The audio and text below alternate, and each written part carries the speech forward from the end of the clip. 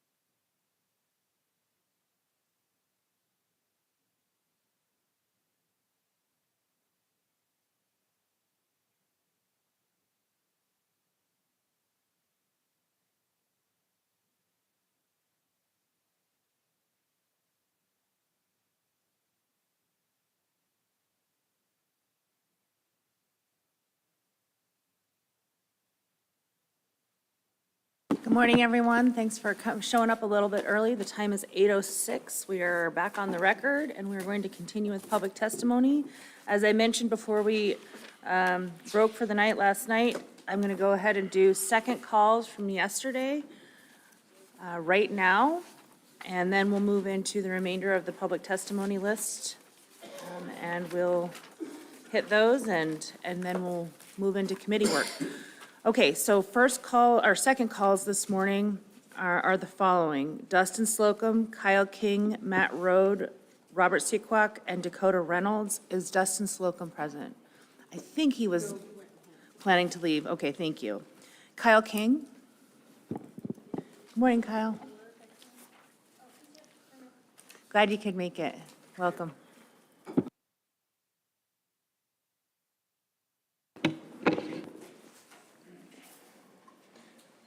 Madam Chair and members of the board, good morning. My name is Kyle King. I submitted public comments to the board, PC 318, but would like to emphasize on them in certain points. I'm a second generation born Cordovan. My grandmother was born on Unga Island. I am a member of EAC Tribe, an EAC Corporation shareholder, a Prince William Sound AC member, a subsistence user, a sablefish permit holder, a lodge owner who caters to sport fishing during August and September, but most importantly, a father. There is an unregulated commercial fishery going on mid-river of the Copper River. Meanwhile, the noose is tightening on an already highly regulated and enforced commercial fishery here on the Delta. The department's response for timely reporting, or for that matter, any kind of regulations directed towards mid-river fisheries is neutral or opposed. And the comments response of, it would be an inconvenience for the user group. But here we are, inconvenienced with less time to fish, less area to fish, to combat an already difficult area to fish with weather, tides, geographic changes in the Gulf of Alaska. Most community members that participate in subsistence fishery, directly or indirectly, rely on the equipment used in this commercial fishery. Not only to access the fishing grounds, but also for processing. Subsistence here is communal. It is a true food security even before the term was trending.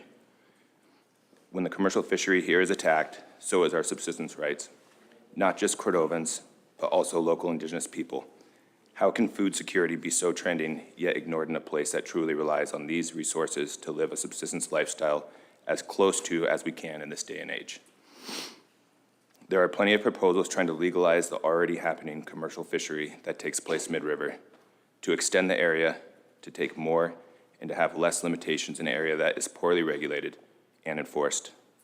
Meanwhile, due to strict regulations and highly enforced, and the nature of fishing the Copper River Delta in an open skiff, most of us find it harder and harder to fill our subsistence quota and are inconvenienced with having to buy our fish for our food security. Rural communities are the ones that are losing, the communities that actually rely on these resources for food and culture, not bragging rights or for a picture on social media. Someone needs to step in to hold accountability and to realize the conservation of these resources must be shared. The community and fishery has given its fair share to this conservation efforts. Escapement levels have been met and exceeded year in and year out. Early season fishing has been limited to 12 to 24 hours a week, leaving 144 to 156 hours a week for fish to escape and make their way upriver. This seems to be more than conservative. Yet these fish are not making it to the tributaries of the Copper. Conservation is happening on the Delta by regulations set by our local management, but there is little, if any, efforts elsewhere on the Copper River. Our community will not survive with more regulations, limiting time and area, a community that not only relies on commercial fishing for economic stability, but also to live a rural subsistence lifestyle. It's a symbiotic relationship. You kill one, you kill the other. Thank you, Kyle. Are there any board questions? Appreciate your being here today. Thanks for making time. Thank you. Glad you could make it. Matt Rode. Second call for Matt. Robert Sikwak. Good morning, welcome. Can you turn your mic on, please? There you go. I Thank thought it was you. already on. Yeah.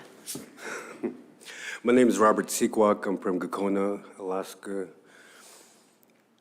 My grandparents are Buster and Alice Jean, of whom I was raised by a majority of my growing up years.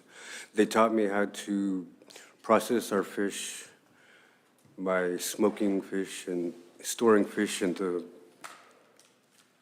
hole in the ground and putting it in our freezers. I'm here just to express that we rely on fish, salmon, when prices in the stores are too high to buy food from there. And yeah, thank you. Thank you for being here. Any questions for Robert? Appreciate your testimony this morning. Thank you. Dakota Reynolds. Is Dakota with us this morning?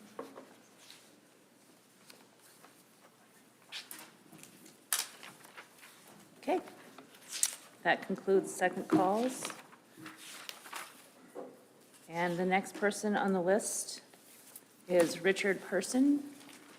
followed by Samuel Marchant, Rob Nelson, and Stephen Reifenstuhl. Good morning, Richard. Welcome. Thank you.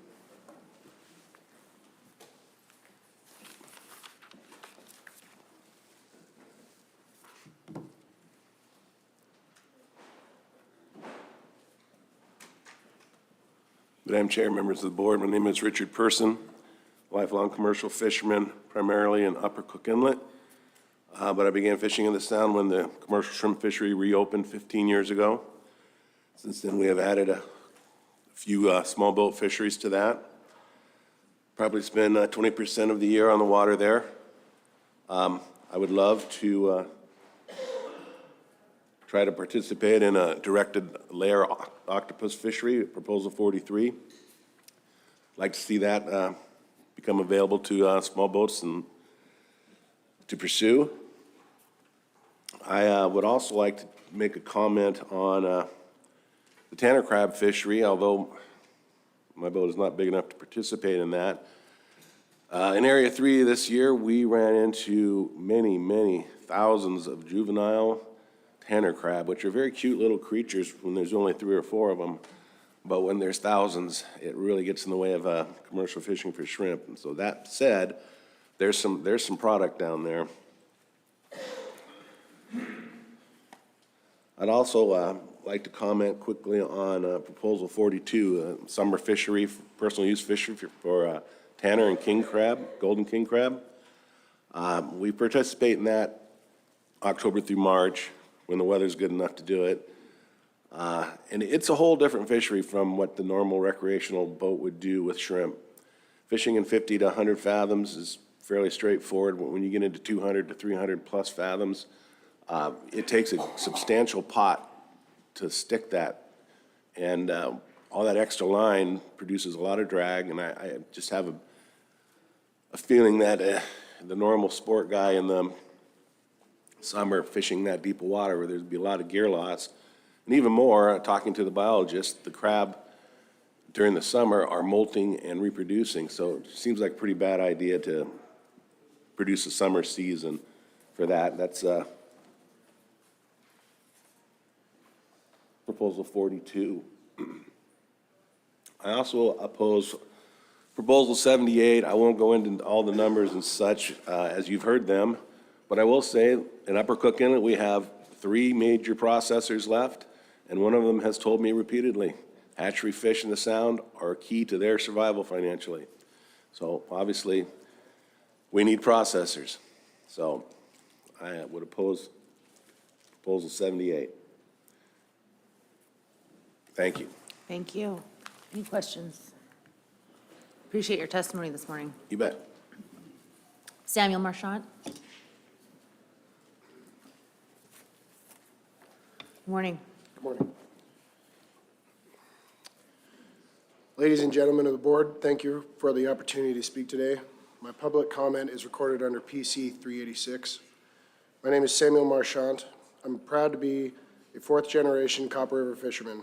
I own a gill netter and hold an Area E drift permit. Over the years, I have captained seiners in Prince William Sound, participated in fisheries spanning from Southern California to the Aleutians and back. I've also personally fished every fishery mentioned in today's proposal. I'm here to express my opposition to proposals 51 through 53. In recent years, we have faced significant restriction on early openers on the Copper River fishery. These restrictions have led to lost fishing opportunities and overescapement, as seen with sockeye in 2012 and Chinook in 2018. Run entry varies each year due to environmental factors, and it is crucial that the department retains the flexibility to manage these changes effectively. Adopting these proposals would set a troubling precedent, limiting the department's ability to manage the fishery without sufficient justification. I urge the board to reject these proposals in the interests of maintaining sustainable and adaptable fisheries management. I support propositions 79 through 81. Prince William Sound offers incredible opportunities for sport fishing, countless fantastic locations that are not the terminus of the main bay hatchery. It is only fair that sport fishing in the AGZ be prohibited until cost recovery is completed.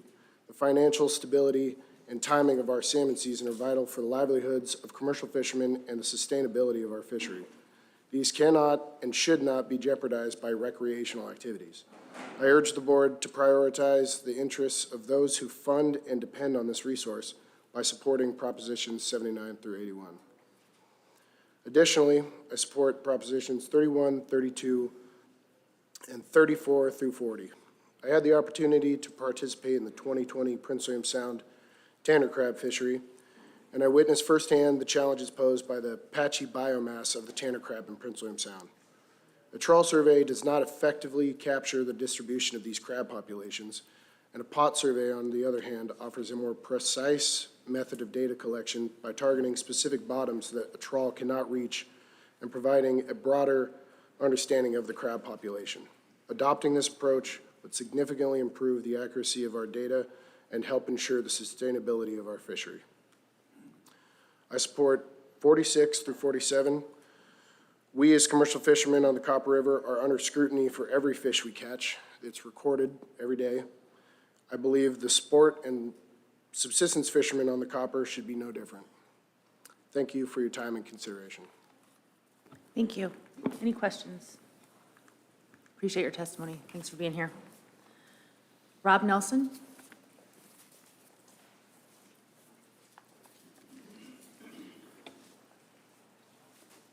Good morning. Good morning. Madam Chair, members of the board, try and keep this short. Thanks for the opportunity to testify this morning. I'm Rob Nelson. I live in Casilof, Alaska, born and raised lifelong Alaskan. I've been involved in an assortment of Prince William Sound fisheries since I was a kid. I fully support Proposal 100, establishing an exploratory herring fishery around Kayak Island.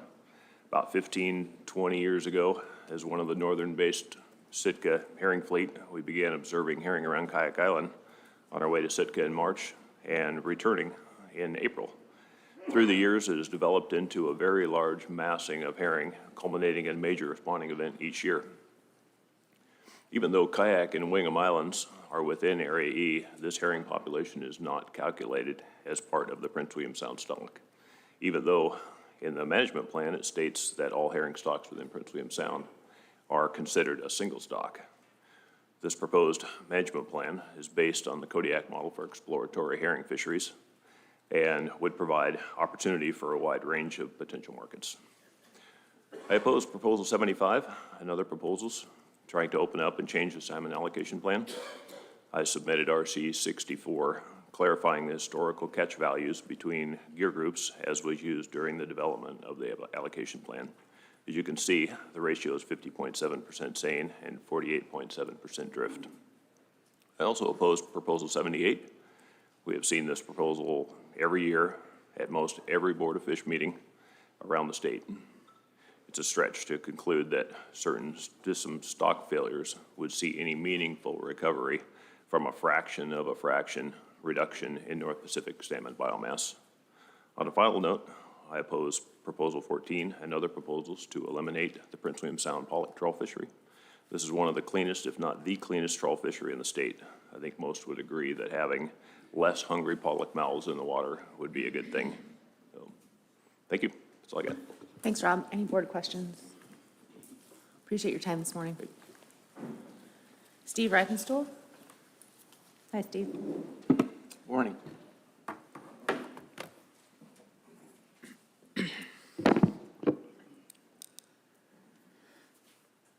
Chair Carlson Van Dort and distinguished board members. My name is Steve Reifenstuhl, representing Alaska's PMP programs. I will speak against Proposal 78. Please refer to PC 15, consisting of two documents. The first document contests Proposal 78 point by point, which I will not repeat here. And the second document is an update to the PMP hatchery program critique of synthesis papers referred to the day before yesterday by a board member as diatoms to whales. First, Proposal 78 provides no legal or regulatory mechanism for its request. Please refer to PC 29. If your average fisherman put in a proposal where the requested change, regardless of reasoning, did not link to the specific regulation as the board dictum in the proposal application states it must, it would be tossed out. Nevertheless, taking the proposer's statement at face value, its claims that Prince William Sound and Valdez Fisheries pink salmon programs are causing the decline of Yukon River Chinook and chum salmon. The evidence for this statement is simply not supported by empirical science. Just last March at the Upper Cook Inlet meeting, I testified extensively about the linkage between the Yukon River chum stocks and the highly destructive 2015 to 2018 Bering Sea and Pacific Ocean warming event. There is strong science that links this multi-year warming event and its detrimental effect on juvenile Yukon salmon. These emaciated, immature chum were a warning sign for the chum returns to the Yukon in 2021 and 2022, which indeed did materialize as very poor returns. These studies are what the chief fishery scientist was referring to the day before yesterday regarding Chinook juveniles when he mentioned they were not starving when sampled in the winter of 2022. This is in stark contrast to the severe ocean warming years. The 2022 ocean sampling, you might say, is forecasting improving ocean conditions compared to those disastrous years of 2015 to 18. Now I would like to focus on new research summarized in PC 15, a journal article by Federin et al. Titled Body Size and Early Marine Conditions Drive Changes in Chinook Salmon Productivity Across Northern Latitudes, published this year. There is a nice graphic that helps visualize the stresses at different freshwater life stages on page 7 of 8 in PC 15. In the interest of time, I will summarize the results. Ferdin looked at 26 Chinook populations on the Yukon and Kuskokwim region. Across most populations, productivity declined. There was evidence of heat stress during freshwater spawning migration and reduced productivity in years of warm freshwater migration. River temperatures that exceed 18 degrees Celsius induce heat stress and death at times, and it is more prevalent in warm years. Thank you, Steve. Any questions? Appreciate your time. I'm sure you'll be here for committee. Okay. Thanks. Scott Wagner, followed by John Woodruff, Steve Viken, and Bob Nathanson. Hi, Scott. Hi. Good morning, Madam Chair and Board of Fisheries members. My name is Scott Wagner, and I'm the General Manager of Northern Southeast Regional Aquaculture Association, better known as INSRA. My on-time comments can be found in PC 455. I represent the Regional Aquaculture Association for the northern portion of Southeast Alaska, and we operate the area's salmon enhancement hatcheries and projects. My comments represent our 25-member board and the fishermen they represent, made up primarily of commercial salmon fishermen, with additional representation on our board by sport, subsistence, processor, municipal, tribal organizations, conservation, and interested persons. Our board has broad representation from our region. In our fall, November 13th, 2024 meeting, our board passed a unanimous resolution with no abstentions opposing Proposal 78. INSRA strongly encourages the Board of Fish to take no action on Proposal 78. Proposals similar to 78 have been submitted to the Board of Fish by the same proposer or the AC the proposer is a member of a total of 10 times since 2005 in regions from southeast to Prince William Sound to Lower Cook Inlet to Kodiak. Half of these proposals sought a significant reduction of hatchery production by 50% or greater. These proposals for a reduction in hatchery pink and chum production have arbitrarily varied from 24 to 75%. For nearly 2 decades, these proposals have not been acted upon by the Board of Fish, and INSRA encourages the board to take no action on Proposal 78. The current proposal before you is the most recent version, which takes up tremendous time by ADF&G and Board of Fish staff, hatchery operators, processors, commercial salmon fishermen, and yourselves, Board of Fisheries members. Proposal 78 should not be considered for action for the following reasons. This proposal attempts to modify the allocation plan for the region, not the hatchery permits. This is not the correct regulation for hatchery permitting. This proposal is an arbitrary reduction as evidenced by the various hatchery level production cuts proposed over 20 years by the proposer or the proposer's AC. This proposal is not supported by science, and even if enacted for ocean-wide competition issues, would reduce the Pacific-wide salmon abundance biomass by less than 0.5%, and reduce the overall Pacific-wide nectonic species biomass by less than 1/100%. This proposal does not address a conservation or allocation concern in the Prince William Sound region, and lastly is opposed by ADF&G, and their opposition is clearly stated in RC2. Proposal 78, if passed, would have tremendous negative financial impacts for the Prince William Sound Aquaculture Association, Valdez Fisheries Development Association, as well as the commercial fishermen, processors, and communities of Prince William Sound, as well as negatively affect the sport and subsistence fisheries in the region. Thank you for the opportunity to comment, and thank you for the work you do on behalf of the subsistence, sport, personal use, and commercial fisheries of the state. Thanks, Scott. Any questions? Mr. Wood?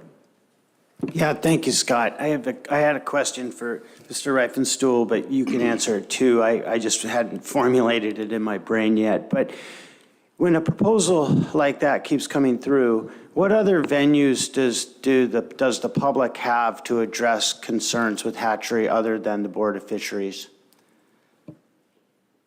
Well, the hatchery permitting process and enhancement of fisheries in the region is handled by the regional planning team in each region. And in the comprehensive salmon plans, there are hatchery performance evaluations that the department can perform, and there are certain criteria in there that some of these concerns or issues would address. Thank you.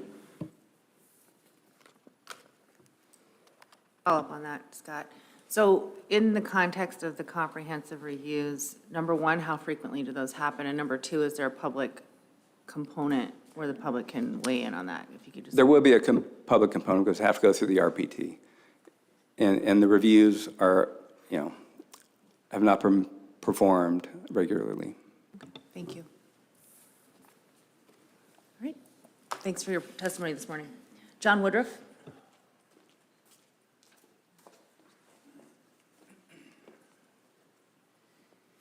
Good morning, John. Welcome. Good morning. Are we on here? Yeah. Madam Chairman and members of the board, my name is John Woodruff, and in my comments here today, I'm representing OBI Seafoods. We're a seafood processor with plants throughout the state. Notably, we have one here in Cordova, and we also have one in Seward. Both of these plants have operated steadily for the last 40-plus years. I don't go back any further than that, but I know that's the case. And they are both very much reliant on Prince William Sound salmon. We submitted written comments, and they can be found as PC 459. My primary comment today is that we support continuing the current production levels of the Prince William Sound salmon hatcheries. Our two local plants rely, I say sometimes heavily, but mostly heavily, on the salmon that these hatcheries produce. Both plants need something like 35 million pounds every year in order to make them work economically. And much of this, if it comes from the Prince William Sound hatcheries. It's clear to me, after 44 seasons of buying and processing in Prince William Sound, that neither of these plants would survive without the hatcheries. And these plants in their communities are major economic engines. I'm going to use Seward as an example because I lived there. I ran that plant for 10 years. I lived there for 13 years. I know that situation better, but Cordova would be very much the same. In terms of economic engines, we pay a raw fish tax, which the city, the local government receives 50% of. And in my years in Seward, at times that was over $1 million that was paid in raw fish tax. So the city got half of that. I have to tell a story. One year, the city manager told me that they bought some new police cars and new equipment for the police with that money. And about a year later, I had a speeding ticket in town. I wasn't terribly happy about that. But that's the fact that raw fish tax is half to the local government. You know, the fleets we work with and we ourselves support, all of the local vendors. These are restaurants, machine shops, Napa stores, bars, of course, clothing stores, grocery stores, anything you can find in one of these towns in terms of selling something, we're involved with, and so is our fleet. We pay property taxes, which mostly go to support local schools. Again, in Seward, where I have a better understanding, We had the largest tax parcel in town, and when I last checked, we paid about $200,000 a year. And again, that mostly goes to local schools. I could add a lot more, but I think you get the message. Processing plants provide vital economic input to these coastal communities.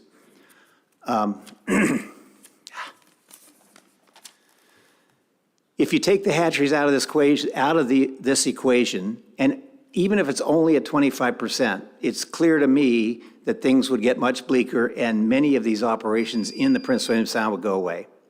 So I hope you keep this from happening, and I thank you for your attention. Thanks, John. Any questions from the board?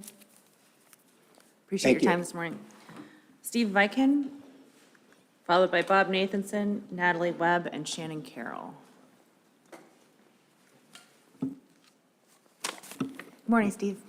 Hey, you got my name right.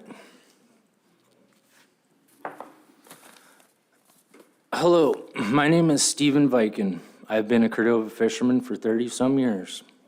Proposition 51, 52, 53, and 78 should not be implemented on the grounds there's no clear supporting evidence. In regards to Proposition 77, I believe that all commercial salmon fisheries in Prince William Sound, including VFDA, should be included in the fish allocation. We all share the same infrastructure, waters, and risks. Over the years, my children have fished with me, where they, like I, have learned things we haven't yet realized. I like to call it an unintentional education. With them getting older and moving on, times for connection seem limited. Putting up fish together is one of the things that binds us as a family. Processing fish is a wonderful, time-consuming, sleep-depriving endeavor in which we take great pride in producing high-quality food to be shared with friends and family. Working alongside each other, laughing, enjoying this moment in time is precious. This last season, my wife came fishing with me for the first time. What could go wrong with that? It was magic. She was already well acquainted with shoreside support. I camp out, don't go to town. Groceries, nets, parts, breakdowns, freakouts, the constant adjustments made and made over and changed and adapted. She's seen it all from the beach. Now, she sees the motions, actions, the dance of the fisher. She was hooked. Fishing was good. It's not usually like this, I told her. We talked a lot about fish, fisher folk, the ebb and flow of obstacles constantly faced, the ability to turn obstacles into opportunity, and on and on. Yeah, I said, it's a lifestyle. It's a culture, you know? No, she said, it's something more than that. And I've been thinking about that since July, more than that. And recently, I realized what she unknowingly meant, that these fish, this way, it lines and it weaves and it swims its way through this fabric that is wrapped around all of our souls. Thank you all very much for your time, efforts, and considerations. Thank you, Steve. Any questions? Thank you. Bob Nathanson?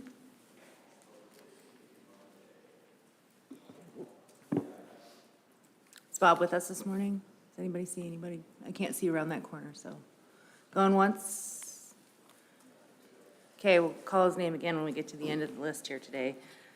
Natalie Webb?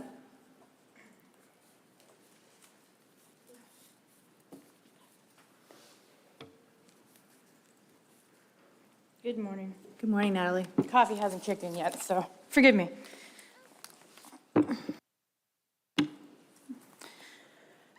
Madam Madam Chair, members of the board, and staff. My name is Natalie Webb. I am speaking on behalf of myself today. I have been a commercial, sport, and personal use fisherman for decades. I do now work for the native village of Eak.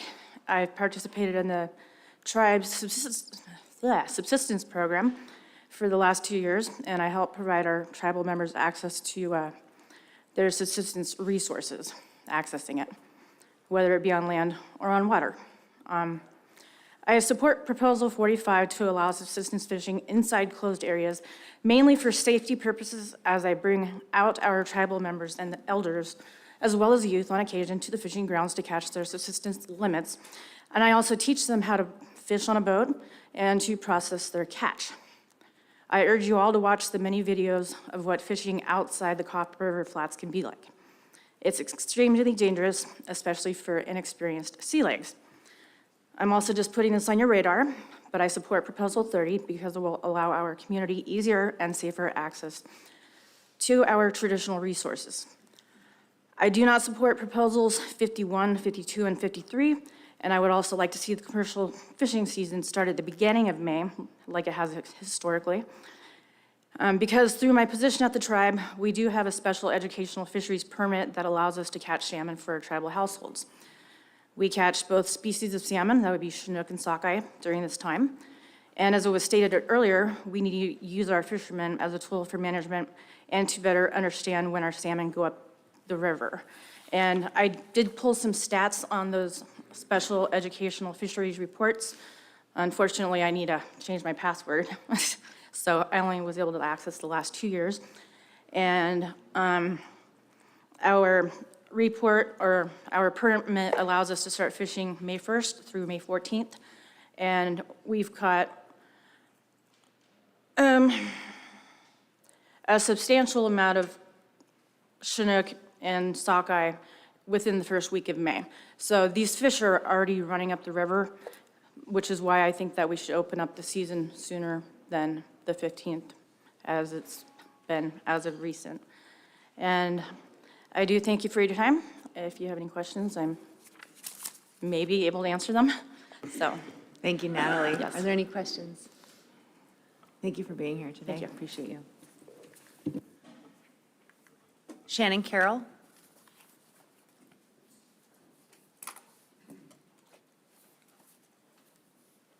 Morning, Shannon. Good morning, Madam Chair, members of the board. My name is Shannon Carroll. I work for Trident Seafoods, and I live in Anchorage, Alaska. I'm testifying today in opposition to Proposal 78, as well as the Prince William Sound trawl proposals. We have a written comment, PC 608, that I would refer you to. It goes into more detail on some of our positions. I wanted to touch on just a few things today. First, I just want to talk about the footprint that we have here in Cordova. We have 2 plants. We serve almost 200 vessels, a variety of different species, but the primary one is salmon. We employ over 50 resident workers here. We are essential in terms of investment in the community, tax revenue, and also shipping. A lot of the freight costs here in Cordova are lower because of the volume that comes out of Cordova from the salmon fishery. All of this is dependent, on the investment component too. I just want to point out that we've invested millions in our facility here in Cordova, developing a fish meal plant, an oil plant that produces human-grade oil, or human consumption-grade oil, value-added products, and pet food products. All of that is dependent on the volume and consistency that we get from the hatchery program. If I was in your shoes, which I'm thankful that I'm not, but one of the things I'd be thinking about with Proposal 78 is how are you going to measure success if you do a reduction of 25%? To me, it seems like a really challenging question, and I think I'd be really hesitant to take any action that you can't look back on in 3 years and determine whether or not it's been successful. I think our written comment details why I think that would be challenging, so I would refer you to that. Regarding the Prince William Sound trawl proposals, I want to talk a little bit about habitat impacts and correct the record. The record copy 36 and some of the public testimony noted that Gulf trawls are on the bottom 40% of the time. That's not correct. There's a new record copy, I think it's 65, that provides information from the essential fish habitat work that the North Pacific Council does.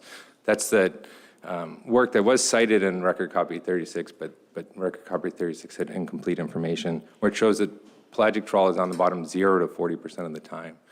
It's important to understand that pelagic trawl makes contact with the bottom, but when it does, it's really habitat dependent and it's depth dependent, in addition to many other things. When they are on the bottom, it's typically when it's really shallow and really sandy or muddy. Neither of those conditions are present in Prince William Sound, where the pollock fishery takes place. I think record copy 20 provides a really detailed video that shows the topography of where they fish, how rocky it is, how deep it is. All of those things mean that those nets are not on the bottom. And I'll just close by noting the trawl net costs $100,000 or more. The margins in pollock fishing are not such that you would want to take the risk of destroying that net. It would be like driving a Ferrari up an unmaintained Forest Service road. It just wouldn't work out, so thanks. Thanks, Shannon. Questions? Mr. Godfrey, then Mr. Wood. You just said trawling costs $100,000 or more for a season? No, Just to participate for a season? No, I'm sorry, a trawl net. Okay, got it, thank you. Mr. Wood. Yeah, thank you. You hit on something I've been wondering about for a while, is just the idea of how do you measure success? And I'd like to hear your thoughts on that more down the road, because you can see the impact of what would happen with 25%. But what would, but to what end is my question in my head. So I'd like to hear from you more about how do you measure success? Have you thought about that?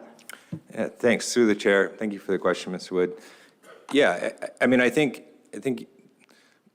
I'm not suggesting that just because there's negative economic and social impacts from an action that you shouldn't take that action. But I think if I were in your shoes, I'd want to feel like the science supporting that action was really strong, and that there would be measurable impacts to the resource and the sustainability of that resource that you could look back on and say, we saw an improvement in runs, we saw an improvement in fish health, fish size, all those things.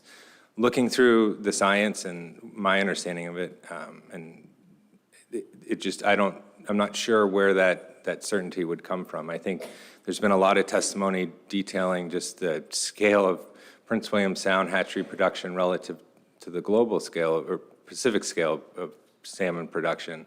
And I'm uncertain that reduction wouldn't just be subsumed by Russian, Asian production, Pacific Northwest production. So I think that would give me cause for concern. And I also think just looking at how runs have sort of interacted with hatchery runs over time in Prince William Sound alone, we've seen a lot of really strong wild returns in conjunction with really strong hatchery returns. And so I think parsing those out would be challenging. And then the last thing I would say is just, particularly in this sort of new climate regime that we're under, the volatility of salmon stocks coast-wide is very high. And so trying to draw conclusions from run disasters based on a really discrete management action seems challenging to me. Thank you. One question for you. Are the Cordova properties and operations part of Trident's long-term strategic and business plan? Through the chair, yes. Thanks.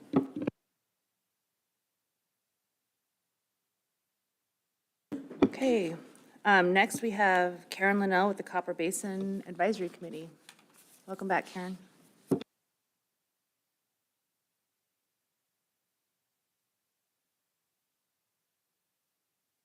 Sorry. Thank you. For the record, my name is Karen Linnell, former vice chair of the Copper Basin AC. Member Greg Parrish was going to come and testify for his first time, but work crisis came up and he couldn't make it.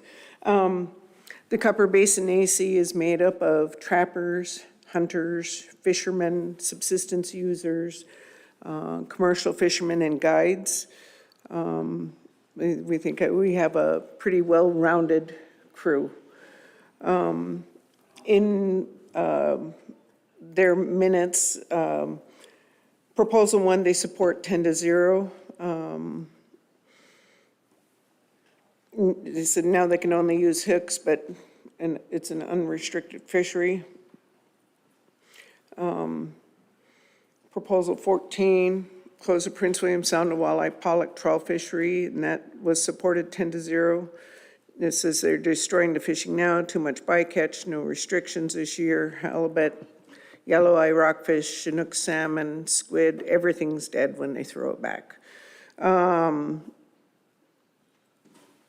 then you can see our AC, it's AC2.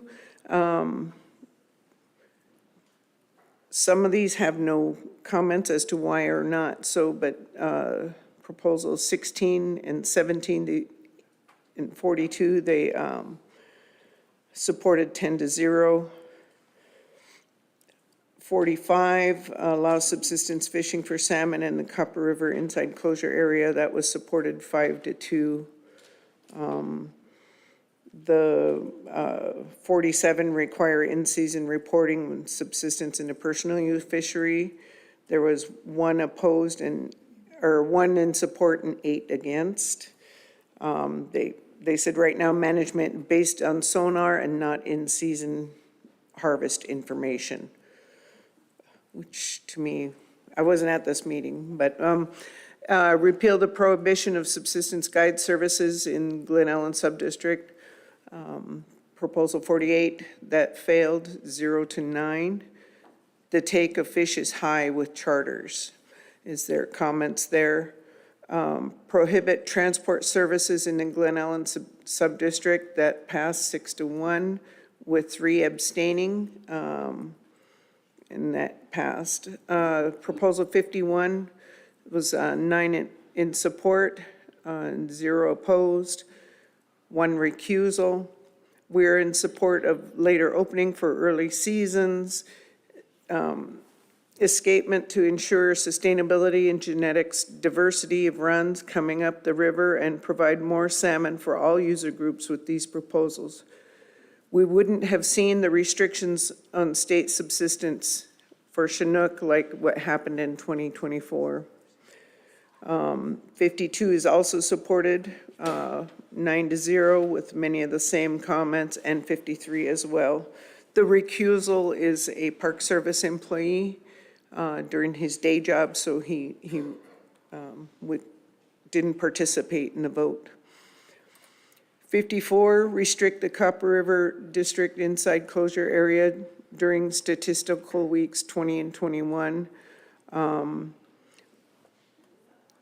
That failed, 0-9. This does not help escapement goals. It hurts the fishery, given consideration the Gulf of Alaska king salmon possibly being listed as endangered or a threatened species. It is not wise to lift restrictions.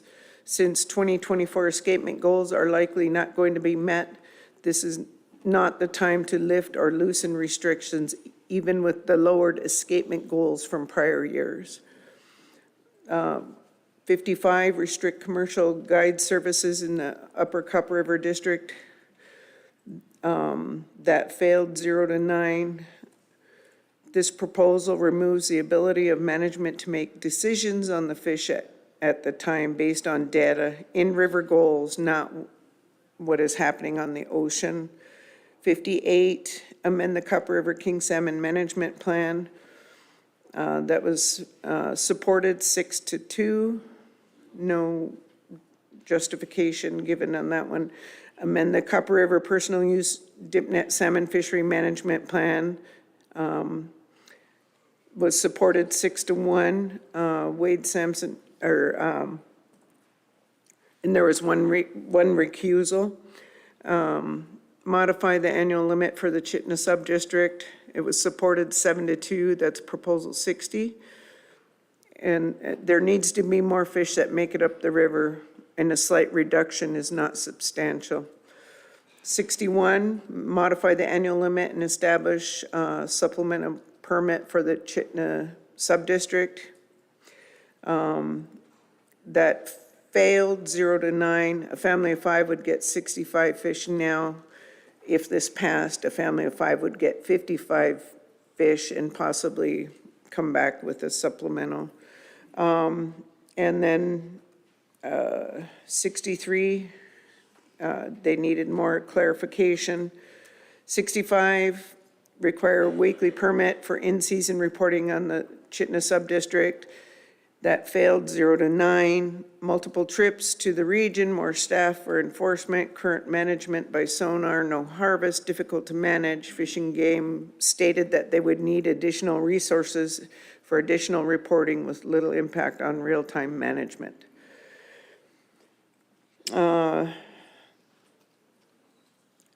Manage the Chittenden, Proposal 66 to manage the Chittenden Subdistrict. Personal use fishery to achieve Gulkana hatchery brood stock, that also failed, 0 to 9.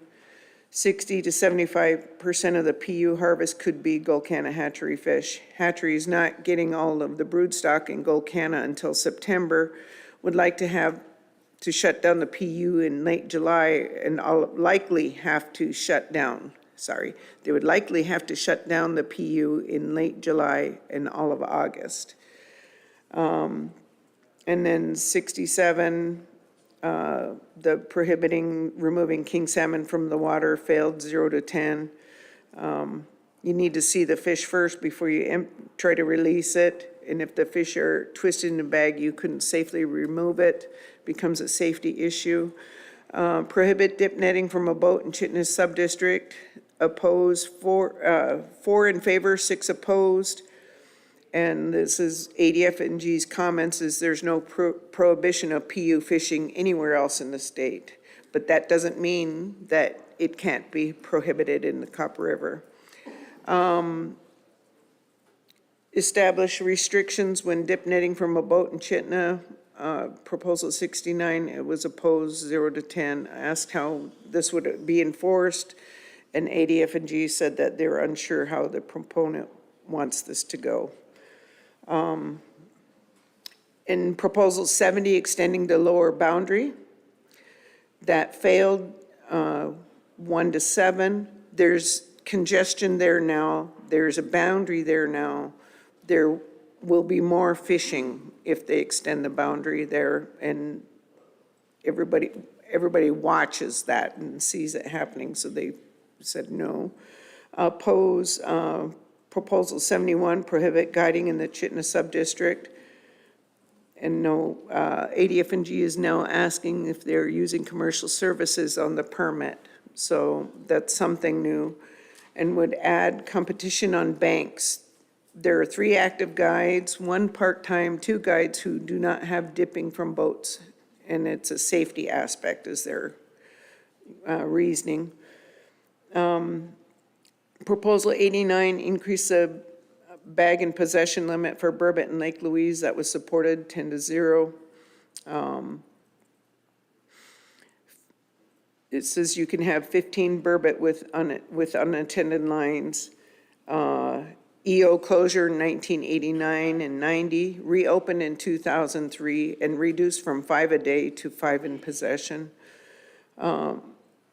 Proposal 90, modify the bag and possession limits of burbot and Crosswind Lake. That was opposed, 0 to 10.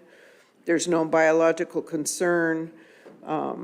This was last assessed in 2007, and we can't gauge burbot harvest due to inadequate sport fish surveys. 91, modifying bag and possession limits for Arctic grayling in Mendeltna Creek and Moose Lake, and that one was supported, 9 to 0. Closure was put in place in the 1990s. ADF&G were taking eggs from there for the hatchery. Modify number 93, modify the area close to sport fishing in Hungry Hollow Creek.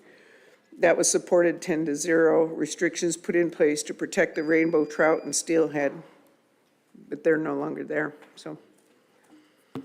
Okay, any questions for Karen? Tom? Thank you, Madam Chair. Thanks, Karen.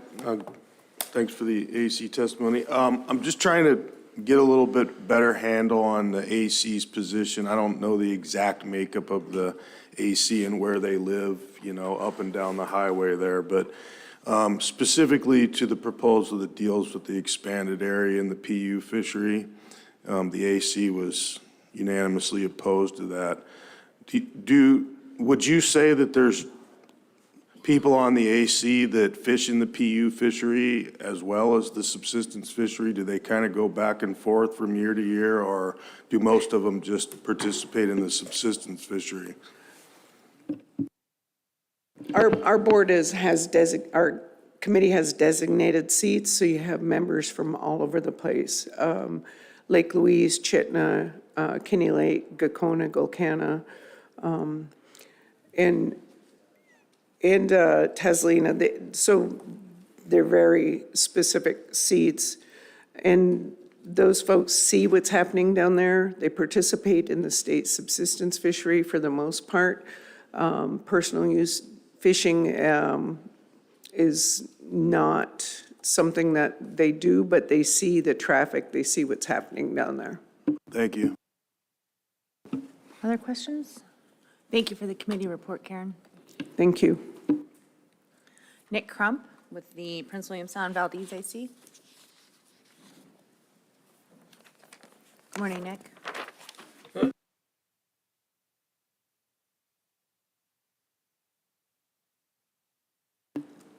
Okay, Madam Chair, distinguished members of the board, my name is Nicholas Crump. I am the chair of the Valdez Advisory Council, and I'm here on their behalf. We've submitted our official minutes and written comments on each proposal, but since there were so many, I've decided to only speak on some of them. I'll start with proposals 1, 25, and 26, which deal with sablefish.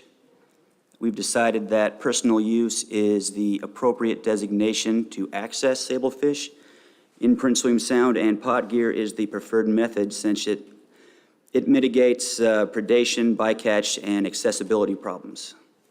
We don't believe a sports fishery with this gear type should be allowed, and sablefish is already part of the customary and traditional use under groundfish, but should have a gear type specified. The AC felt that potential conflicts with commercial operations were minimal because it'll just be limited to Alaskan residents through personal use. Therefore, we supported proposals 1 and 25. However, we took no action on 26 because the season dates and inclusion of sports fishing. So next, proposals 14, 15, 16, and 17 all pertain to the pelagic trawl fishery in Prince William Sound. We had one person call into our meeting specifically for these proposals, and he urged us to support them due to his environmental concerns with bycatch. The groundfish experts from the department weren't able to call in for this meeting to help clarify any of the gaps in our understanding or misconceptions we had on the proposals. But overall, the sentiment from the discussions were that if the options were leaving it the same or shutting it down, then maybe there's an opportunity to find some middle ground and compromise by adding more oversight and regulation to help give the public more confidence in the efficiency of the fishery. One thought we had was requiring electronic monitoring, possibly with AI, to make sure the gear stays off the ocean floor. But apparently the state does not have the authority to require that. The state does have the authority to require observers and maybe use cameras instead of people. We considered 100% retention and no discarding at sea, but we found out that there's already a mandatory retention of rockfish, and it's not required for other species like salmon or squid. Halibut already have mandatory federal regulations in place to account for bycatch numbers and discarding them at sea. We suggested maybe there could be some modifications made to the gear, such as adding excluders to mitigate bycatch. But anyway, those are just some suggestions to consider. Overall, we felt shutting down the fishery outright would be extreme, and since there's a large population of pollock in Prince William Sound that feed on salmon, fry, and herring, keeping pressure on that population through harvest would be beneficial for everyone. We just want to make sure that it's prosecuted as efficiently as possible. It might just require more transparency and education to the public on how low the bycatch numbers really are. Just like how the more our AC learned about this fishery, the less we were concerned about its environmental impacts. Proposals 73 and 74 They both deal with the prospect of stacking Prince William Sound seine permits, and we supported them both. It's already possible for someone to own 2 permits in their name, and has been for a long time. But to use the additional 25 fathoms on your seine, you must have 2 permits on board, owned by 2 separate people. And this can be complicated and cause conflict when relying on someone else or finding someone who can afford an extra permit. The AC feels that the seine fleet is too large and often overcrowds and congests the small postage stamp areas that tend to be opened, and these proposals might help with that. Proposals 75, 76, and 77 all deal with the allocative issues in Prince William Sound, and our AC voted to oppose all 3. So after discussing the proposals, the AC decided that the current status quo of the Salmon Enhancement Allocation Plan is just fine, and currently doesn't need any major overhauls or modifications. So proposals 79, 80, and 81 all intend to help support PISWAC hatchery operations with subtle variations.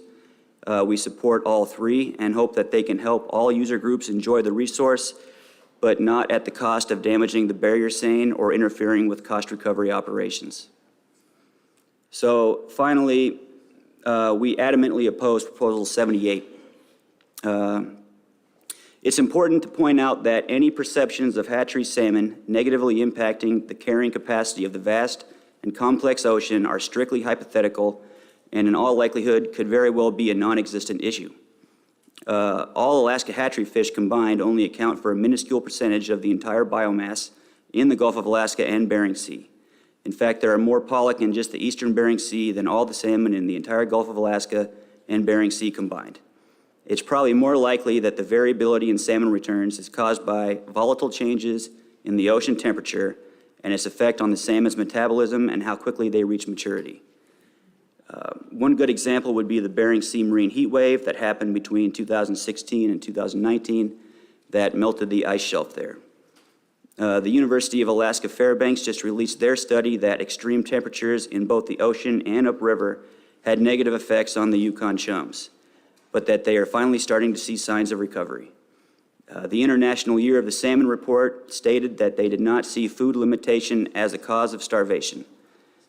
Also, hatchery salmon stocks are just local wild stocks from the same region they've been propagating in since they first got there, and Prince William Sound has had many strong returns of wild stocks over the years. So reducing one fishery to test out someone's theory that it might improve another seems reckless and unconscionable. The burden of proof should be on the proponents of this theory, not on the stakeholders and multiple user groups of the fisheries in question to disprove them. Reaching your own conclusion to an unproven theory would set a dangerous precedent and is not objectively scientific. Furthermore, we don't see how the 25% figure is justified scientifically and seems arbitrary. We don't see how the effectiveness of this proposal could be measured, and it seems like any anecdotal correlation that fits the narrative of this theory would be portrayed as a causal link. And we understand that correlation doesn't equal causation.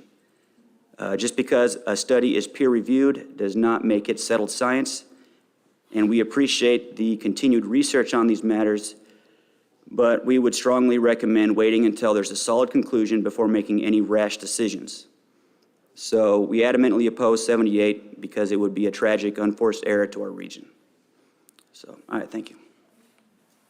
Good report, Nick. Thanks. Any questions? Thank you for being here. Thank you for your service on the AC. Next up is Herb Mansavage with the Matanuska Valley AC. Welcome back, Herb. Thank you, Madam Chair, members of the board. For the record, my name is Herb Mansavage. I chair the Matanuska Valley Advisory Committee. I'll be giving testimony on behalf of the committee today. We only had a couple weeks to due to scheduling, so we only had 2 meetings for this, so we didn't get as much as we wanted done, but I'll just start chronologically. Proposal 5, we were in support unanimously, 15-0 in support. One of the highlighting comments was commercial longline gear can take a lot of rockfish in a short amount of time and appears to be having impact on the rockfish that live in the specific locations. This was more considering the inside waters of PWS as well, and the conservation concern that was brought forth by the department, which we've historically supported the department when that comes to mind. Committee also feels like the gear restrictions would be the most appropriate without shutting it down. Slinky pots were brought up as well during that conversation. Proposal 14, we unanimously supported that, 15-0. The committee's been historically against trawling. I think a lot of the things have been said already, but a lot of the habitat potential for damage and targeting a species that doesn't necessarily affect the Alaskans or for Alaskans besides those in the industry.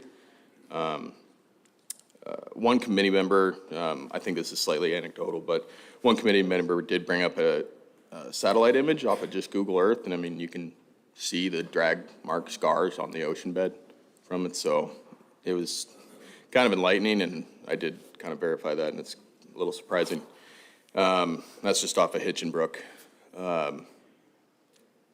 And then kind of the same thing with just how it affects, just there's very relatively few people that participate in it compared to the amount of people that potentially are the effects of the bycatch, specifically salmon, which was our #1 priority as far as understanding what would be affected by that.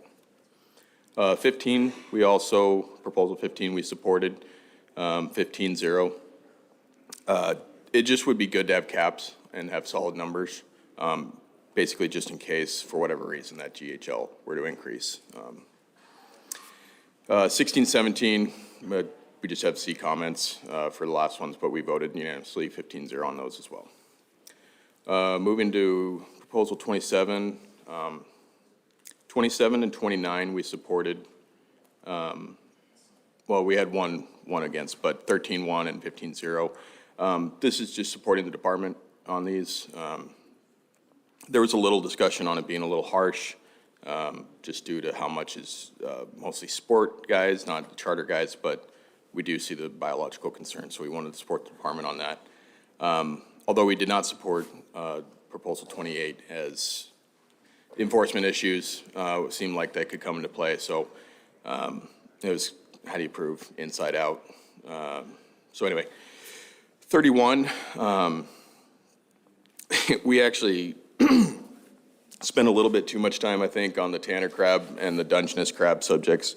It was great discussion, and we had biologists there to answer some questions, but overall, we voted up in opposition to 31, 1 to 13. Most of the discussion was coming from the fact that we'd like to support the aspect of a subsistence fishery for Tanner crab in there, but basically we just couldn't support it with it being also a commercial tied to that. We did look at a lot of the data as well involved in that, and it looks like some of the data was kind of conflicting where it was showing I think the northeastern side when it was, I think the area, yeah, there is the data of the northeast. Anyway, the data was a little conflicting as it was saying there was some, breeding grounds, or I forget how they put it, but the younger crab, and that wasn't where the fishery was going to be. So there was a little bit of back and forth on wanting to support it if that was the case, but overall, there wasn't enough data to support that. And that goes with 32. That did fail, but it was split vote 7-7. Basically the same thing with the Tanner crab, except there was a little bit more information and data regarding essentially that data hadn't been taken nearly as long or as soon as the Tanner crab had. And one of our members who's primarily comfish let us know that some of the best ways they get data on this crab is by having a season. So that was the support for 32, was to just open it up and get some data from the commercial guys. 33 was 0-14, just didn't feel like having a subsistence harvest requirements. 42 was opposed as well. This was also brought to light about the molting issue in the summertime, and basically it's hard for people to get to because the best fishing is some of the nastiest weather, and a lot of times it takes a big boat to be able to participate in that. 49, we were opposed 2-12. We've just historically supported the transporters with personal use in the past, and we wanted to continue doing so. Proposal 50, we support chart plotters. Feel like if it's going to be on the boat, it's going to make the operation safer. 51, we spent a considerable amount of time talking about this. We voted 12-1 with one abstention, just due to how much was going on in the conversation. We supported that. Our highlighted comments that I'd like to, basically, we're, equal for all user groups, and, but we do see the need for providing more opportunity upriver. A couple of the points I'd like to highlight, one of our members, Andy Couch, drafted some comments, and we adopted them as a committee to submit as a comment. Of those, one of the pros were a goal to provide for spawning escapement needs and reasonable harvest opportunities for all user groups through a long season. Pro, early returning Copper River salmon stocks provide necessary spawning escapements, particularly for the Golcana River and further upstream tributaries of the Copper River drainage. Early returning Copper River salmon stocks are highly valued by and may provide significant benefits for all user groups. The earlier in May and continuing through July that adequate or greater salmon counts occur past the Miles Lake sonar and late the Golcana River counting tower, the higher likelihood of all upper Copper River salmon spawning escapements will be met or exceeded, and the greater likelihood all Copper River user groups will provide reasonable shared salmon harvest opportunities throughout the season. So the end of the day is, we just want to see all user groups seeing that same share. At the same time, there does seem to be evidence of upriver lacking. One of the cons in that perspective as well, though, is the trajectory getting better or worse? And that being said, the Chinook salmon survivals have been down. Proposal 52, we were 12-1 on that. One member abstained as well, and that was just C comments on for 51, similar perspectives.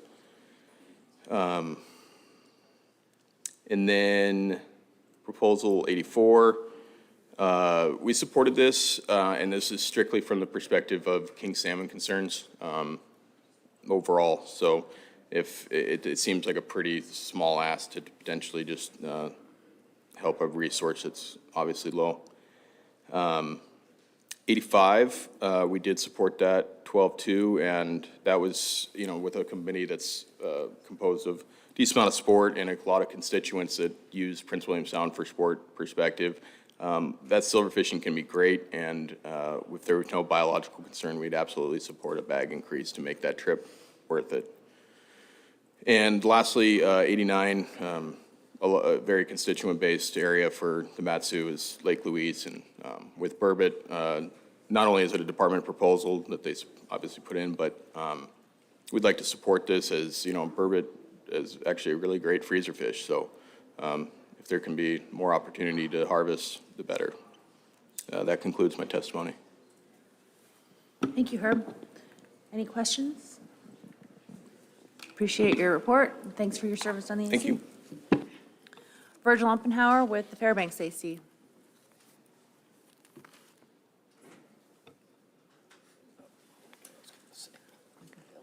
I know you're here somewhere. You're faking me out a little bit. Welcome, Virgil.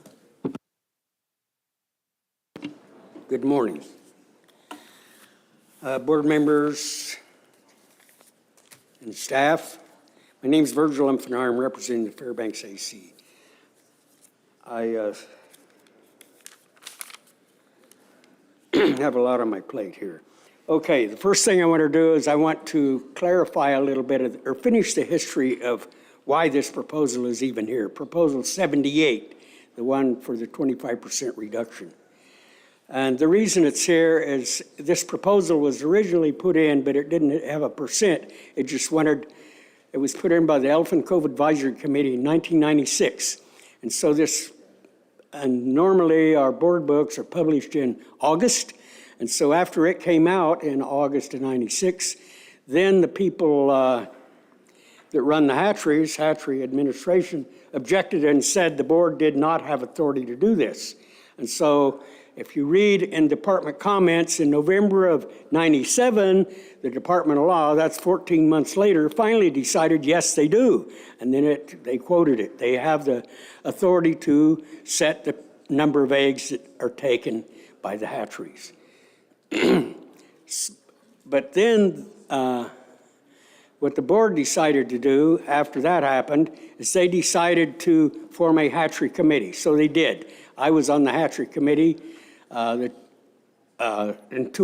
board member was there as a referee between myself and the hatchery producing board member from Sitka. And so we held hatchery committee meetings at every Board of Fish meeting for a full 3-year cycle.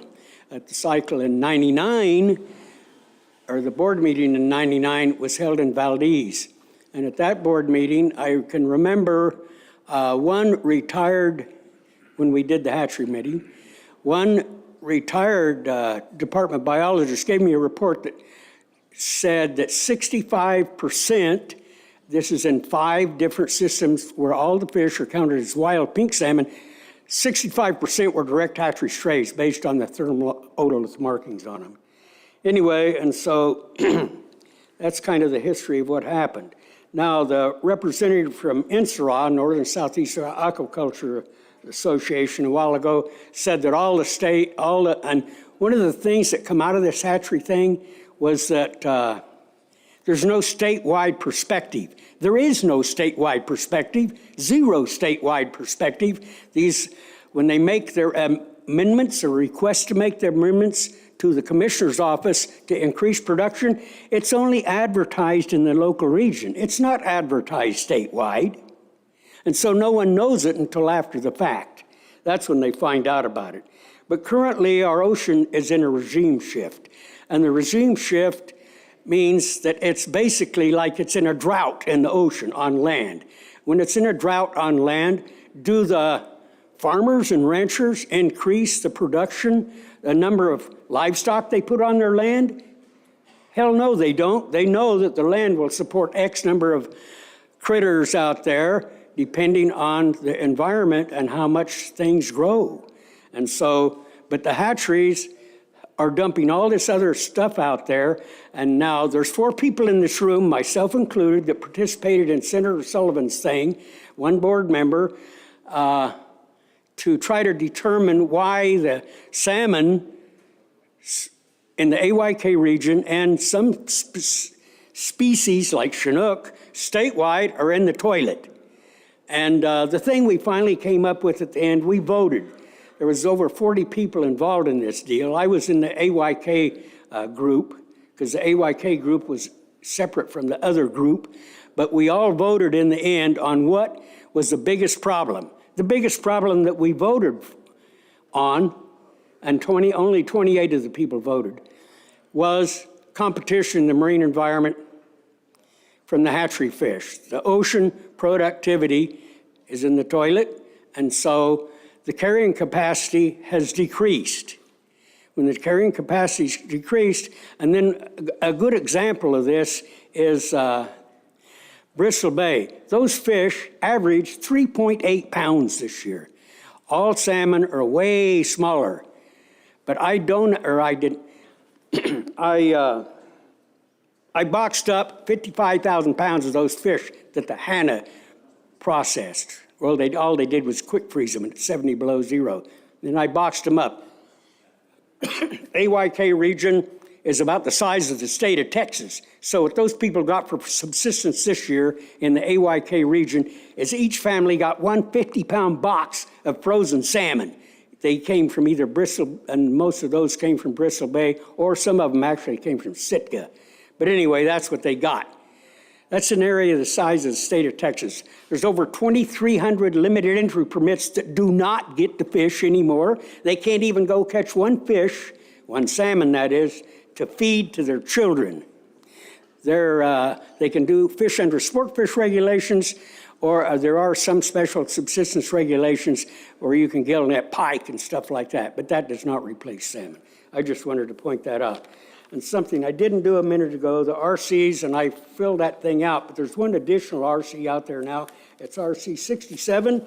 There's been stuff put out at this meeting that says that, that misleads people on how many hatchery fish are produced. RC 67, which you should have just got a while ago, I'm going to just read what it is. This is the North Pacific Anadromous Fish Commission report from this last August. It says how many fish, hatchery fish, each country produced last year.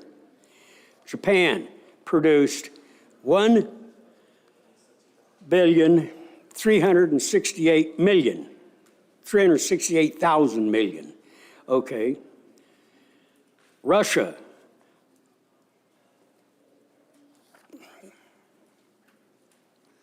$1,639,000,000. Alaska, $1,856,000,000. $1,856,000,000. The rest of the United States, 328 million. So the United States produced 2 trillion, over 2 trillion, 184 million. And so the United States is the top producer. Now, yesterday we got a report from our department, and so I want to contradict what that report said. The report was a non-peer-reviewed report. It's not even finished. RC 6 and 7, 8 and 9, all of them come from, I should have grabbed that RC book. All of those come from 206 studies, the Macmillan report that was done last year. And some of the studies in that report were done by the chief fishery scientist of the state of Alaska. That's who the authors were. And other researchers that are retired researchers from the state of Alaska Department of Fish and Game. They're the ones that did it. And so I'm going to go through some of the unintended consequences. This is RC, I think it's RC 8. But anyway, you guys have all this thing.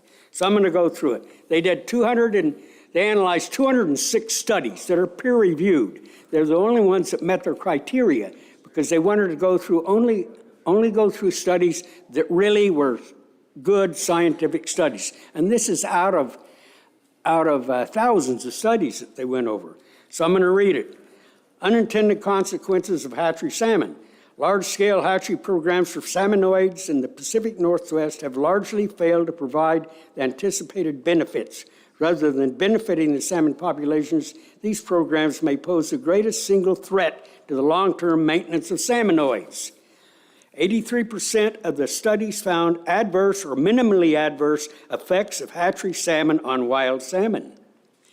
40%, that's 40% of adult and immature biomass at sea is from hatcheries, chum and pink.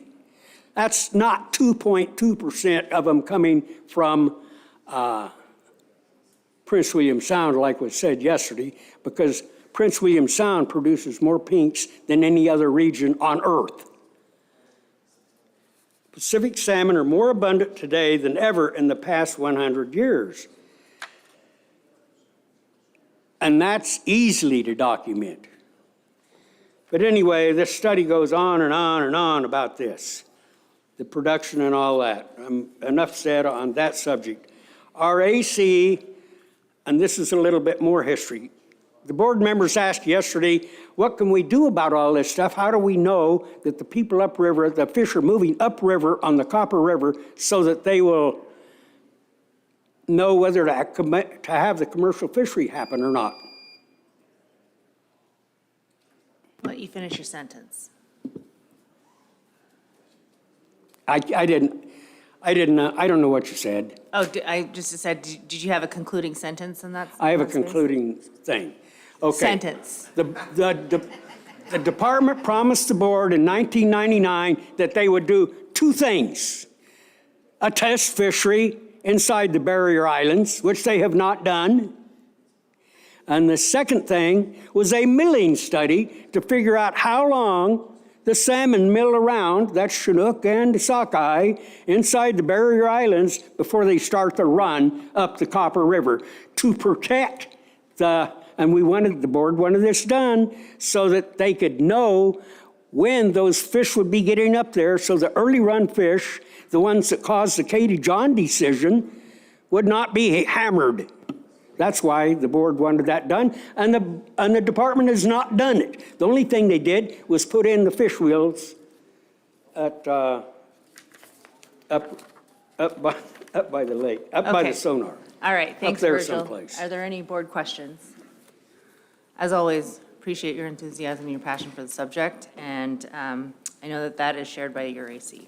Okay, and I will be here for the full meeting to participate in the Good deal. committee process. Everyone have a good day. Thank you. Up next is John Renner, Prince William Sound, Copper River AC. Rounding us out, John, bring it home. Welcome.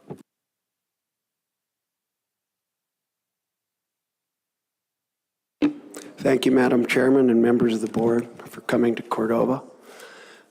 I represent a diverse committee, large one, 15 members with 2 alternates, I think. It might be 13 and 2. I think it's 15 and 2. Sorry for the confusion. Anyway, we have a large committee with various interests, including commercial fishing, lodge owners, subsistence users.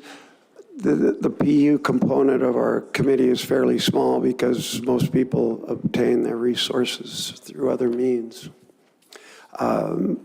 We do have quite a few members of the native village of Eyak on our committee. We had a lot of meetings this winter, more than normal. It was an interesting winter. One of the heaviest schedules we've ever had due to the amount of proposals. And I would love to see a process implemented where there's a little better vetting system so we don't have this many proposals, because we're a volunteer organization and the amount of time it's taken us is getting crazy, quite frankly. So I'm going to just go into our AC report. The AC put in 5 proposals this cycle, 2 of them on reporting on the Copper River, both up and down river, and I gotta say there was a mistake. There was 5 days on one and 7 on the other. It's fine either way, 5 on both or 7 on both. Sorry, that was a mistake. 86, 87, and 88 deal with coho on the Copper River Delta, which is near and dear to this committee's heart. There is a road from Cordova that crosses this area, and it's where the town recreates and harvests a lot of coho. I'll just start. We considered the 103 proposals before us. We opposed 22. We were in favor of 52. 10 had minority opinions, and 27 took no action. I'm going to list the proposals we were opposed to and touch on a couple of major subjects, and then try and go through my list as quickly as I can, but I don't think I'll make it. So we were opposed to 1, 2, 5, 14, 15, 16, 25, 26, 28, 44, 45, 51, 52, and 53, 58, 59, 63, 70, 78, 82, 83, and 85. We were in favor of 3, 6, 7, 9, 10, 11, 12, 17, 19, 20, 22, 23, 27, 29, 30, 31, 32, 34, 35, 36, 37, 38, 39, 40, 42, 43, 46, 47, 48, 49, 60, 62, 64, 65, 67, 68, 69, 71, 72, 79, 80, 81, 84, 86, 87, 88, 96, 97, 98, 99, 100, 102. 4 of the motions or proposals were tabled due to them being allocative in nature between gear types, and our committee did not take those up. We had minority opinions on 10 proposals, which I will try to give to you. We took no action on 27, 8, 18, 21, 24, 33, 41, 50, 54, 55, 56, 57, 61, 66, 73, 74, 75, 76, 77, 89, 90, 91, 92, 93, 94, 95, 101, 103. Sorry to go through that so fast, but I have 10 minutes. So the trawl issue, our committee was split on this. We understand it, we think. I have personally participated in pair trawling in Prince William Sound, not very successfully, but I did it. It's a necessary situation. It does need some monitoring, and that was our opinion. We were in favor specifically on the trawl issue.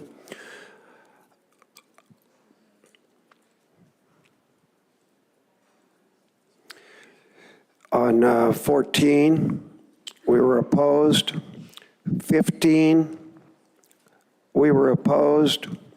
16, we were opposed with 2 abstentions. 17, we were supportive with 1 opposed. So it was a very contentious issue. People have a lot of emotions about trawling. Our opinion was more observation, do not close the fishery. That brings us to the other things we were opposed to, most of them dealing with 51, 52, 53. The concepts for most of these were presented to us on March 18th, 2024. Quite frankly, it was very unique. The Park Service came to our meeting, our AC meeting, and first thing I asked the person was, why'd you come to our meeting? Are you going to change management? And I don't know why I asked him that, but I did, and it shocked the person. Anyway, we proceeded to have our meeting, and the 4 proposals were presented to us. I have copies of them. Anyway, there's various proposals, including 51. We talked it over. We're firmly opposed to it. It would radically alter the management plan by a federal agency. We don't think that's appropriate. We do believe in ADF&G flexible management. It is absolutely necessary on the Copper River, and I can give you a myriad of examples, as I intend to in committee if you require them. In the spring, we've talked about early and late springs. Well, that's a big thing because we've had 3 late springs in a row. But before that, there were proposals to open the season May 1st because we were in a completely different cycle and everything was warmer and the seasons were earlier. This was in recent history, just before the cycle we're in now, which is a cold cycle that could be coming to an end. The runs are increasing on the Copper River. They look like a staircase. The plankton studies in the Gulf, quite frankly, are off the scale. They are setting records till, I'm not positive on this year, that's 23, 22, 21. That predicts to me, from the biology I've had, that it's going to increase with food fish and salmonids, kind of in that order, and that's what's happening. We have a herring season again here. So that's what's happening in our local area. We're seeing a rebound in plankton, a rebound in forage fish, and a rebound in salmonids. We had a very strange anomaly last summer, however, I will caveat that with the pink salmon. It was a wild ride, and Heather can tell you about it better than I can. So back to my AC testimony. A lot of our testimony was spent on 51, 52, and 53, a lot of our discussion, I should say. We formed a committee to deal with these issues, and we grouped them together and dealt with them and spent a lot of time on them, and I have a lot of that testimony that I'll give in committee if required. I think I've covered most of the stuff we were firmly against. There was, of course, the total of 22 we were opposed to. Now, we were in favor of a whole bunch of stuff. A lot of it was to do with, one of the main themes in our committee was rockfish conservation, because we were concerned on it. And I'll bring up some stuff in committee. One of my ex-employees is now a guide, and so anyway, I have a little insight there that I didn't have before. But the rockfish are getting fewer in the sound, and that's just what it is. So the committee is extremely concerned with release mechanisms in all fisheries and things of that nature. That was a lot of our discussion. So that covers rockfish. That was a big deal. I'm going to have to start referring to notes. Okay, so the committee is also in favor of the inside openers for subsistence, I believe, by EAC. Some of the committee is concerned with the size of the boats and where they fish. There is an inside area available at Egg Island. Some people want it larger. So that was the testimony. On the hatchery issue, that would be 78.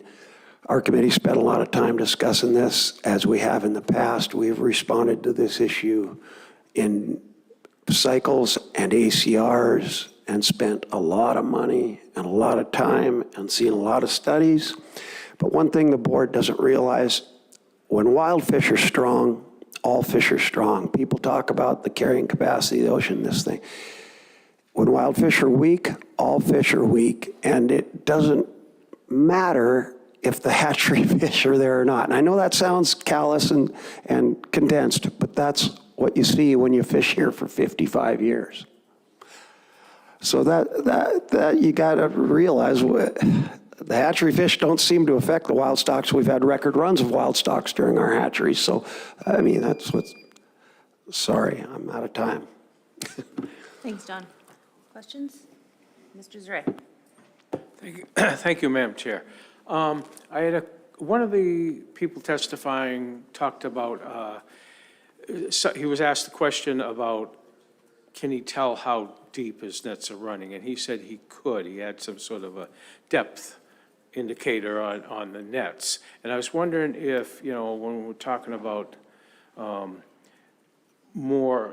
more observation, you know, observer or electronic or something like that on, you know, trawl nets to really get a handle and control, you know, contact with bottom and stuff like that. You know, when the hydraulics get turned on, you know, these cameras get turned on, couldn't a depth recorder get turned on at the same time? And that would be a record of what the net was doing. Could something like that actually solve this problem of, like, you know, the nets are contacting the bottom versus no, the nets are not contacting the bottom? I mean, is this argument, you know? Couldn't that just be a way to observe the nets? Yes, sir, it would be electronically. My experience was mathematical. We did not have the aid of electronics. When I did it, we had to do a mathematical formula, but they've had in the commercial industry chart recorders for a long time, and now they're digital. Yes, could be recorded very easily. I didn't get to talk about coho. I will in committee. We have a lot of stuff about coho. We have 3 proposals about coho on the Copper River Delta. I live on the Copper River Delta, but thank you. Thanks, John. Appreciate your service on the AC. Good report.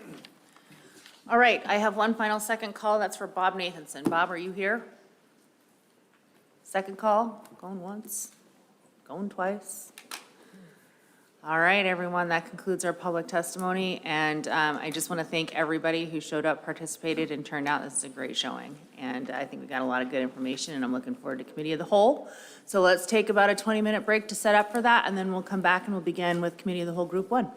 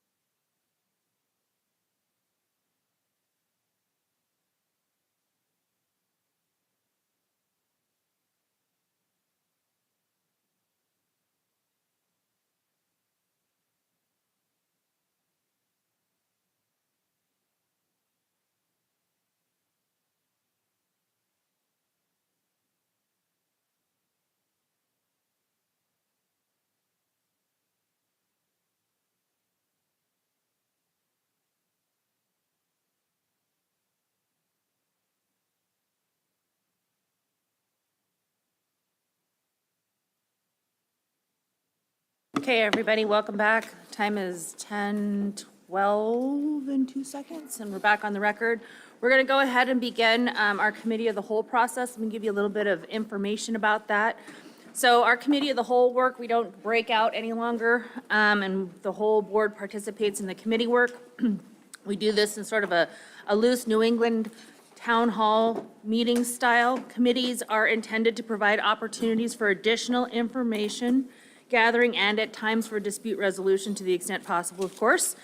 Committees are not a forum for debate. And let me repeat that. It's not a forum for debate, nor is it a platform repeating information that's already been received through public testimony, either oral or written.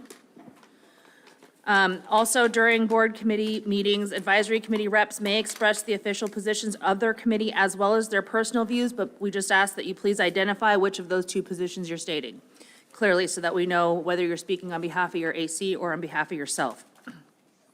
The board recognizes the AC reps as knowledgeable fisheries leaders and believes that they must be able to function freely during these committee meetings. During the committee meeting, the public will come forward and use the microphone near the front of the table. It's right there. If you intend to speak, please move towards the front of the room. You can form a line behind the speaker at the podium in order to minimize waiting time in between comments. When you speak, please begin by stating your name for the record, even if you've already done so earlier. All these meetings are recorded. People are listening online, and so it's helpful to know who's talking. Please, again, don't refer to anyone by name or in a derogatory manner. New information only. Please don't repeat what's already been said in public testimony. If people start repeating the same points, the committee chair will move on to the next proposal. The substitute language is, if substitute language is being developed, or if you feel it should be developed, please speak to what the substitute language says or what you think it should say. So a comment for board members and members of the public alike. I've seen RCs come in with substitute language. I highly, highly recommend working with a board member if you want to get some substitute language put forth for deliberations. If you are a board member, please, please, if you're going to use an RC substitute language, work with Shalene prior to the introduction of that substitute language. So board members, we want to make sure that when we come to deliberations, that the substitute language that you want to offer is ready for us to deliberate on and that we don't have to pause to clean it up or to change it or to clarify intent. So I just really ask people, members of the public and especially members of this board, to be proactive in your development of substitute language.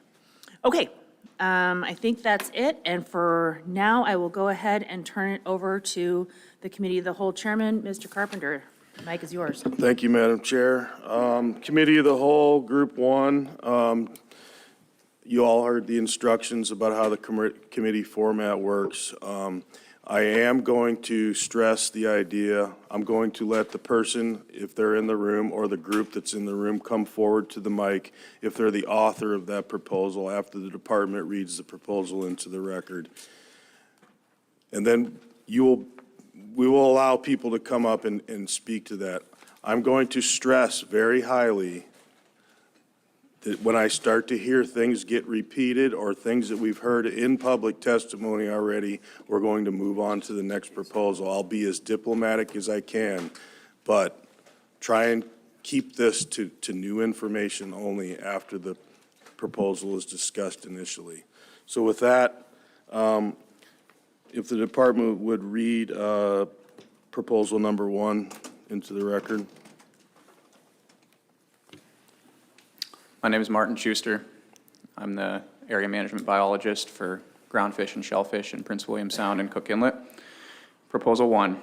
This proposal would allow the use of pot gear for sablefish subsistence, sport, and personal use fisheries in Prince William Sound. Mr. Chairman.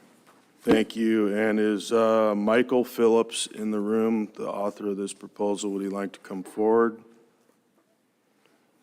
Seeing none, is there anybody, before we go there, I have submitted RC 56, which is substitute language for the proposal is submitted to the book.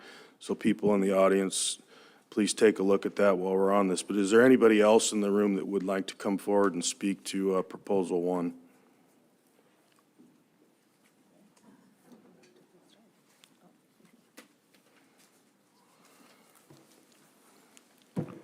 Yeah, for the record, Ezekiel Brown. I'm here speaking on behalf of CDFU. I'd like to call your attention to RC 40, which CDFU put in place, laying out our concerns with a pot fishery in a sport and personal use and subsistence groundfish, for groundfish. We don't believe there's a reason to have a personal use or sport pot fishery in the sound here, since we already have a subsistence fishery for groundfish that's available to residents of the state, whole state, which RC 56 kind of addresses. We're very concerned with gear loss in a pot fishery for sport. It's very deep water, and it's going to be hard to get enough anchors on these pots, on these small boats, to keep them in place. You know, I think we really need to have some sort of regulation requiring eyesight be kept on the pot so that the pots don't get lost and tangled. Additionally, dead loss is going to be extremely high on a groundfish pot fishery as opposed to shellfish, which is common in the sound. Groundfish pots need to be hauled daily, or else sand fleas will start to eat the fish in the pots. And I don't believe participants in the sound who are used to shrimp pot fishing will go along with that, and they'll start doing the common practice of leaving their pots in the water. So I think a good solution, we've decided a good solution to that would be to institute some kind of daily open hours for a groundfish pot subsistence fishery, like 8 a.m. to 8 p.m. to ensure that these pots are not left out overnight and just allowing fish to die and get eaten in them. Additionally, the proposer brings up the personal use fishery in Southeast as to use for their language, and we wanted to call out that Southeast Alaska's GHL for sablefish is 10 times larger than Prince William Sound. So we think that any annual or daily limits given to these fisheries should be, equally smaller. I guess we just wanted to bring back to that the sablefish can be harvested already in the current subsistence fishery and the sport fishery. They're doing a very good job of catching them in the sport fishery. We've included the two tables at the bottom that show the GHL differences between Prince William Sound and Southeast Alaska. Thank you. Thank you. Any questions? Appreciate it.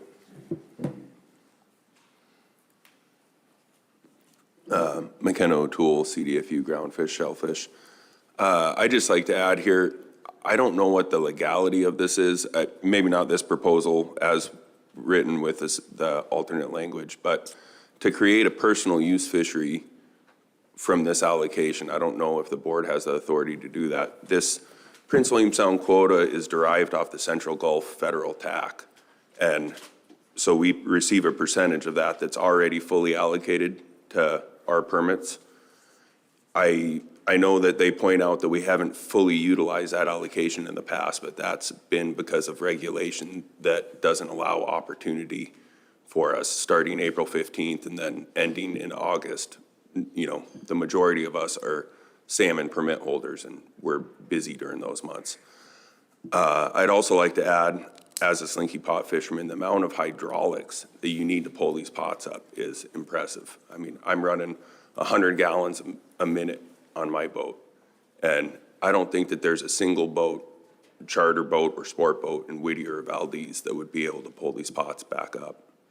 So I just think that that's something to take into consideration. You might end up with a lot of gear laying around on the bottom of the ocean. Thank you. Anybody else like to speak to proposal 1? Yeah, please, if you're going to comment on these proposals, try and stick closer to the front of the room. Thanks. Go ahead, Mr. Renner. Copper River, Prince William Sound AC, Proposal 1, we were opposed. 11-0, potential gear conflict, depth of gear, gear loss. Electronic reels are currently being utilized. The area for black cod in Prince William Sound is small. Thank you. Thank you. Anyone further? Okay, seeing none, we'll move on to Proposal 2. If you could read that into the record, please. Proposal 2, this proposal would open closed waters in Prince William Sound to groundfish pot fishing. Thank you.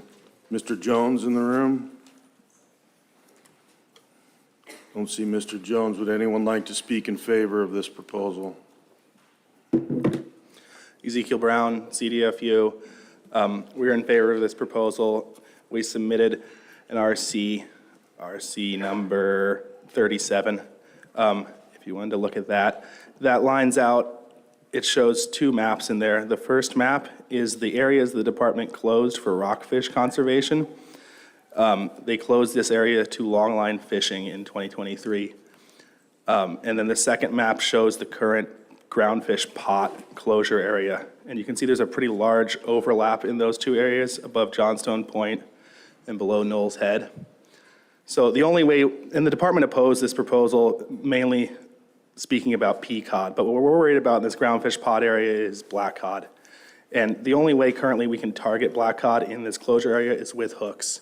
And the department has shown that, or has said that there's high rockfish harvest and closed this area to hooks in the past. So we really ask that you would rescind this groundfish pot closure to allow us to keep expanding the use of pots, which will reduce our harvest of rockfish in the sound. Thank you. Thank you. Would anyone else like to speak in favor? Go ahead. I'd just like to add real quick that groundfish closure area, sorry, McKenna O'Toole, CDFU. I'd just like to add that groundfish closure area is one of the most productive black cod fishing areas in the sound. And if you're trying to catch your black cod, you're forced to use hooks again, so, yeah. Thank you. Anyone else? Anyone opposed? Okay, we'll move on then. Proposal 4, please.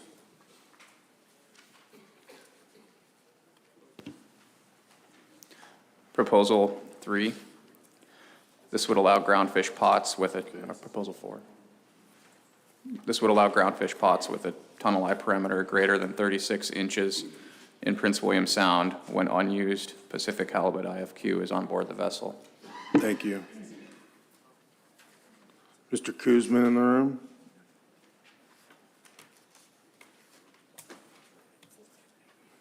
If you'd like to speak to your proposal. Kel Kuzmin. The reason why I made this proposal, wrote up this proposal is over the years we started seeing a lot of big boats coming into the sound. You know, the rockfish obviously is the issue. And when we got shut down stat areas by emergency order, it kind of starting to force us out as little guys out to go further. We can't do it. I got a 30-foot jet boat that I do long line for halibut. But, you know, I use only maximum 500 hooks. But these guys with auto baiters come in and they deploy, you know, 10 to 20,000 hooks into a rockfish area. And they deplete the rockfish in that area. They come in and the next thing you know, we're shut down. And it forces us out of the sound. And so I think if it hits, the TAC hits 80%, then we can just, you know, shut them down so we can keep fishing. We can't compete with those guys. So. Thank you. It's already, I think there's a 3,000 limit already when you get your 3,000 pounds per delivery, but I mean, that's, the rockfish is a concern, so, and I think if we adopt this proposal, I think it'll, a good thing for the smaller boats, so we can not be forced out. Thank you. Question for Mr. Wood. Yeah, thank you. Have you been out there fishing and seeing this at the same time? Yes. And it's largely the larger boats with the auto baiters? Yes. Okay, thank you. Any other questions? Thank you, Mr. Kuzmin. Appreciate your comments. Come on forward, Mark.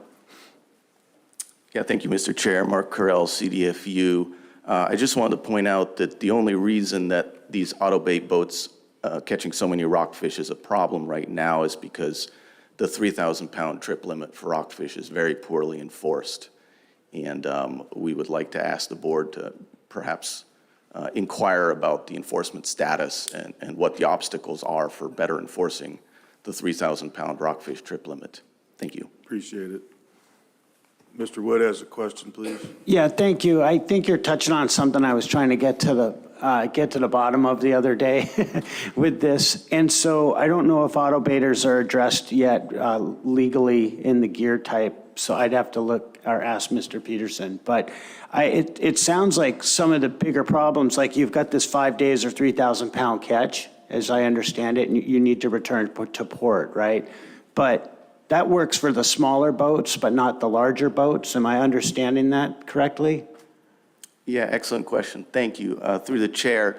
So we believe this trip limit is actually a great tool for the department to use to regulate rockfish catch, because the 3,000 pound trip limit does not violate the Halibut Act, because you're not actually telling people to stop fishing halibut. You're not even really telling people how long they need to stay out and fish halibut. But when they come back to port and deliver to a port in the state of Alaska, you can use state of Alaska law to say you were over your rockfish trip limit, you stayed out too long, and you can write them a ticket.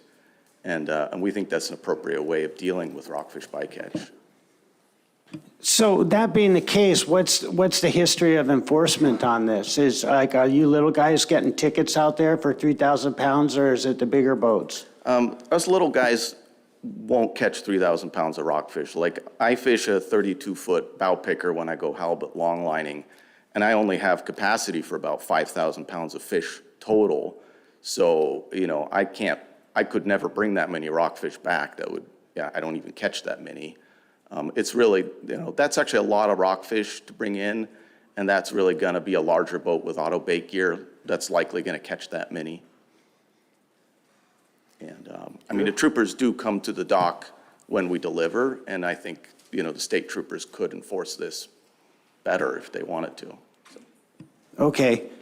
So this isn't a problem for the little guy. If you have an auto baiter, you might have this problem, and enforcement needs to Correct. be involved in this? 3,000 pounds of rockfish for a little guy would be a big project. And also I'll just say from a little boat perspective, catching too many rockfish is very challenging because they take up space on deck, they poke you, they use up my fish hole capacity, which I really want to fill with halibut. So I'm trying to do everything I can to avoid rockfish because I don't want to fill my fish holes with rockfish. And also I don't want my hands or the hands of my crew to get infected from getting poked by rockfish. So, yeah.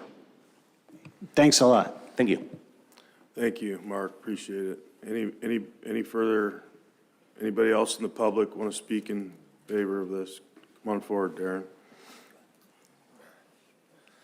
Darren Gilman, CDFU board member. I just wanted to point out that there's no incentive to catch rockfish as well. We don't get paid very much for them, and there's a 5 to 10% bycatch that we could possibly be paid for. So, thank you. Thank you. Anyone else before we move on? All right, we'll move on to proposal 5, please, from the department. Proposal 5. This would adopt a provision to close waters to specific groundfish gear types for rockfish conservation in Prince William Sound. Thank you. This is a department proposal. Do you have any further comment at this time, or would you just like us to go straight to the public? No further comment. Thank you. Would anyone like to speak in favor of proposal 5? Anyone opposed? Come on forward, Mark. Thank you, Mr. Chair. Mark Carell, CDFU. I submitted RC 25 and I spoke to it in my public testimony yesterday, so I won't repeat old information but I'm also happy to answer any more legal questions regarding why this proposal is illegal. But I would like to add new information that I didn't get to yesterday, which is that the Halibut Act very specifically vests the power to regulate the halibut fishery in the North Pacific Council. And this proposal can be brought to the North Pacific Council, in fact, must be brought to the North Pacific Council, where the Department of Fish and Game has a voting seat, and that would be the appropriate board to deal with this proposal. Thank you, and I'm happy to answer any questions. Mr. Wood. I'm not sure I have a question for you. I think it's for the department, so I'll wait. Okay, thank you. Appreciate that. Anyone else like to speak in opposition? Mr. Renner. John Renner, Copper River, Prince William Sound AC. We were opposed to this 11-0. Intensive management closures for rockfish, not necessary at this time. Harvest dominated by sport fish industry. Thank you. Mr. Brown. Ezekiel Brown, CDFU. I'd just like to call your attention to, in our public comments, we included Table 3, which shows rockfish harvest by gear type for the last 35 years. And the average from 2017 to 2019 was 90% the harvest was by longline and 0% by pots. You can see over the last 32 years that pots have harvested very little rockfish.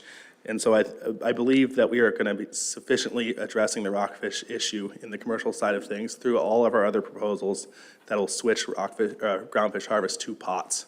Thank you. Thank you. Anyone else before we move on in opposition? Okay, let's move on to Proposal 6, please. Proposal 6, this would allow the release of rockfish in Prince William Sound using approved deep water release mechanisms when participating in a jig fishery. Thank you. Is Mr. Person here? You'd like to speak to your proposal? Name, please. Joseph Person.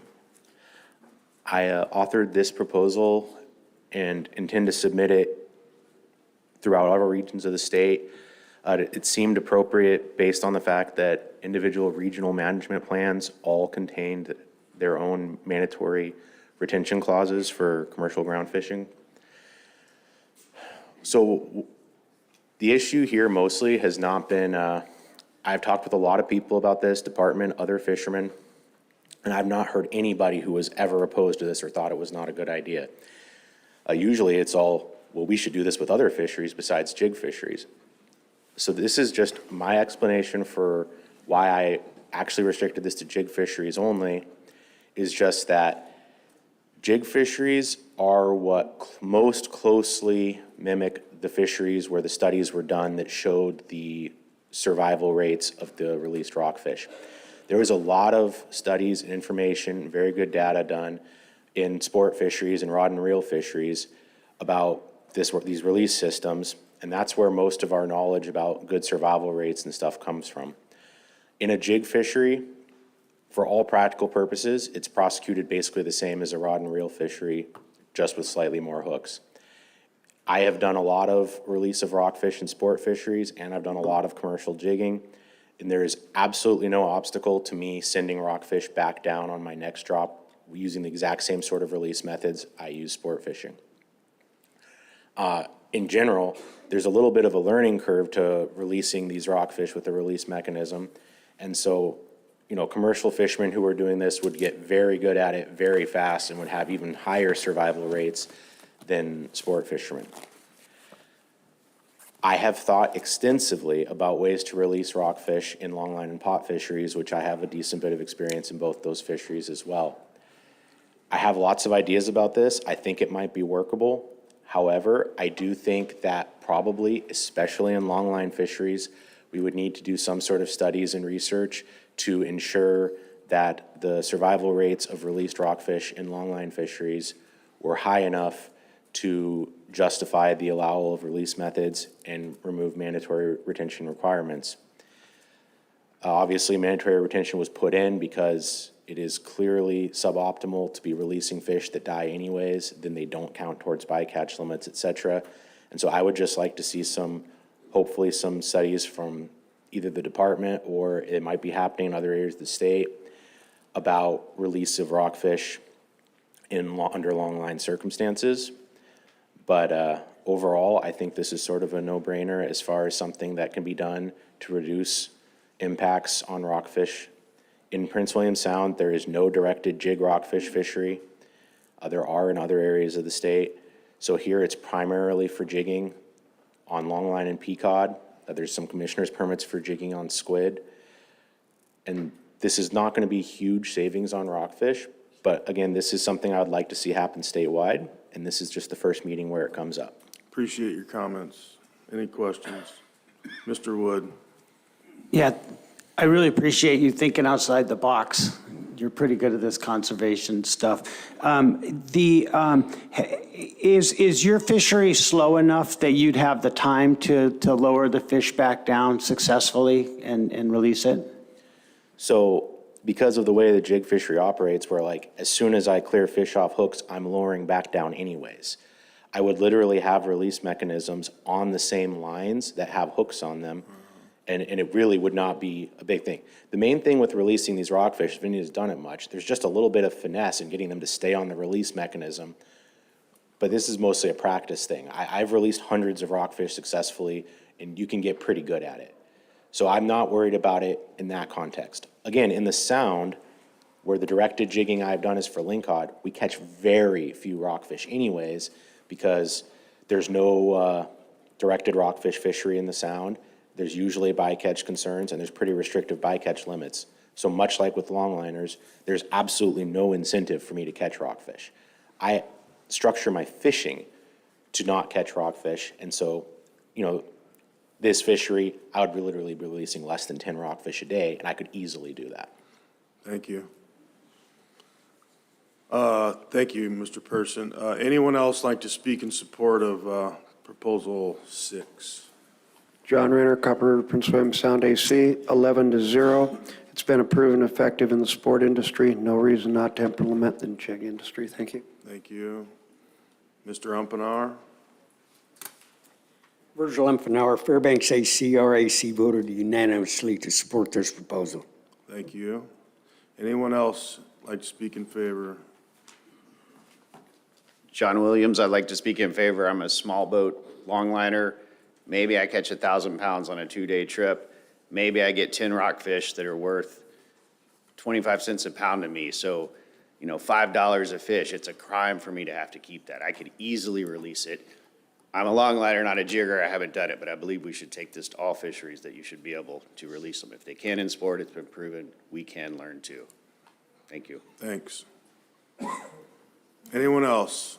Anyone in opposition to Proposal 6? Seeing none, we'll move on to Proposal 8, please. Proposal 8. This would increase the Prince William Sound State Waters Pacific Cod allocation from the federal Eastern Gulf of Alaska area from 25% to a minimum of 35% and a maximum of 50%. If the Prince William Sound State Waters Pacific Cod harvest reaches 90% of the Prince William Sound State Waters guideline harvest level or more, the allocation will increase by 5% the following year.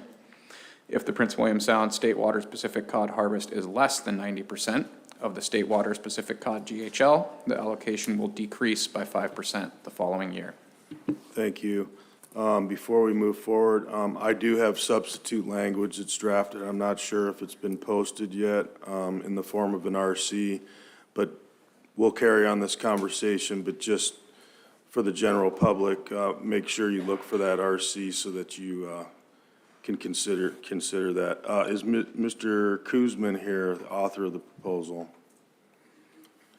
Would anyone like to speak in favor of Proposal 8? Co-Chair Carpenter, Joe Mardishev for D.A. Kuzman. He couldn't make it in yesterday with the flights.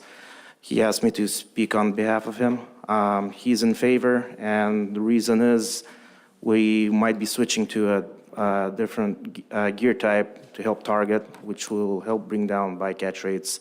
And since the eastern tack, as everybody knows, has only been caught out once in the last 15 years, we don't see a reason why we can't harvest the extra surplus in the Eastern Gulf. Thank you. Thank you.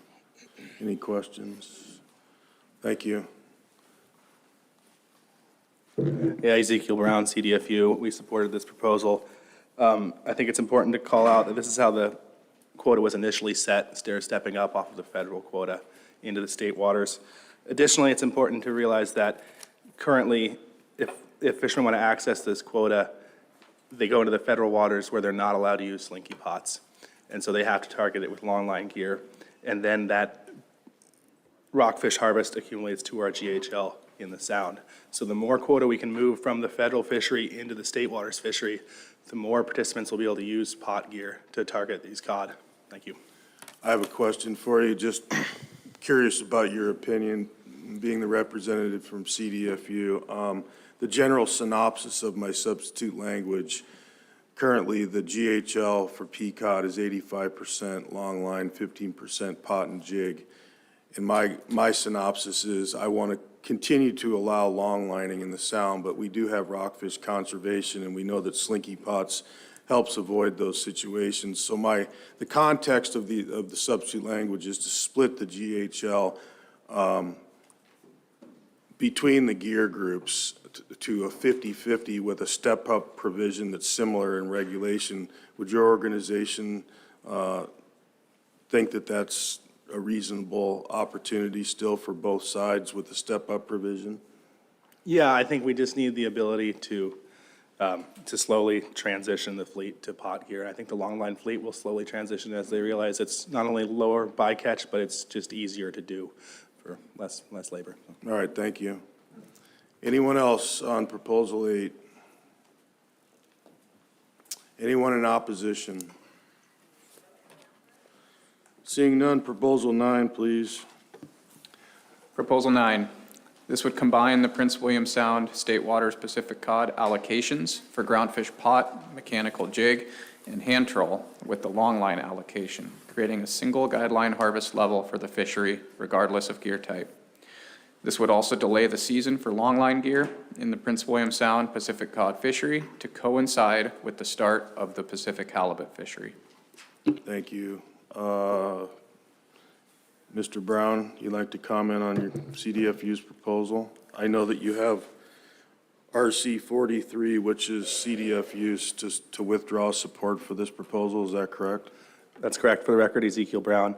Yeah, we would like to withdraw support, and we were putting our support behind Proposal 11, but we have not seen your RC language at this time yet, so. Okay, thank you. Appreciate it. What's that? What's the RC number? 43. Would anyone else like to speak to Proposal 9 with the information that CDFU has withdrawn support? Any opposition? Seeing none, Proposal 10, please. Proposal 10. This would allow up to 120 groundfish pots lighter than 30 pounds and 60 groundfish pots heavier than 30 pounds in the Prince William Sound Pacific Cod fishery. Thank you. Would the proposer like to speak to this? Good morning, Michael Hand, CDFU. So this is a continuation of trying to figure out a way to transfer more of the Pequod resource to pot fishing. And so we're increasing the pot request, but we've submitted RC 45 that address some of the wildlife troopers' concerns about our definition of a slinky pot, because there's currently no slinky pot definition in the reg book. So we moved to using a cubic volume as the shrimp pot and other pot regulations use. So that is RC 45. Thank you. Any questions? Appreciate that. Would anyone else like to speak to Proposal 10? Mr. Renner. Copper, Prince William Sound AC, John Renner. We were unanimously in support of this. We feel positive fisheries trends that minimize bycatch should be encouraged. Thank you. Anyone else? Any opposition? Proposal 11, please. Proposal 11. This would allocate 95% of the Prince William Sound State Waters Pacific Cod guideline harvest level to groundfish pot and longline gear combined, and allocate 5% of the State Waters Pacific Cod GHL to mechanical jig and hand trawl gear combined. If the Prince William Sound State Waters Pacific Cod mechanical jig and hand trawl allocation is taken in any calendar year, the mechanical jig and hand trawl allocation will increase by 5% beginning the following calendar year, up to a maximum of 15%. If the mechanical jig and hand trawl allocation is not taken in any calendar year, the allocation will decrease by 5% the following calendar year, down to a minimum of 5%. Thank you. Is Mr. Jones here? Would anyone like to speak in favor of Proposal 11? Mr. Renner. John Renner, Copper, Prince William Sound AC. We are unanimously in favor of this. Economic viability and underutilized allocations were our discussion. Mr. Brown. Ezekiel Brown, CDFU. I just wanted to point out that this is the proposal that, after meeting with many of the users of this fishery, we've decided to support on our preferred method to transfer the quota slowly to pot gear. Thank you. Thank you. Mr. Person. Joseph Person. In Lower Cook Inlet, we have a similar division in the state waters fishery between pot and jig gear and other gear types. And there, historically, we have fought very hard the jig boats to keep our jig allocation, even though we didn't always utilize it. However, here in the Sound, jigging for cod is extremely hard to make financially feasible because of distances from port, expenses, and just the relative low value of the fishery. And I think this is a very fair way to utilize that quota, transfer it over to other gear types that are more likely to use it, encourage the use of pots. And if in the future somehow a jig fishery actually did develop for cod, there's even a mechanism for, allocating that quota back to the jig boats. So I support this proposal. Thank you. Anyone else? Any opposition?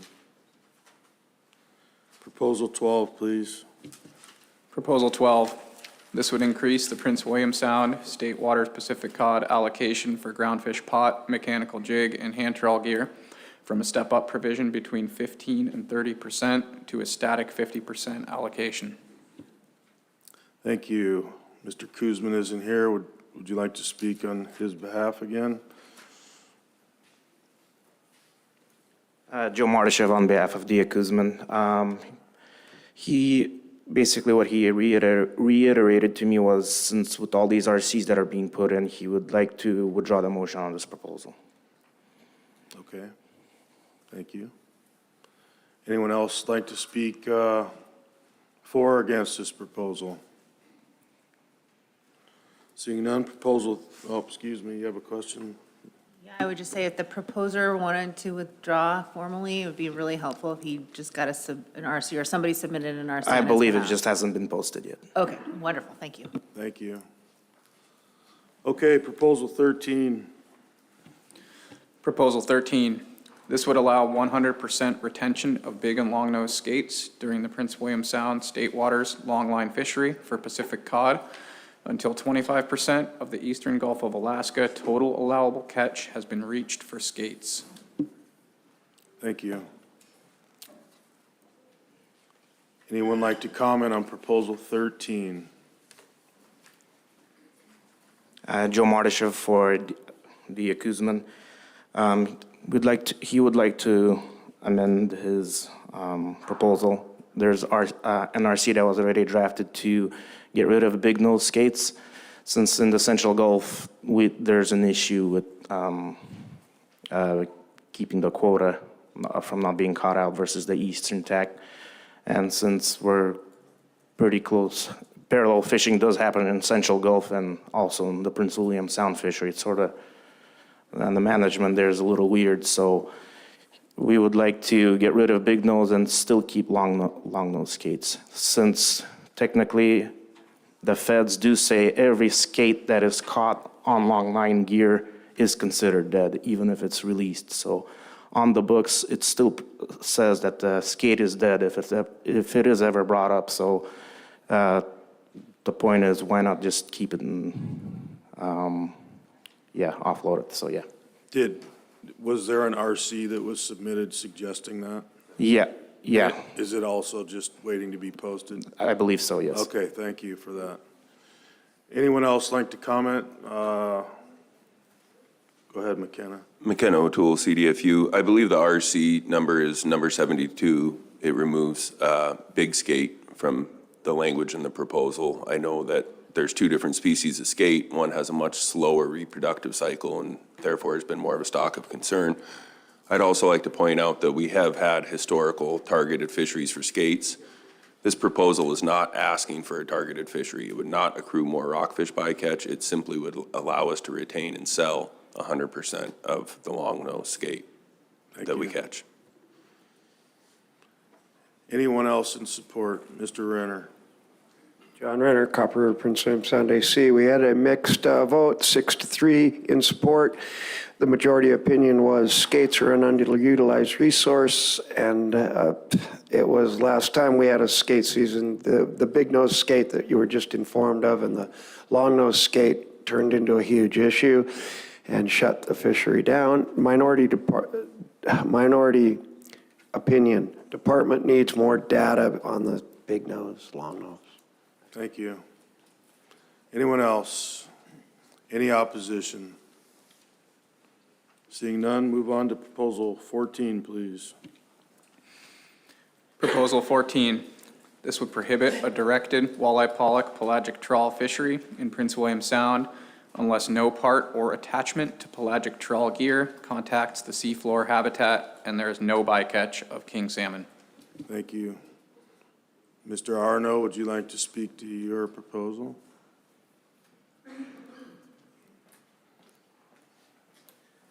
Yeah, Rod Arno, Alaska Outdoor Council.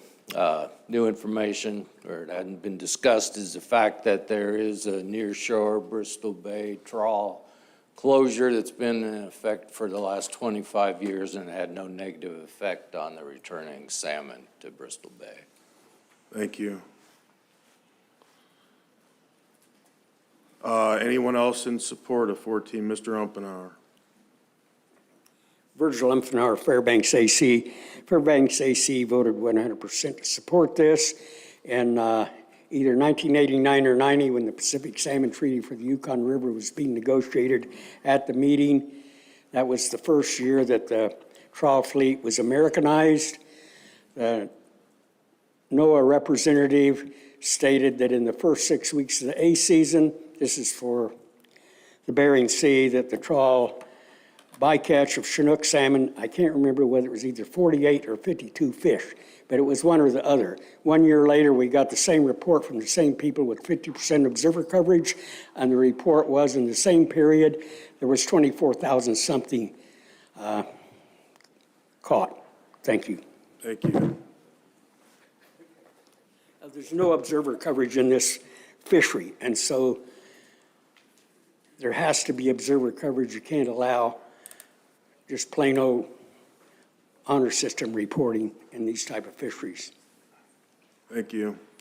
Anyone else like to speak in support of 14? Yes, ma'am. For the record, Loretta Brown, speaking on behalf of Salmon State. There was pointed out earlier in public testimony that RC 65 was a rebuke to some of the comments in our RC 36. And I don't want to get into a tit for tat with the trawl industry about how much they're touching the bottom when they're fishing. The fact of the matter is that they do touch bottom when fishing sometimes. And one of the problems with the Gulf of Alaska and Prince William Sound fishery is that we don't know how much they're touching the bottom, or when they're touching the bottom, or where they're touching the bottom. And so I would like to suggest that this board potentially put in either an amendment or look into potentially requiring bottom sensors that actually ping back and inform the department and inform the public on when and how much bottom contact is happening, so that we have a better idea. Thank you. Appreciate the comments.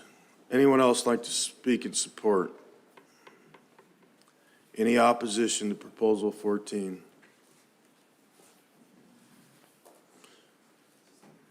Yeah, for the record, Paddy O'Donnell.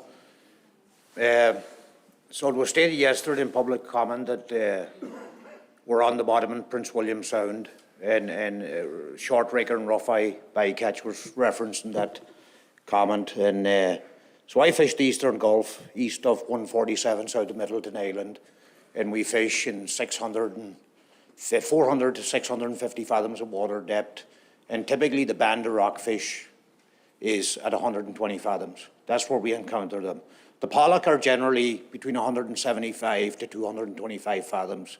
So the issue we have with rockfish is getting down through that band when we deploy the net, and then on retrieval of the net is getting up through that band again without encountering them rockfish. That's where we don't encounter the rockfish at the 175 to 225. We encounter them going down, coming up. So to say that rockfish are bottom dwellers at times, but like all fish, including halibut, which I've seen on the surface on Portlock Bank in 40 fathoms in June at the break of daylight, swimming on the surface. In regards to RC 65, the additional information about trawl interactions with the sea floor, under the fishing effects model on essential fish habitat, this is an assumption. And what that states, it's not 40% gear of the time on the bottom. What it states is 0 to 40% of the gear, of the actual fishing line, of the net, may contact the bottom if in fact you are on the bottom. But as you heard yesterday, based on testimony, because of the ocean floor and the sound, which is rocky and hard, and if you looked at the video, steep in places, we do not go on the bottom. So when you take that into consideration, the assumption should be that there's 0% contact with the bottom in Prince William Sound. The other thing that's going on is that industry, there's a working group, and industry is moving forward to actually get at this data, and this is specifically in the Bering Sea, which is sandy, muddy, flat, not Prince William Sound, not the Gulf of Alaska. We don't have any of that.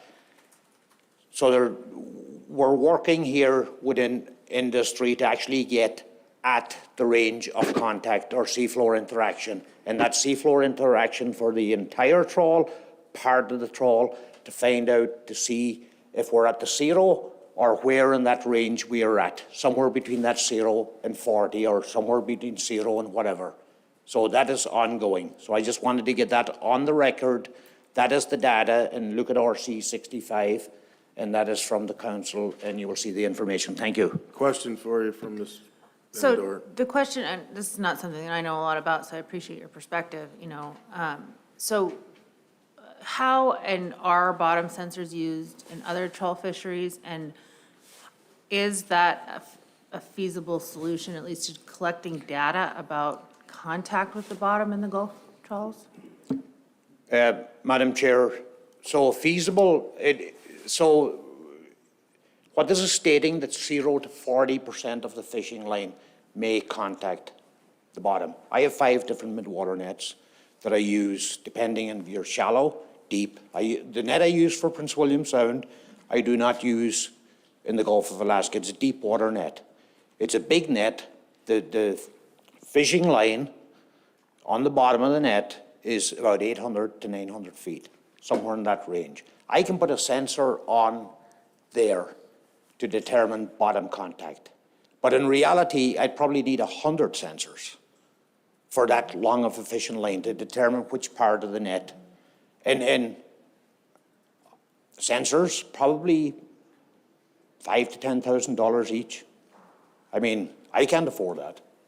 I can put a sensor on, maybe in the bosom section, and determine if that's touching the bottom. Or I may be able to put 2 or 3 on, but you're not going to get at, is the entire net touching the ocean floor? So that's for your big net in the Gulf, right? Correct. So what about your sound net that you use in sound? In the Sound, that's the big net. Got it, thanks. Thank you, Patty. Mr. Godfrey has a question. Yeah, Patty, what's the the ocean floor variability where you fish in the Sound? Mr. Godfrey, variability in depth? Correct. So where there are dramatic shifts or pinnacles here and there? Are they 50 feet, 100 feet variations, or is it uniform? I know you said it's not uniform like the Bering Sea, but I'm just wondering how symmetrical the ocean floor is or how much it deviates. For the best part in the Sound, so you're looking down at a 200 fathom depth, so that's 1,200 feet. And you're looking at a screen that's 10 inches tall and trying to determine the variability. And there's no way to zoom in where you can see it on a scale of maybe 6 feet or 12 feet.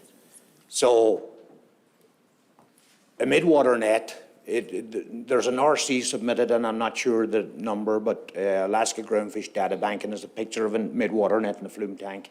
And if you look at that, you'll see what a midwater net looks like. And it's fairly delicate in its construction, with a 1/2-inch line, usually a 5/8 inch diameter chain. So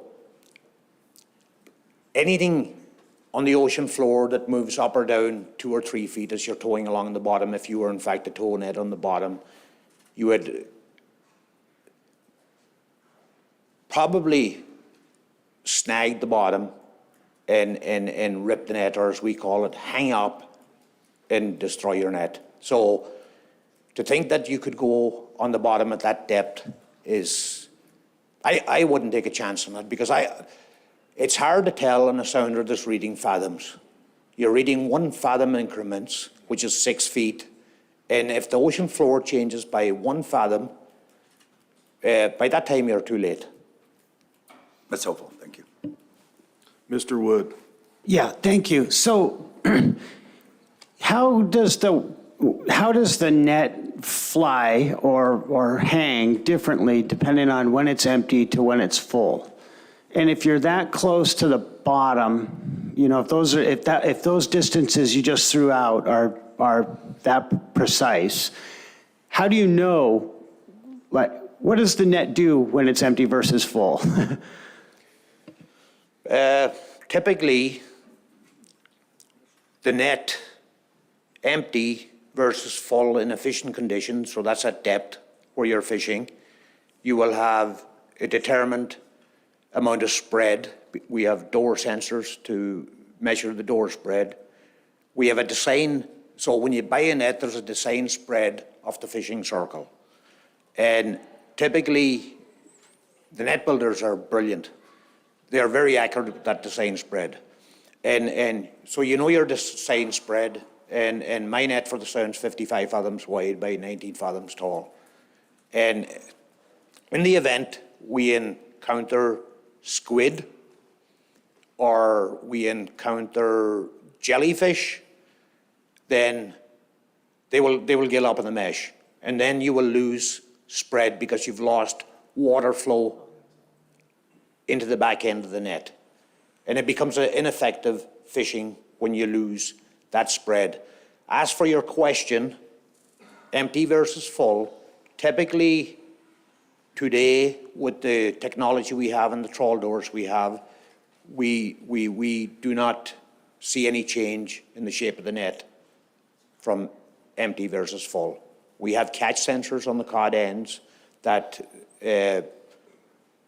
send a signal to the wheelhouse that indicate when you've filled the cod end up to that particular catch sensor, so that we know how much catch we have.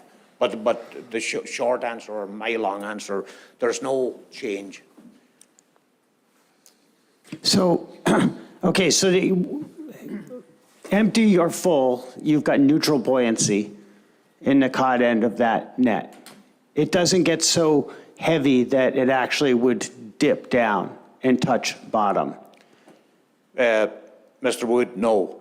So there's floats allowed in the cod end, and the floats are in the cod end. So there's about 30, 40 floats. They're 22.5 pounds of buoyancy each. And they are in the cod end to keep the cod end from twisting. Because if you get a twist, you won't get the fish back into the cod end. Pollock have swim bladders, and they're buoyant.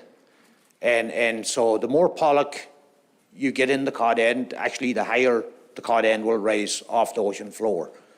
And they will not, the cod end will not sink until you get it to the surface and the air escapes out of the fish. That's when we see that, and we especially see it in roe season when there's more roe and a smaller swim bladder. But for the best part, pollock are buoyant, and the cod end actually rises more. It does not sink. Hey, thank you. Appreciate it. I don't see any further. You have a question, Mr. Chamberlain? Yes, Patty, it's good to see you here again, and I appreciate all of your comments. Are there any areas in Prince William Sound where you can make contact with the bottom without wrecking your net? Thank you, Mr. Chamberlain. So in my 35 years of fishing there, and I think I first went to the Sound maybe back in the late 90s, I've never gone on the bottom there. I mean, like I said earlier to Mr. Godfrey there, that, you know, trying to measure the ocean floor at 200 fathoms of depth on a 11-inch screen and try to determine what the fluctuation is in the seafloor substrate, it's an impossible task. And like I said in my comment letter, like everything behind the door is $300,000 worth of gear. And we just can't risk taking the chance of snagging on the bottom and losing all that gear. And your weakest point on your trawl gear is usually where the main wire attaches to the door, because when you splice main wire, which we hand splice, it's 7/8 of an inch main wire. So the integrity of the main wire is reduced to 40% of its actual breaking strength when you do that splice. You've created essentially a weak link, and that's where it's going to break off, and you're going to lose everything behind you, and nobody takes that chance.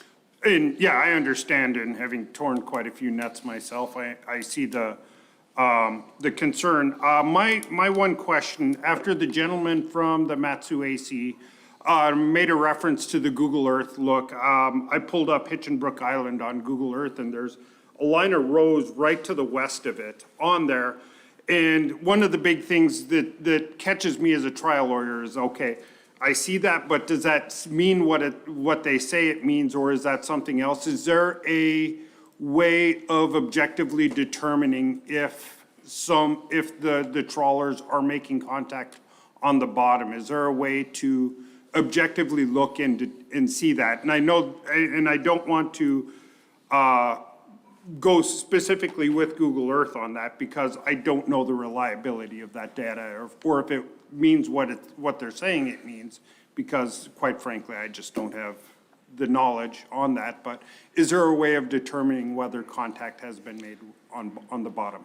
Mr. Chamberlain, I looked at that this morning, and I'm like, well, I'm trying to figure out how Google Earth can penetrate 200 fathoms of water, which is 1,200 feet to begin with.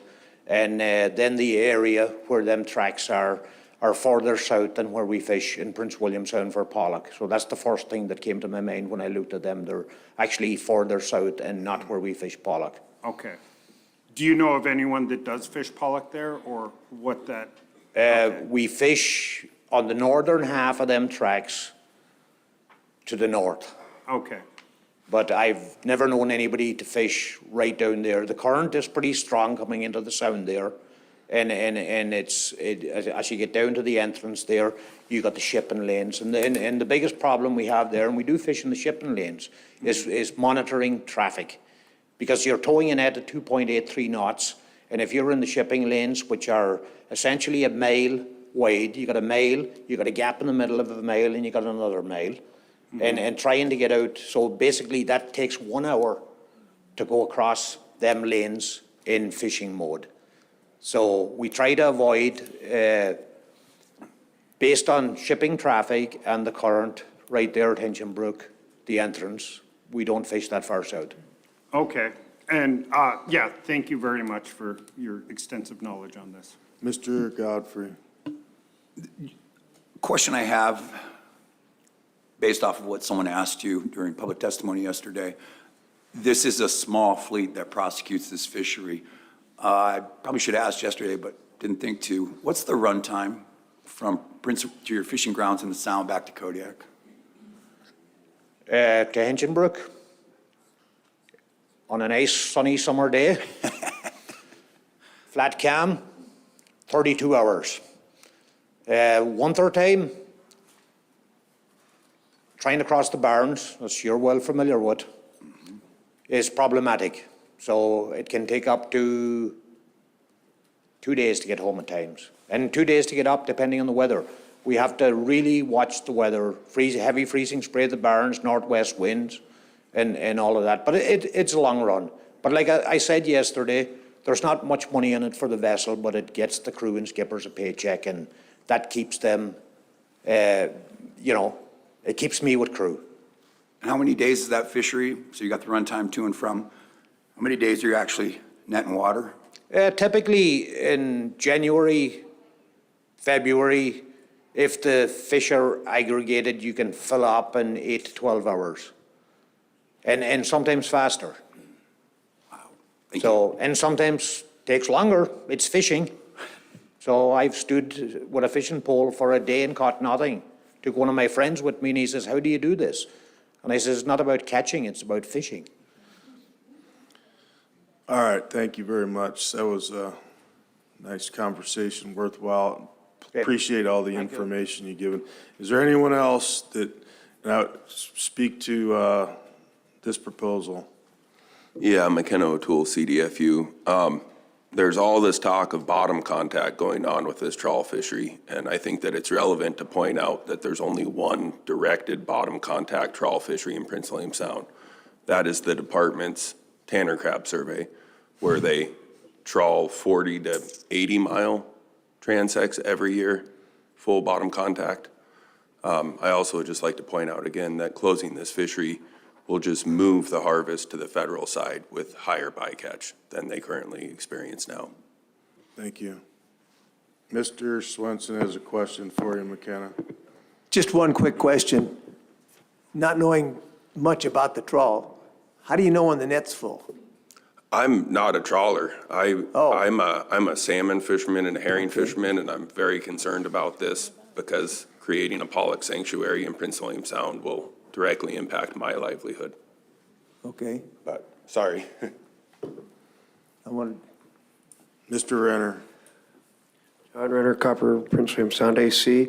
We were unanimously opposed to this. We spent a lot of time discussing trawl issues. I have personal experience pair trawling in 1992.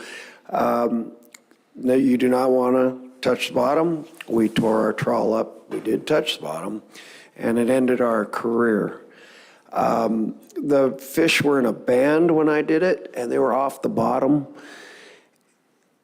That's the way it was. We did it in Port Bainbridge and Night Island Passage back then. The committee had a lot of discussion. A lot of people are very concerned with trawls, as in many people that contacted our committee seem to be. We had more people contact our committee from outside just the local area than I think ever before on this issue. And a lot of discussion. We were opposed unanimously to this proposal. Thank you. We've had a fair amount of discussion on this. I want to give people a chance. You know, it's an important topic. So please try and keep your comments to new information that we haven't heard already. But if anyone else would like to come forward, please come forward. Mr. Burton. Yeah, James Burton. So there's been a lot of testimony and discussion about the definition of pelagic nets, non-pelagic nets and whatnot. I think this is probably better left, I'll bring it up, but then one of the other guys that actually fishes this fishery, because I'm not a trawler, could explain to you the difference between a net that's designed to be on bottom, what the foot rope construction is like, the rollers that are involved, things like that, where, you know, a bottom trawl net that's designed to run on the bottom is built to run over obstacles. Midwater nets do not have that. I think it's better left for them to describe it, but I also wanted to touch on, well, echo McKenna's comment about the department's bottom trawl survey.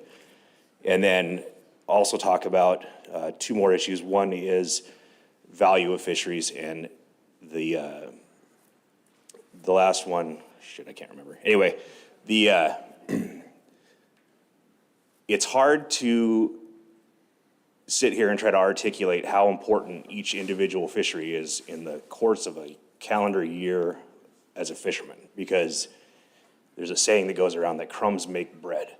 And, you know, sometimes a fishery may not be worth much in its entirety, you know, or its little sector. But if that knocks out one of your payments, like a $30,000 insurance bill or a fuel bill or something like that, I mean, all these little fisheries that people participate in are critical to each of us. Thank you. Thank you. Come on forward. Hi, sorry. My name is Mike Hellick, so I just wanted to touch on the question about those Google Earth anomalies. And if you look where those anomalies or whatever it is are at, there's actually hydroacoustic devices that run across there that run up off the bottom quite a ways. And that's not the only spot in the sound those are located. So it's, it makes no sense to, fish there, be on the bottom where you got all these hydroacoustic devices, fathoms off the bottom, getting their information. Thank you. Please come up to the front if you want to talk and kind of stage over on this area, try and get things going. Mr. Burton, just, you go ahead and then we have one more here. Okay, that reminded me. So just a simple statement about this Google Earth stuff. That was my last comment. If in fact Google Earth and satellite imagery could pick up on bottom contour information, we would not need the NOAA bathymetric surveys that happen every single year across the nation, costing, what, millions or billions? I don't even know. But that technology would replace NOAA. It doesn't, it hasn't. I mean, it's pretty easy to explain that one. Thank you. Thank you, through the chair, Chelsea Riddell for Alaska Groundfish Data Bank. I'd like to direct the board and public's attention to RC 71 that we submitted this morning. We compiled the breakdown of all other species incidentally caught in the Prince William Sound pollock fishery. Catches of flatfish since 2017 have totaled just 13,314 pounds, and catches of cod during that time period are even less at 5,500 pounds. With 47.6 million pounds of pollock harvested in Prince William Sound during that same time period. If we were bottom fishing, truly bottom fishing in Prince William Sound, you would expect catches of flats and cod to be much higher. RC 071 also contains excerpts that we compiled from the North Pacific Fishery Management Council's Gulf of Alaska Fishery Management Plan, essential fish habitat descriptions for Gullah groundfish. It describes the EFH at different life stages, and it's important to note that where it describes that short raker and rough-eye are in the lower portion of the water column, that does not equate to these rockfish being hard on the bottom all of the time. For short raker in particular, the GOA FMP states that adults are especially found on steep slopes with frequent boulders. If you haven't already looked at it, RC 20 includes a video that one of our captains compiled of the bathymetry of the Hitchinbrook area, and also notes that the Prince William Sound pollock trawl fleet fishes in areas with steep banks but does not put nets on the bottom due to the risk of losing gear, as we have heard. And just to add to what Patty said, RC 66 is the flume tank description of the trawl net. And with that, I can take any questions. Thank you, appreciate it. Appreciate the comments. Shannon? Thanks. Shannon Carroll on behalf of Trident Seafoods. I'll try to be quick. I just wanted to address a couple of things. I think there's sort of an assumption of harm if pelagic trawl gear hits the bottom. I think it's important to understand that that's been studied for the past 30 years at the North Pacific Council and through National Marine Fisheries Service. I submitted an RC that details the periodic review of essential fish habitat, where the council and NIMS use the fishing effects model to determine whether or not any impacts on the bottom from all gear types are more than minimal or temporary. I think that RC will be posted at the next break. Pelagic trawl has consistently been found to have minimal and temporary impacts on the bottom, meaning that there is no sort of long-term damage to the seafloor.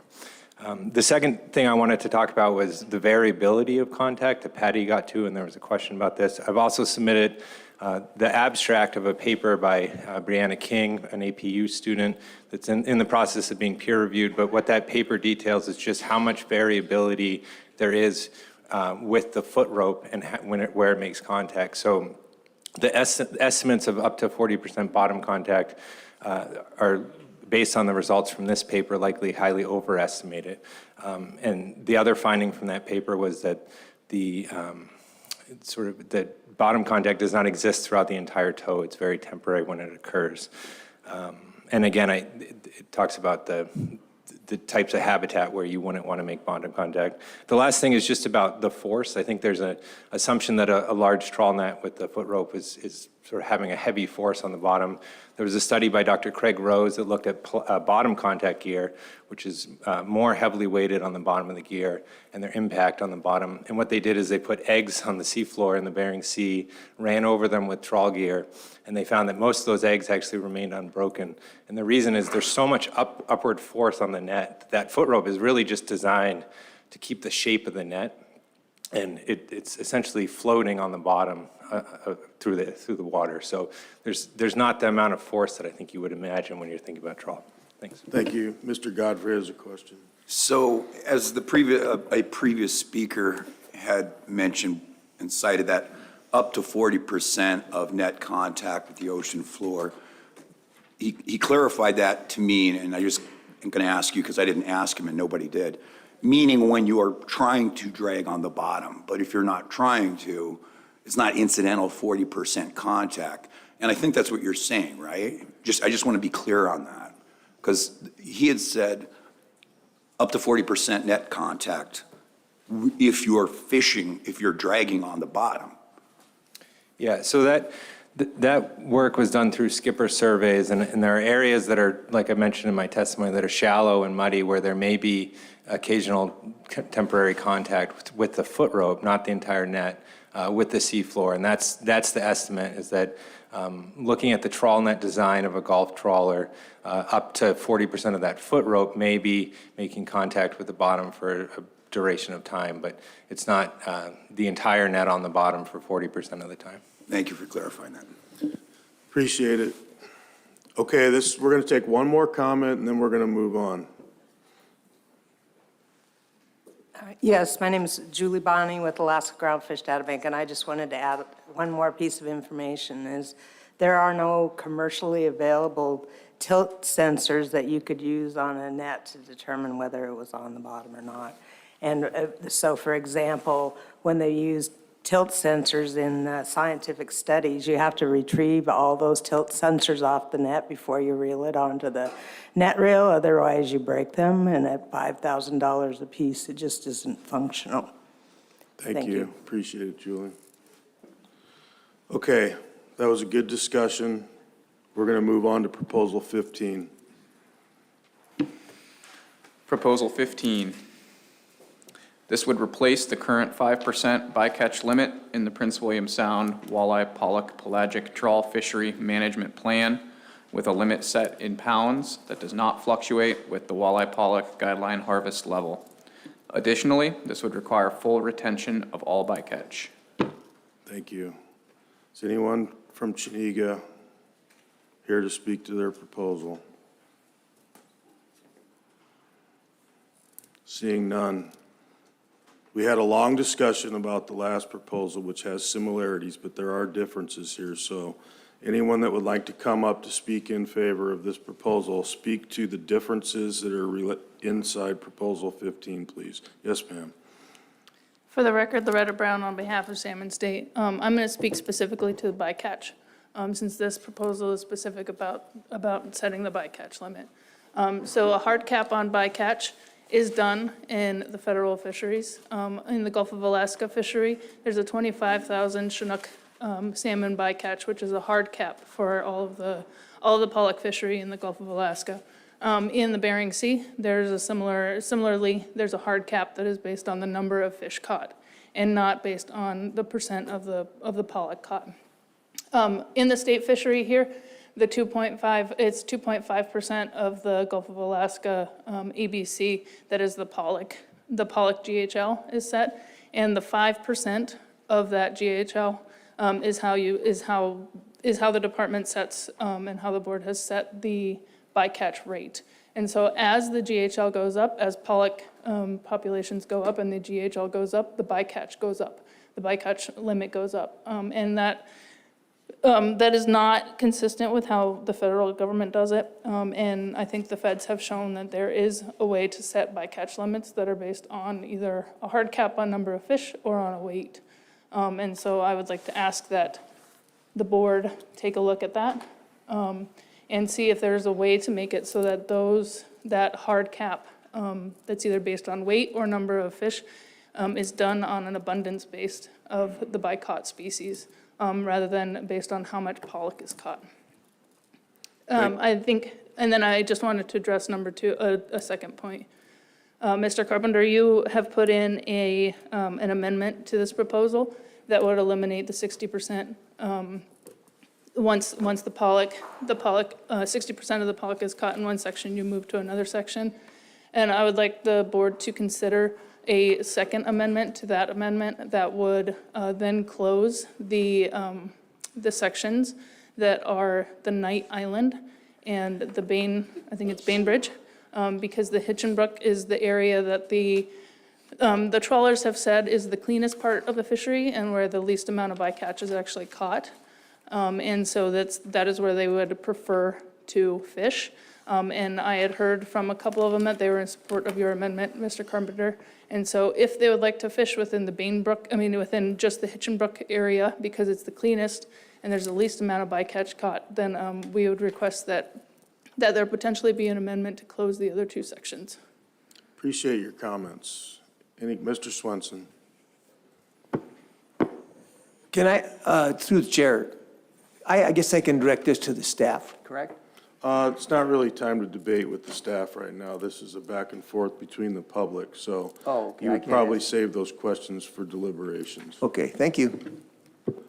Any other questions thank you very much. Thank you. Anybody else that'd like to speak or bring new information regarding Proposal 15? Mr. Renner? We were unanimously opposed to this, 10-0. We would have supported this, and we were waiting for information on it if it was species-specific. Thank you.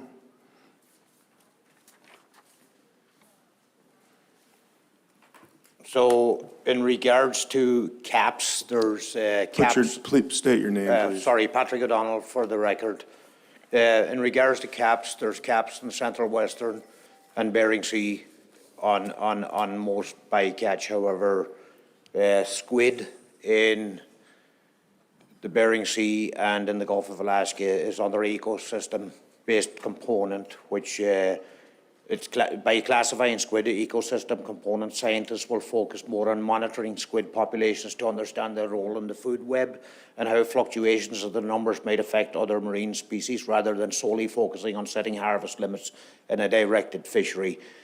Squid are short-lived, and I'm not quite sure why within the state there's a limit on squid. As far as salmon caps, we do have salmon caps, with the exception of the eastern Gulf of Alaska, which is east of 147 line longitude, and we do not have them there. And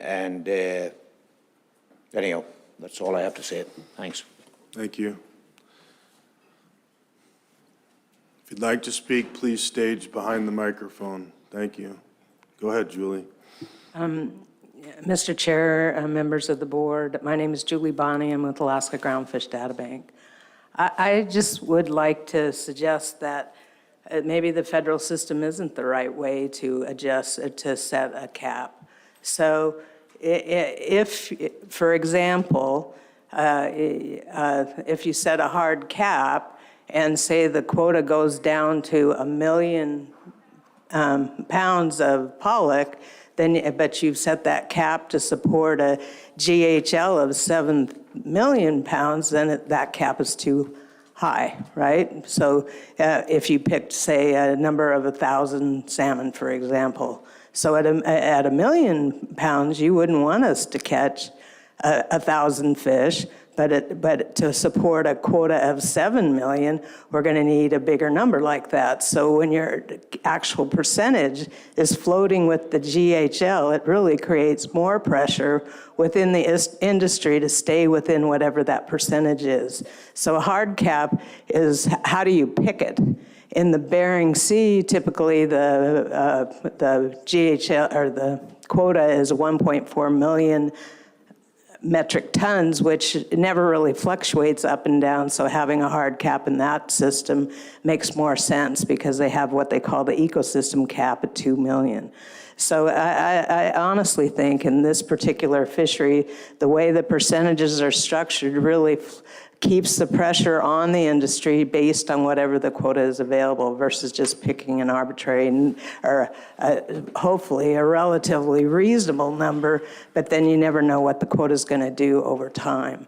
The other issue I would point out is that the ecosystem is changing.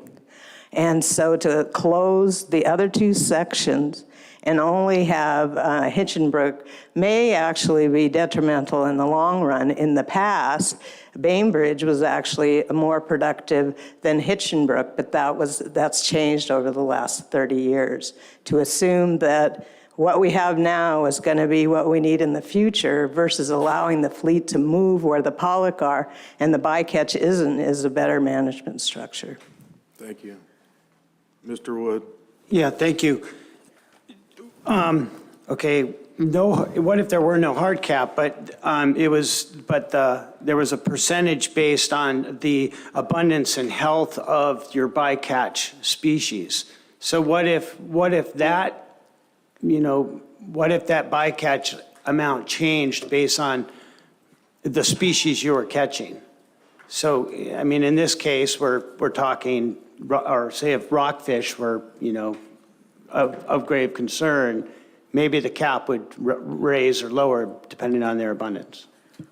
Through the chair, Board Member Wood, the issue there is how do you decide what that number would be? So a good example is the Chinook. We submitted an RC on the genetics of Chinook, and it shows that there's 250 million Chinook that are released from the hatcheries in the world between the West Coast and Southeast BC and Russia. So how do we know? And then what we catch are coming from those predominantly high hatchery runs. So how would you decide what their survivorship of Chinook salmon would be to determine what that abundance would be? I also don't think that from the department that they really have a good handle on how many short records are in the system. So I guess I come back to the question of how would you pick an abundance number?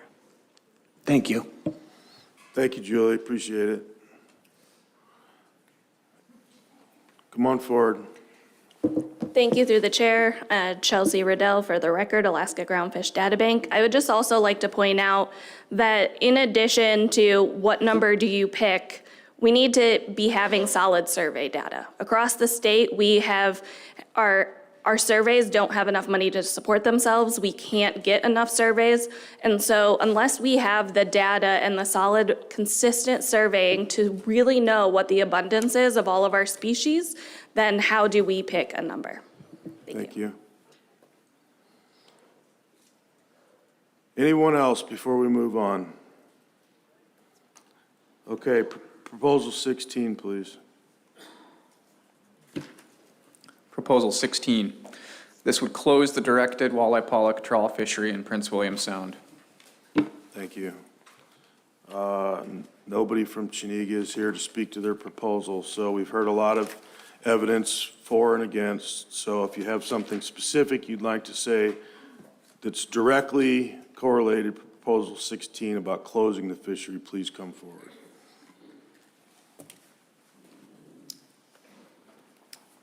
For the record, Loretta Brown with Salmon State. I have 2 points for this proposal that are specific to closing pelagic trawl fishery. In 1998, there was a closure of the southeast pelagic trawl fishery, which is the southeast outside district, which is east of 140 west longitude, and it's a federal fishery, but it was done because of the request from the Board of Fish and Fish and Game to do that based on the impacts of that pelagic trawl fishery on local fishermen, local small boat fishermen, as well as local fish populations.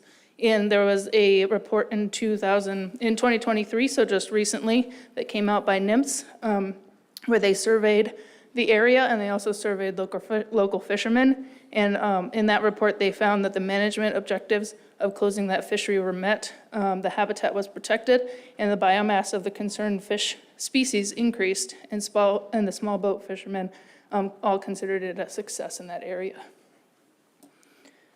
So this would not be the first time that a pelagic trawl fishery has been closed. Thank you. Any questions on that one? If not, I have a second. Okay, go ahead. I think the second point that I would like to bring up is that the GHL for this fishery, for the state fishery, is based off of the federal fishery acceptable biological catch, and that the federal fishery takes the other 97.5% of that ABC and promulgates it in attack in the Gulf of Alaska. So the closure of this fishery, also that fishery in the Gulf of Alaska, opens on the same date as the state fishery.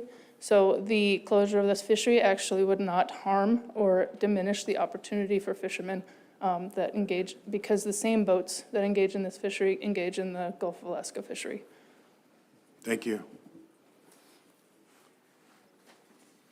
Anyone else? Hello, Ryan Astolis, and I'd just like to cite a poll that was conducted by the Data for Progress that 67% of Alaskans support banning trawling. Thank you.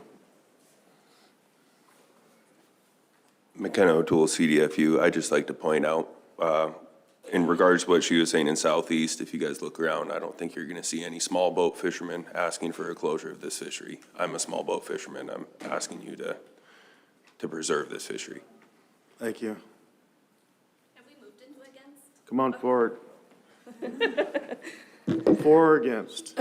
Okay, I am against this proposal. I just like to add a point that I didn't get to yesterday. Since we know that the fish will get caught anyway in the federal fishery if this board chooses to close, what this board would effectively be saying is that our state doesn't have the in-season management tools to effectively manage this fishery. So before you make your decision, I would like you to consider if that is what you are saying, that this fishery should be handed to the federal government. Thank you. Thank you. Appreciate it. For the record, Patrick O'Donnell. So just a point of information. In talking about closing fishing areas in Kodiak there, the Tanner crab fishing area, that primarily fish for Tanner crab on the east side of Kodiak, is one of the most productive places for Tanner crab. It is also one of the most heavily trawled areas in Kodiak, and the areas, the tier 1 king crab savings areas that have been in place for 35 years in Kodiak, which means no trawling whatsoever, no bottom trawling in them areas. There's still been no production of crab within these areas, and what I'm getting at is that by removing predators out of the areas where there are crab has led to the biggest abundance of crab in 20, 30 years around the Kodiak area. So there's a benefit to removals of predators out of the system, and I will apply that to the sound as we heard in public testimony with predation on salmon fry. Thanks. Thank you. New information on proposal 16. Hi, Mike Helixo again. As I've fished this fishery through the years, I've seen it be, these pollock, when the fishery started out, were predominantly male, like over 90%. And I always kind of wondered if they moved in and out of the sound. But lately, especially the last 5 years, we've seen it a good mix of males and females. And we've seen this biomass like tick up to where it's not impractical that there's a good argument that this fishery should have a higher GHL with the expanded biomass that's been in here lately. Thank you. Thank you. Shannon Carroll. I wanted to talk about two things. First, there was a comment made about just how important some of these really small fisheries are for harvesters to be able to pay bills and things like that. For the processing sector and our workers, it's very similar. I want to point out that Kodiak has the largest percentage of local processing workers in the state. The ability to be able to process fish when other fisheries are either standing down or closed is really important for those families to get those hours. The fisheries do open concurrently, but I think it's important to note that often the Gulf trawl fleet fishing in federal waters in the A season in January stands down until the fish aggregate so they can avoid bycatch. This fishery here in Prince William Sound provides a really important opportunity, not only for the harvesters, but for our processing crews so that they can get hours and make sure that they're able to feed their families and pay their bills. Thanks. Thank you. Okay. I think we're going to move on to Proposal 17, please. Proposal 17. This would require 100% onboard electronic monitoring and 50% physical onboard observation in the Prince William Sound pollock trawl fishery. Thank you. Chiniga is not here to speak to the proposal. Is anybody in favor of this proposal as written? John Rainer, Copper, Prince William Sound, AC. We were in favor of this proposal. We noted that staffing and logistics programs are not established, but we had major concerns with bycatch just because of the species. Anyone else? For the record, Loretta Brown with Salmon State. Thank you all for wading through this. I know this is a lot. So I have 2 points for this proposal as well. One is that starting in the 2025 season for the federal fishery in the Gulf of Alaska, there is an opt-in electronic monitoring program that is being initiated by the feds. And a couple of different trawl industry representation groups have indicated that all of their boats and vessels will be opting in to this program. And this program will establish EM systems on board on each of the trawl vessels. And in this program, the trawl vessel is required to have the electronic monitoring equipment, the cameras, to be on when they drop net and then all the way through until they drop off at the processors. So this allows for the federal government to actually keep track of, as they're hauling in and as they're offloading their nets. There's already a data sharing agreement with the state and the feds. And so I think one potential here is that data sharing agreement could be expanded to include the state to potentially use the same EM equipment that will already be on board these vessels to also monitor the state fishery. So that was the first. The second is, I just want to point out that this is not the first time that oversight on this fishery has been an issue in front of this board. This board has seen concerns about this fishery, about the impacts of this fishery, and about the bycatch rates that come in from this fishery multiple times. In fact, in 2008, the board actually passed a resolution in support of onboard observer requirements within the Prince William Sound pelagic trawl fishery, and that resolution passed 7-0. Thank you. Appreciate your comments. Ryan Astolis in support of 17. For an industry with its sole purpose of making money to accurately record the bycatch and then pass it along to the processor who also owns trawlers to verify these fish tickets, it's not a responsible way of managing this fishery. As a personal use fisherman, I see wildlife troopers verifying fishing license, observing fishing methods, checking nets and coolers full of fish as putting salmon in my freezer for the year. Is there the same enforcement on these trawl vessels? We can also look at the incident that closed the Gulf of Alaska pollock trawl season in September. 2 boats bycaught 2,000 Chinook salmon in one day. Would the public and the managers know what had happened without the boats using electronic monitoring? This allowed for immediate in-season management, and I fully think that the department should have the same tools. Thank you. New information, please. Come on forward. First, Chelsea Riddell, Alaska Groundfish Data Bank, I would just like to say, yes, I would know, because I woke up to a text message before anyone in the public or managers knew about that Chinook bycatch. We have a very trusting relationship and we manage our fisheries well. For new information, I would just like to explain a little bit more about how monitoring and management works and how it makes things better. I don't want to repeat information that we have already heard. This board does not have the authority for EM. We wouldn't be opposed, but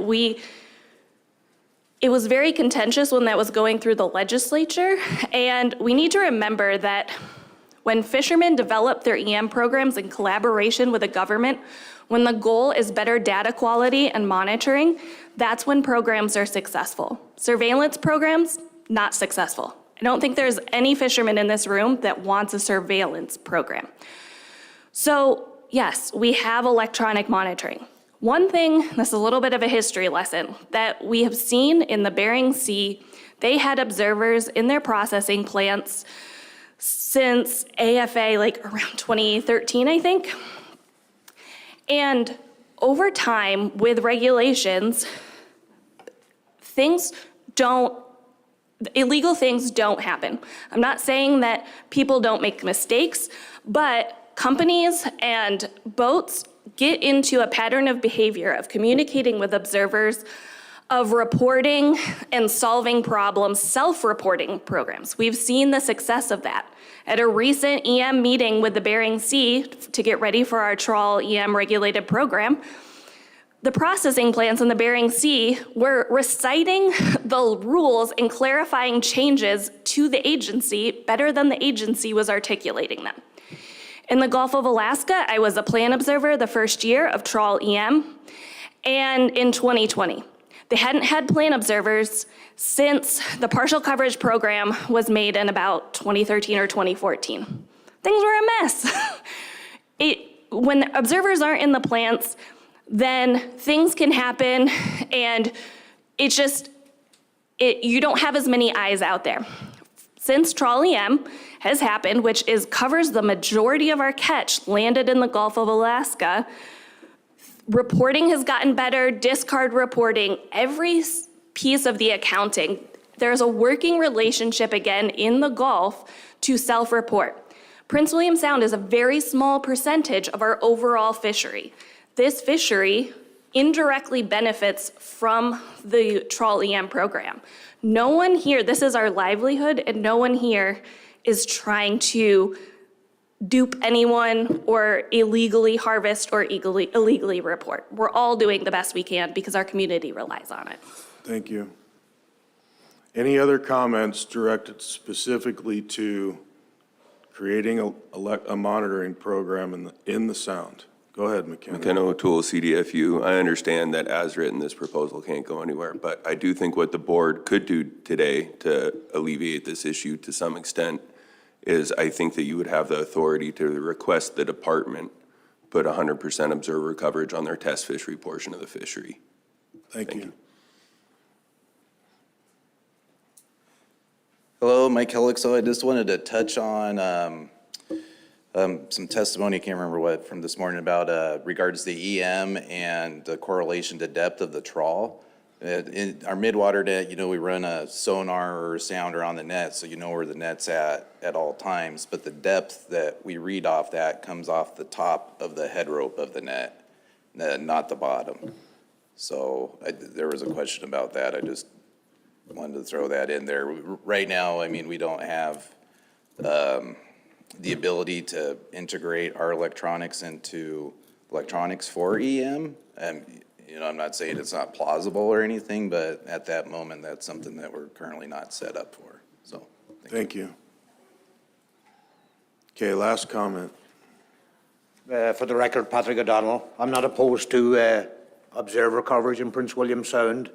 In fact, I think the more coverage and data we can collect, whether it's an estate fishery or a federal fishery, to best manage that fishery and account for stocks and changing and shifting conditions in the oceans and in them stocks is to the benefit of all. However, I think if you're going to go down the road of establishing observer coverage within state fisheries, then you need to do it for all state fisheries. In 2013 on the federal side, with the restructuring of the observer program, prior to that, vessels, I believe, I think it was 58 foot and under or 60 foot and under that weren't required to carry observers, and the majority of the longline fleet was under that. And what they found out after the restructuring the program, especially with skates, is that there was a higher take of skates within the longline fishery than they had ever anticipated, which led to reducing MRA's maximum retainable amounts for the trawl fleet and everybody across the board from 15% down to 5% because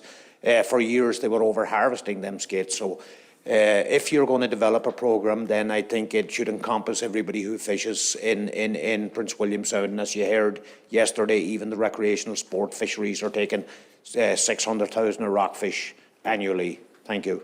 Appreciate it. All right, thank you, everyone. Proposal 18, please.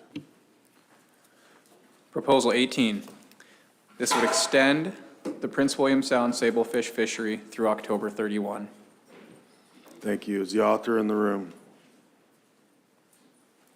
Anyone like to speak in favor of Proposal 18? Ezekiel Brown, CDFU. I'd just like to call your attention to RC 60, which we put in. You've got 3 proposals in front of you about season dates for sablefish. 18 and 24 asked to extend the fall season into the fall, and 20 and 24 asked to extend the season earlier into the spring.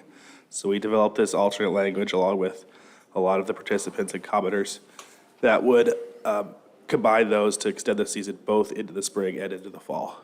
Thank you. Mr. Miller? Good afternoon. My name is Thane Miller. I have the fishing vessel Kingfisher. I've been persecuting this fishery since about 1984. I myself have 1 permit, and I've been in communication with the author of this proposal. He's currently doing a charter to Chinega Village today and can't be here. He has 4 permits. When this fishery was originally conceived into this current form, the department suggested a 5-day fishery. That was considered unpractical and unfeasible.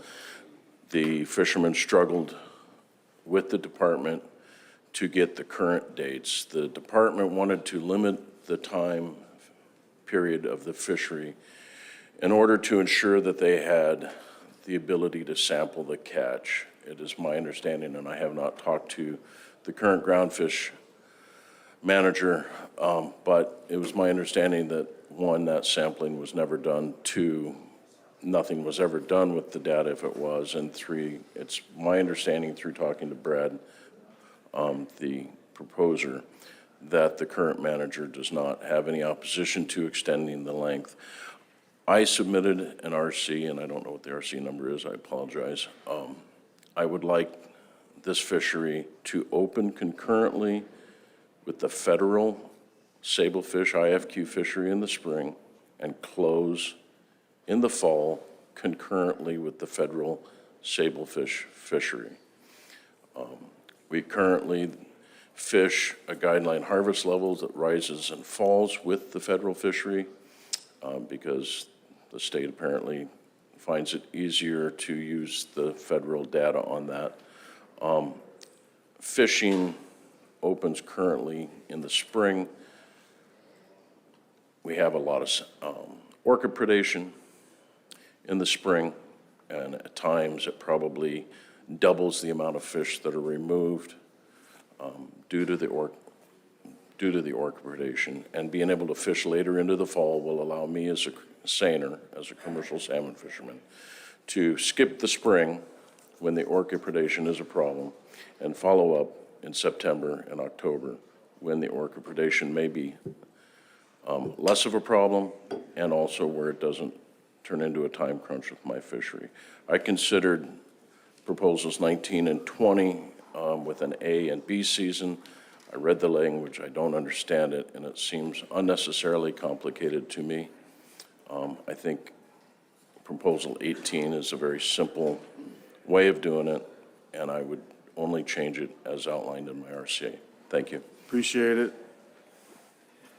Thank you very much. Anyone else like to support Proposal 18? Any opposition? Proposal 19, please. Proposal 19. This would extend the Prince William Sound sablefish season by establishing a new second fishing period from September 1 through December 31 and reallocating quota after the first fishing period to registrants in the second fishing period. Thank you. Mr. Brown.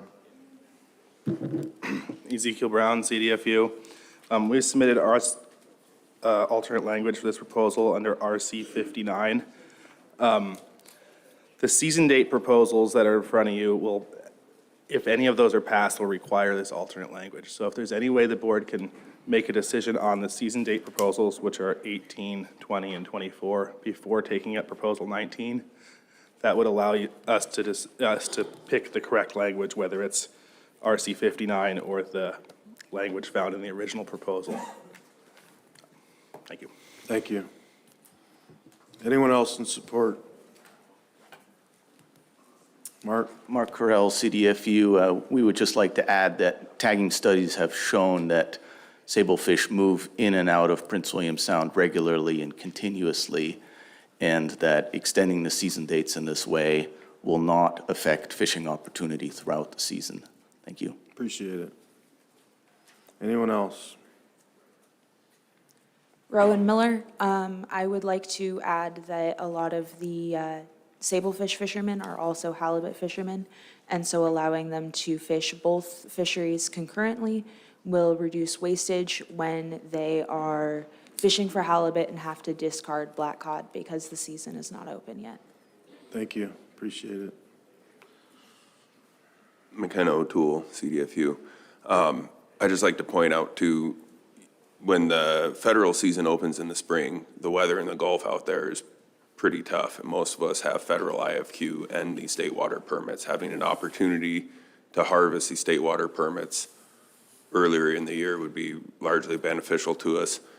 Also, I'd like to point out that these season dates, you know, as the season stands right now, it doesn't allow opportunity for salmon fishermen to harvest. That has created a situation where over the last 10 years, we've only been able to harvest about 55% of the GHL that we've been allocated. That's what's creating these proposals to create a whole new personal use fishery, is we have not had the opportunity to harvest the quota that's been allocated to us. And we have requested emergency extensions on this season multiple times. Sometimes they give them to us, sometimes they don't.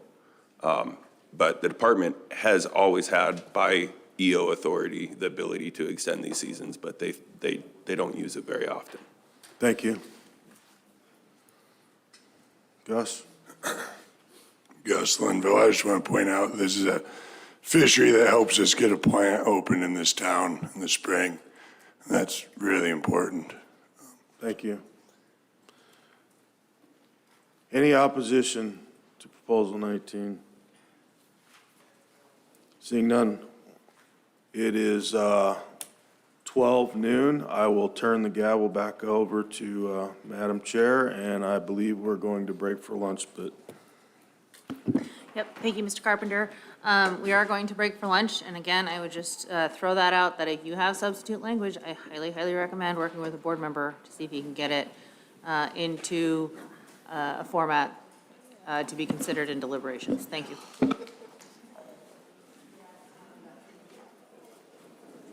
Sorry, we're coming back on the record at 1:30. 1:30, see you then.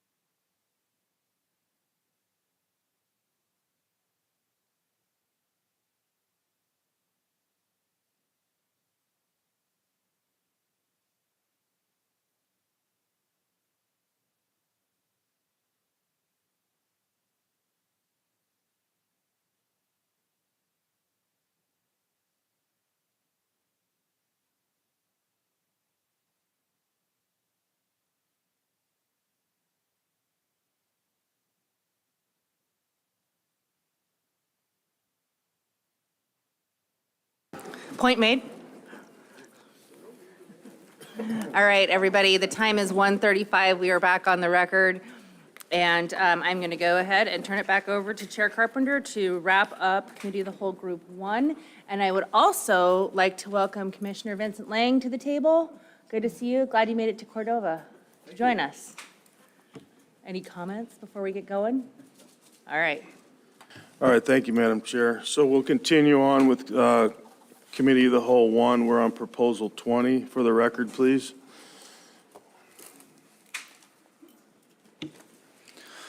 Proposal 20. This would adjust the Prince William Sound sablefish season by opening the season concurrently with the federal sablefish individual fishing quota season.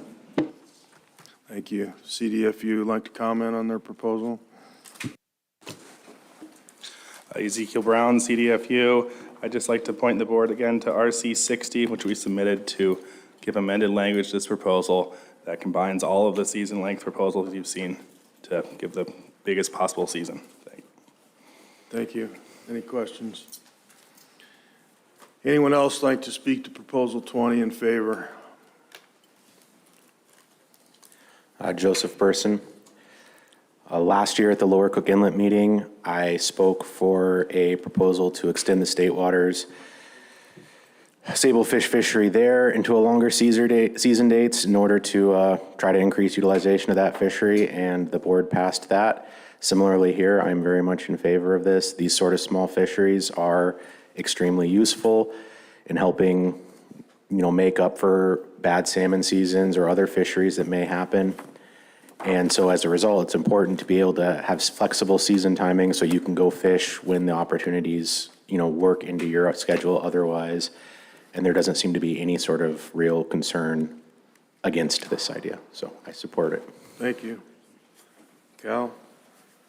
Cal Kuzman. I support this proposal because I'm a longliner. I take my small boat out. Usually like to take care of my quota, IFQ quota in the spring, and the halibut moves a little deeper, and we get all this black cod, and we're just, we're unhooking them. It's like, well, and I had a permit. Well, I sold it because it was just not used for me. I never could catch my quota out, but if this proposal passes, then I'm probably gonna buy a permit. I can go catch halibut and black at the same time. That will benefit a lot. Thank you. Thanks. Anyone else like to speak in favor? Anyone in opposition? Seeing none, Proposal 3, please. Proposal 3. This would allow groundfish pots with a tunnel eye perimeter greater than 36 inches in Prince William Sound when unused Pacific halibut IFQ is on board the vessel. Thank you. Is the author in the room, Mr. Roth? Would anyone like to speak in favor of Proposal 3? Mr. Renner. Operator, Prince William Sound, AC, John Renner. We were unanimously in favor of this, potential to decrease rockfish bycatch and increase efficiency in the fleet. Thank you. Anyone else in favor of Proposal 3? Anyone opposed? Proposal 7, please. Proposal 7. This would allow lingcod in Prince William Sound to be taken only by mechanical jig or hand trawl gear. Thank you. Mr. Person, would you like to speak to your proposal? Joseph Person for the record. This is my proposal, and there's generally, in the way it's presented, it leads to a fair bit of misunderstanding. This wouldn't prohibit harvest by longline fishermen. It would prohibit directed harvest, which pretty much just equates to deliveries of lingcod under a longline lingcod card. The way it currently works in the fishery right now is that the majority of the people aren't making targeted longline trips for lingcod.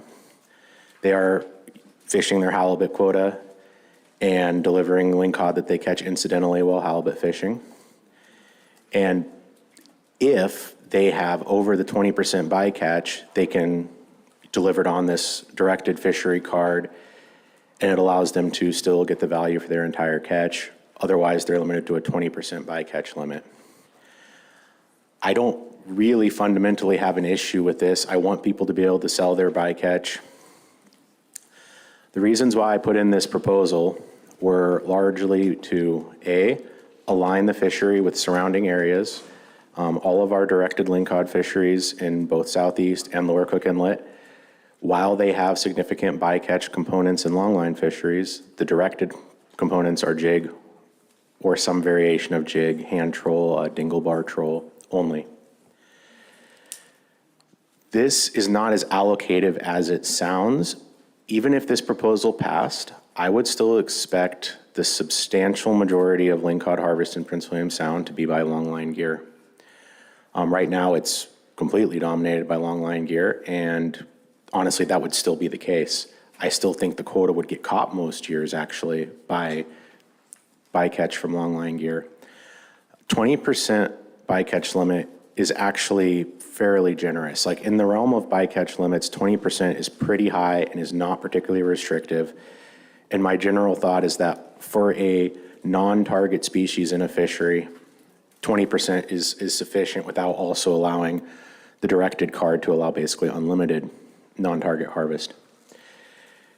If there was slight allocative aspects of allocating over to the jig fishery, this would have some small benefits. The jig fishery is much cleaner, particularly when combined with the proposal to allow release of rockfish with the deep water release mechanism in jig fisheries. You could essentially have this jig fishery be completely and totally clean with no bycatch of anything besides lingcod. And, this lingcod caught jig fish, the jig caught lingcod are generally going to be higher value. Most of the jig fishermen are direct marketing or selling to other value-added stuff. I know just personally that the jig harvest that has happened from the Sound in recent years, the ex-vessel prices for those were around double what the department's state averages are for longline caught lingcod. So there's some value in increasing the resource, cleaning up the fishery. Also, the department has a difficult time sampling lingcod. You can look in the area management reports and see that sampling numbers have gone way down in recent years.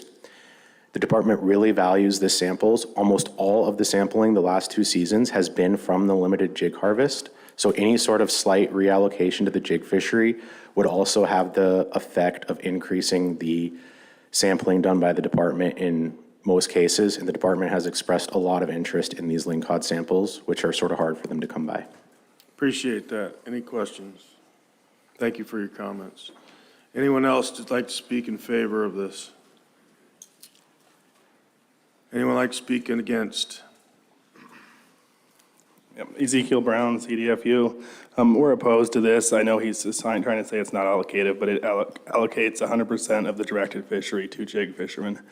This is a very small fishery, 20 to 30,000 pounds, so the rockfish bycatch in this is very minimal as well.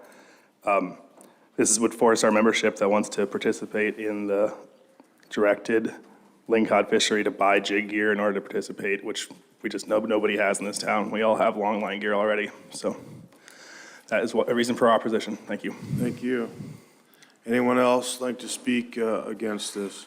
John Renner Copper, Prince William Sound AC. I hate to, I'm trying not to waste time. Our AC realized this was allocated, it's already been said, but we also looked at the makeup of our fleet. There was 2 guys that used to jig, they quit. We have a large small boat fleet, 0 jig participation. Thank you. Anyone else? One short comment. Very briefly. The primary thing I view this proposal as is very similar to the pot proposals. There's a large push to encourage harvest away from longline hook gear to other gear types, and I view this as very similar. Mr. O'Toole. McKenna O'Toole, CDFU. I just like to disagree with that last comment. The lingcod that we are harvesting is we're trying to catch halibut. And if I go over my 20%, I carry a lingcod card just in case because I don't believe in shaking fish. It's not going to keep us from achieving our halibut quota. So we're going to fish the same amount of rockfish are going to get caught either way. Thank you.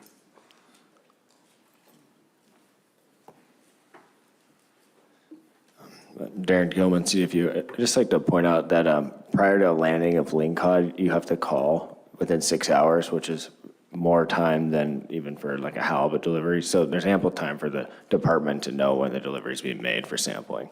Thank you. Thank you. Okay, I think we're going to move on to proposal 21, please. Proposal 21. This would allow the concurrent use of longline and groundfish pot gear in the Prince William Sound sablefish and halibut fisheries. Thank you. Mr. Roth is not here. Would anyone like to speak in support of proposal 21?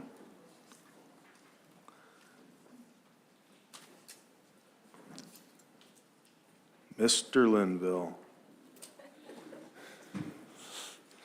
It's not that funny. You know, the way I got in hot water last summer, I'm trying to fish halibut out at Middleton, Cape St. Elias, and fish blackcod out on the edge. And called me up, told me I couldn't have my pots on board while I was fishing in state waters, because maybe I'll catch some state blackcod, the Prince William Sound quota. And there's nowhere over, like, you know, I'm fishing under 50 fathoms for those halibut. State waters, I've never caught a blackcod in there. And, you know, I'm running 10 miles to the edge to catch a blackcod with my pot gear. And you guys are trying to say I can't do it because you're worried about a resource that's over 100 miles away. So it was pretty inconvenient for absolutely no reason. I ended up making extra trips because of it, which is pretty expensive. So Appreciate your comments. thanks. Any opposition to proposal 21 from anyone? Seeing none, proposal 22. Proposal 22 is the same as Proposal 21. This would allow the concurrent use of longline and groundfish pot gear in the Prince William Sound sablefish and Pacific halibut fisheries. Mr. Brown. Ezekiel Brown, CDFU. For the record, we supported Proposal 21 as well. Proposal 22 is our proposal. We submitted alternate language for this proposal found in RC 28 that would expand it to allow cod boats to also use pot and longline gear at the same time. You know, this is really all about trying to transition the longline fleet to pots. And in order to do that, we need to be able to fish longline gear and pots at the same time so that we can figure out how to make these pots fish as well as the longlines do. And it's extremely expensive. Every time we've got to switch fisheries, you've got to run back to town, take your hooks off, put your pots on, go out, whereas you could just put your hooks in your lazarette and keep fishing. So this would increase the efficiency of the fleet and reduce rockfish bycatch. Thank you. Thank you. Anyone else like to speak in favor? McKenna O'Toole, CDFU. I'd like to point out that this change would just bring parity between state and federal regulation. Another issue that it would help to address is in the spring season fishing in the Sound, the whale predation on our halibut is extreme. I think it'd be safe to say that the whales are getting more fish than we are. Allowing us to use pots like we do in the federal fisheries concurrently at the same time, if the whales get on us and start following us and stripping our halibut, all we have to do is go over and pull a pot string and those whales will swim away, and then we can go back and continue to haul our hooks. I'd also like to point out that we've talked quite a bit here about hopefully trying to figure a way to use halibut pots in the future to get away from longline gear completely. And I've experimented with that to some extent in Prince William Sound. The problem that I run into is that without being allowed to run hooks concurrently with pots, I have no way to prove how effective my pot fishing is. And so this would allow for further experimentation within the halibut pot fishery. Thank you. Gus? Gus Linville. Yeah, I mean, this is pretty much like the last proposal. I was going to throw in there that I was fishing hooks in the state waters and then fishing hooks on the edge for blackcod for 20 years. And it's because the pot fishery, now I want to fish the pots on the edge and the hooks and for halibut, and that's where the change happened. So we've actually been fishing the same way forever, you know. Thank you. Governor, Prince William Sound, AC John Renner. The committee had a little different take on this. We see any action that moves towards pots as good for rockfish, and that was our focus. Thank you. Any opposition? Seeing none, proposal 23. Proposal 23, this would allow vessels fishing IFQ sablefish in federal waters to operate gear in Prince William Sound state waters during the same trip. Mr. Brown? Ezekiel Brown, CDFU. This is our proposal. It's pretty hard to wrap your head around this exactly, but we're just trying to get the similar regulations that are in other places in Alaska. As we saw, the department or the troopers were concerned that this would be different than the regulations in Cook Inlet, but that Cook Inlet doesn't really have that much of a sablefish fishery. Southeast has a large sablefish fishery that happens right alongside the federal sablefish fishery, and they do not have any regulation like this in place. This change in regulation would not allow a fisherman to harvest sablefish in federal waters and state waters at the same time. That's important. It's just going to not allow a fisherman to retain sablefish in state waters. This is important because when a fisherman goes fishing and he has federal sablefish quota on the boat, he must retain that sablefish. So when a halibut boat goes out and he fishes in federal waters, starts fishing in federal waters, and catches a sablefish accidentally, if he has federal sablefish quota, he has to retain it. If the weather comes up and he needs to move into state waters, he can't do that anymore on that trip under this proposal. So if we change this regulation, that person out there halibut fishing, even if he has one sablefish on board, would now be allowed to move into state waters and finish his trip. Going the other way, if a boat goes out halibut fishing into state waters and harvests, simply harvesting halibut, he can't move into federal waters on that trip on the way the regulation is currently written. So if he goes halibut fishing, doesn't find any halibut in Prince William Sound, and starts harvesting, but runs into a ton of rockfish, he's unable to move out to federal waters where he might find cleaner fishing without first going back to town.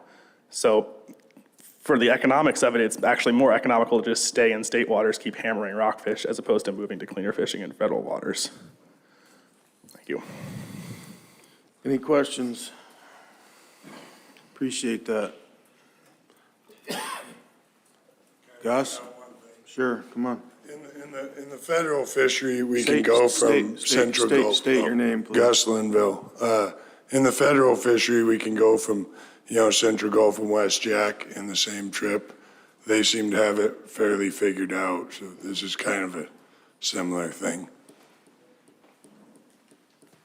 McKenna O'Toole, CDFU. I'd just like to point out that, it keeps bringing up enforcement concerns is what people are having with this proposal. But like Gus was just saying, that federal fishery, you can move back and forth, and that's because we all participate in the observer program, whether it's onboard observers or electronic observers, and this could be monitored the same way effectively. Anyone else in support? Anyone in opposition? Proposal 24, please. Proposal 24, this would extend the Prince William Sound sablefish fishery through October 31. Mr. Jones, I don't believe is here. Would anyone like to speak in favor of Proposal 24? Opposition? Proposal 25, please. Proposal 25, this would establish a personal use fishery for sablefish in Prince William Sound using groundfish pod gear. A personal use fishery would only allow residents of Alaska to participate. Is the proposer in the room, Mr. Swanson? Would anyone like to speak in favor of Proposal 25? Opposed to Proposal 25? Any comments? John Renner, Copper River, Prince William Sound AC. We were unanimously opposed to this. Currently, it's executed with electronic reels. It's in a very deep area in a small place. Gear conflicts. McKenna O'Toole, CDFU. I already talked about the questionable legality and logistical issues of these proposals, but I'd also like to just point out, I think that 250 fish would be 250 pounds of black cod per person for every resident in Alaska. I just think that's a lot of black cod. Thank you. Ezekiel Brown, CDFU, we oppose this proposal. I'm going to refer you back to RC 40 again on it.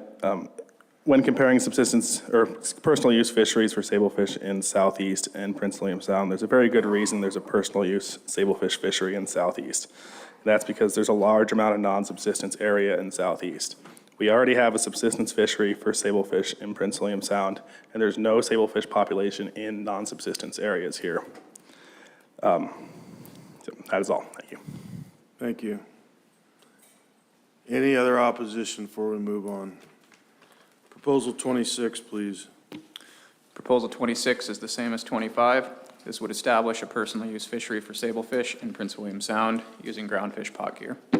Mr. McLean in the room. Any other support for proposal 26? Any opposition? Proposal 27, please.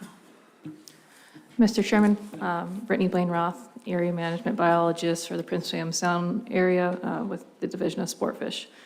Proposal 27, this would decrease the rockfish bag limit to 3 fish and 6 in possession and establish a seasonal closure for the retention of yellow eye rockfish in the Prince William Sound Management Area. Mr. Chair. Thank you. This is department proposal. Do you have any other comments at this time? Nothing more to add. Thank you. Support from anyone in the audience in regards to proposal 27? Mr. Renner. Copper River, Prince William Sound AC, John Renner. We unanimously supported this. Sorry, leave it at that. Anyone else in favor? Mr. Umpenauer. Yeah, Virgil Umpenauer, Fairbanks AC, also supported this unanimously. Thank you. Anyone else? Any opposition? Proposal 28, please. Proposal 28 would implement differential bag and possession limits for rockfish in the Prince William Sound Management Area, depending on the area fished. It would reduce the rockfish bag and possession limit to 3 per day and 6 in possession, and maintain that only 1 rockfish per day and in possession may be a non-pelagic rockfish for Prince William Sound Management Area inside waters. Additionally, it would increase the possession limit to 2 for non-pelagic rockfish in the outside waters. However, only 1 non-pelagic in possession would be able to be a yellow eye rockfish. Mr. Chair. Thank you. Is Mr. Nix in the audience? Is there anyone that would like to speak in favor of proposal 28? Opposition? Mr. Brown. Ezekiel Brown, CDFU. We are in opposition to this proposal. There's no separate management areas for inside and outside rockfish in Prince William Sound or GHL set for the commercial fishery. We believe sport fishermen are beginning to move outside of Prince William Sound to target rockfish as the inside areas are getting depleted. In that case, the limits for the outside areas should be lowered, not raised, as more participants participate down there. Thank you. Thank you. Mr. Renner. John Renner, Copper River, Prince William Sound AC. My ex-crew member is now a sport fish guide out of Valdez. He would stop by daily and give me a report. They were ranging to Middleton, Cape St. Elias, Patton Bay, unheard of in the past years. Anyone else? Proposal 29, please. Proposal 29 would provide additional management tools for yellow eye rockfish in the Prince William Sound Management Area sport fishery, Mr. Chair. Thank you. Anyone in the audience like to show support for proposal 29? Mr. Umpenauer. Fairbanks Fish and Game Advisory Committee supported this 100%. Thank you. Copper, Prince William Sound AC supported this unanimously. We are extremely concerned with rockfish, spent hours discussing it. Any other support from anyone? Any opposition? Seeing none. Madam Chair, that's completion of Committee of the Whole Group 1. I turn the gavel back to you. Thank you, sir. Well done, Mr. Carpenter. I would like, I think, to move into Committee of the Whole Group 2, so we'll take a little minute to shift staff seats, and then we'll get started. Well, the Martin Show continues, I see. I believe that Member Wood is chairing this committee, and so I'll turn it over to you. Okay, thank you. I'm going to try to have the same exact rules as Mr. Carpenter and have that stone cold voice. So no messing around, okay? Because I am meaner. Okay, so, and please get in line to speak so we can move through this if you know you have something you want to say. Thank you. All right, we'll start with Proposal 30. Proposal 30. This would increase subsistence tanner crab pot limits in Prince William Sound from 2 pots per vessel to 8 pots per vessel in certain statistical areas. Anyone from the village like to speak to this? Greetings. Hello, Madam Chair and members of the board. I am Natalie Webb, and I am here to represent the native village of Eyak as speaking for Proposal 30. I am employed as the tribe's subsistence coordinator. NVE wrote this proposal to make it more cost-effective to acquire a reasonable number of crab to meet our subsistence needs. The current boat pot limit does not allow for an appropriate opportunity to be worth the effort. To reach the most productive open crab habitat, it costs over $1,000 in fuel and an overnight trip during the cold winter months to catch 12 legal-sized tanner crab and 3 golden king crab per day. Increasing the pot limit to 8 pots per vessel and adjusting the area to the eastern side of the sound will increase our chances in achieving the daily limit and provide traditional foods to our tribal members. Thank you. Thank you. Anyone in support like to come up and speak? Anyone opposed want to come up and speak? Okay, thank you. We'll move on to 31. Proposal 31.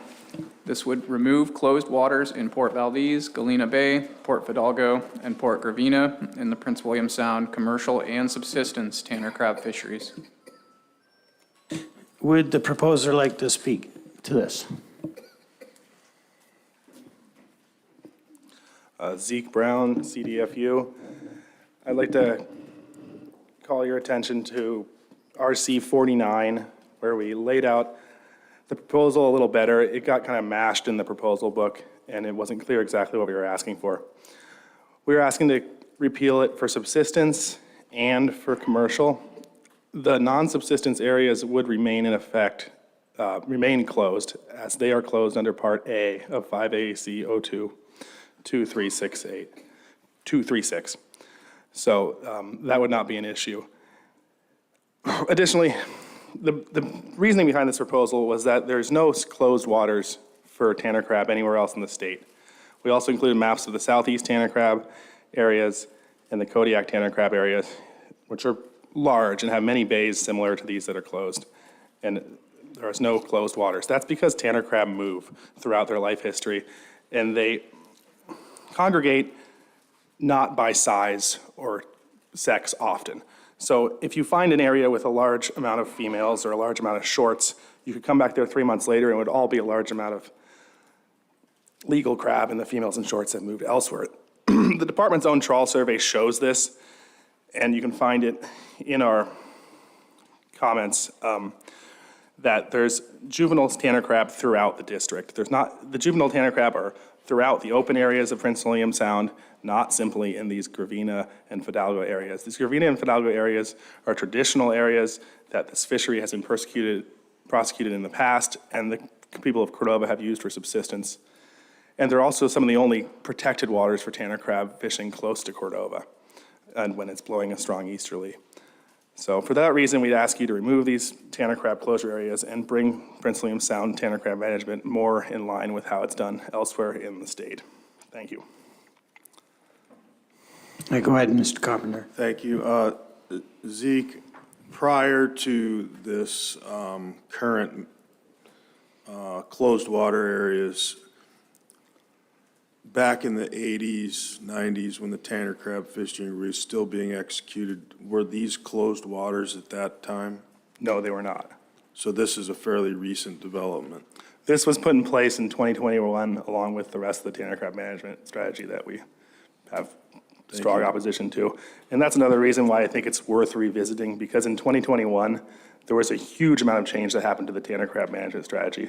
And I don't believe there was any public testimony or written comments about these closed waters, or if there was very little, because we were distracted by the large amount of scale of change in that tanner crab fishery at the time. Thank you. Okay. Anyone that would like to speak in support?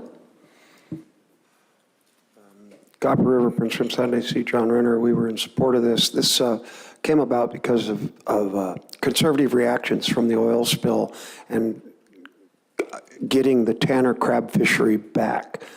And I did participate in the tanner crab fishery prior to 1989. If you had any questions, I'd entertain them, but thank you. McKenna O'Toole, CDFU. I just like to point out that these waters are adjacent to the village of Tutitlic, and it's the only tanner grounds adjacent to the village. And if it's so delicate that they can't even use their 2 subsistence pots to fish there, then I wonder how the department can justify doing an annual trawl survey through a nursery ground, trawling over 40 linear miles on a yearly basis in this area.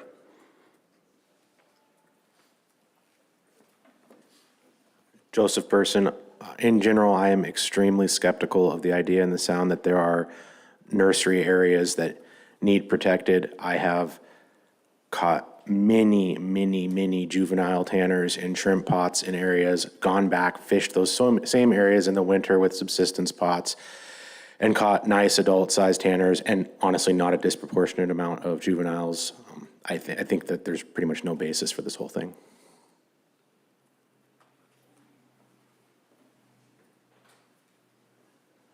Okay, anyone else? Opposition? All righty. Proposal 32. Proposal 32. This proposal would reopen subsistence and commercial Dungeness crab fisheries in Prince William Sound. Proposer?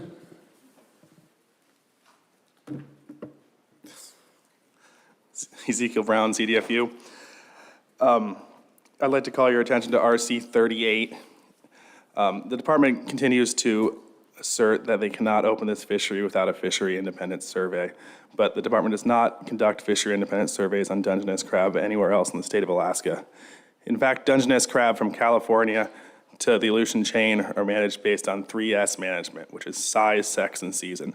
You can catch all of the male crab over a certain size for a certain season. And this has been extremely productive. There's never been a closed fishery in California, Oregon, Washington, Southeast Alaska, Kodiak, Alaska, or the Aleutian chain for Dungeness crab ever. The only closed fishery we've ever seen is Prince William Sound and Cook Inlet, where they decided they needed to do surveys for some reason. In RC 32, we lay out examples of the department's management strategies for other areas. You can see Kodiak, there's no stock assessment for Dungeness crab. GHLs are not established. It's managed using 3S. It's the same thing for Southeast Alaska. Same thing for Area M. So all we're asking for is some continuity from the department. The fishery was closed in 1991 for various reasons. There was a lot of uncertainty in the Sound after the 1989 oil spill. But one reason was because the CPUE dropped to 2.9 crab per pot in the fishery. That is not a low CPUE for Dungeness crab relative to the rest of the state of Alaska. In Kodiak, as you can see in these graphs we put in there, the CPUE has dropped well below 2 multiple times. In 2013 in Kodiak, the total harvest dropped to 97,000 pounds, and the CPUE was 2.1. For the last 3 years in Kodiak, they've harvested over 1 million pounds, topping out at 2.7 million pounds of Dungeness crab. So these populations are extremely cyclical. And as long as you only harvest the males of a certain size for a certain season, the populations can bounce back easily. There's no need for surveys, and I believe the board can simply open this fishery again like it has the rest of the state. Thank you. Would anyone like to speak in support? Ken O'Toole, CDFU. I'd just like to point out that in the 3S management with the season, they just close out when the crab are molting. And as far as the CPUE goes, if you look down at the West Coast, like the Washington, Oregon fisheries, the CPU in the beginning of the season might start out at 20, 30 to the pot, and they fish that down until they're getting less than a third of a crab to the pot. And it's completely sustainable. The next year in the fall, they're going to have 20 to 30 to the pot the next fall.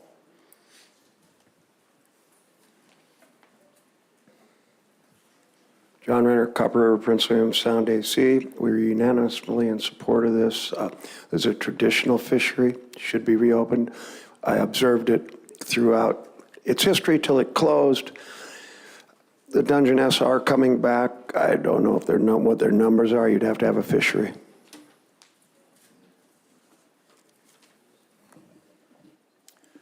Darren Gilman, CDFU. Just like to throw out an observation in the drift gillnet fleet. We do see them on the flats and, pretty steadily. So it's not like they don't exist. So, thank you. Thank you. Anyone else in support? Opposition? Would you like to speak? That's it? Going once, twice, done. Okay, proposal 33. Proposal 33. This would establish community-based subsistence harvest permits and reporting requirements for shellfish in some areas of Prince William Sound. Would the proposer like to speak to it? Yes, sir. Natalie Webb, NVE. I am here to represent NVE on Proposal 33. We did apply for a special educational fisheries permit to get our tribal youth involved with subsistence crab fishing, and also to provide local crab at NVE's annual community sobriety festival potlatch, and to also distribute to our tribal member food distribution program. The permit was denied by ADF&G because they stated there was no mechanisms that exist to issue these permits. This proposal seeks to put this mechanism into regulation for community-based harvest permit applications for crab in the eastern section of Prince William Sound. Any questions? Okay, anyone like to speak in support? Or anyone like to speak in opposition? You sure? Okay. All right, thanks. 34. Proposal 34. This would repeal the Registration Area E Tanner Crab Harvest Strategy. Would the author like to speak? McKenna O'Toole, CDFU. I was directly involved in the process that created the strategy. This all happened in a back room here in like 10 minutes before, the proposal was heard. It was very rushed. Our primary concerns going into this was lack of opportunity to use commissioner's permits to assess this resource. The other issue that we had at the time was we have no confidence in the department's trawl survey. We had fisheries for 25 years, almost every single year, where we used a pot survey to assess the biomass. In, I believe it was 91, we switched over to the trawl survey with only 1 year of overlap. So there was no opportunity to really correlate the data between the new trawl survey and the 25 years of pot survey data. Since that trawl survey went into effect, it has never triggered a fishery in Prince William Sound since.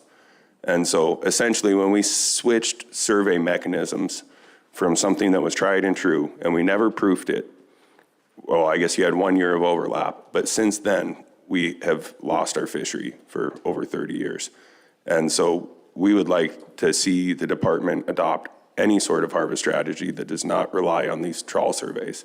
You've also heard a lot of talk about how concerned people are with bottom contact.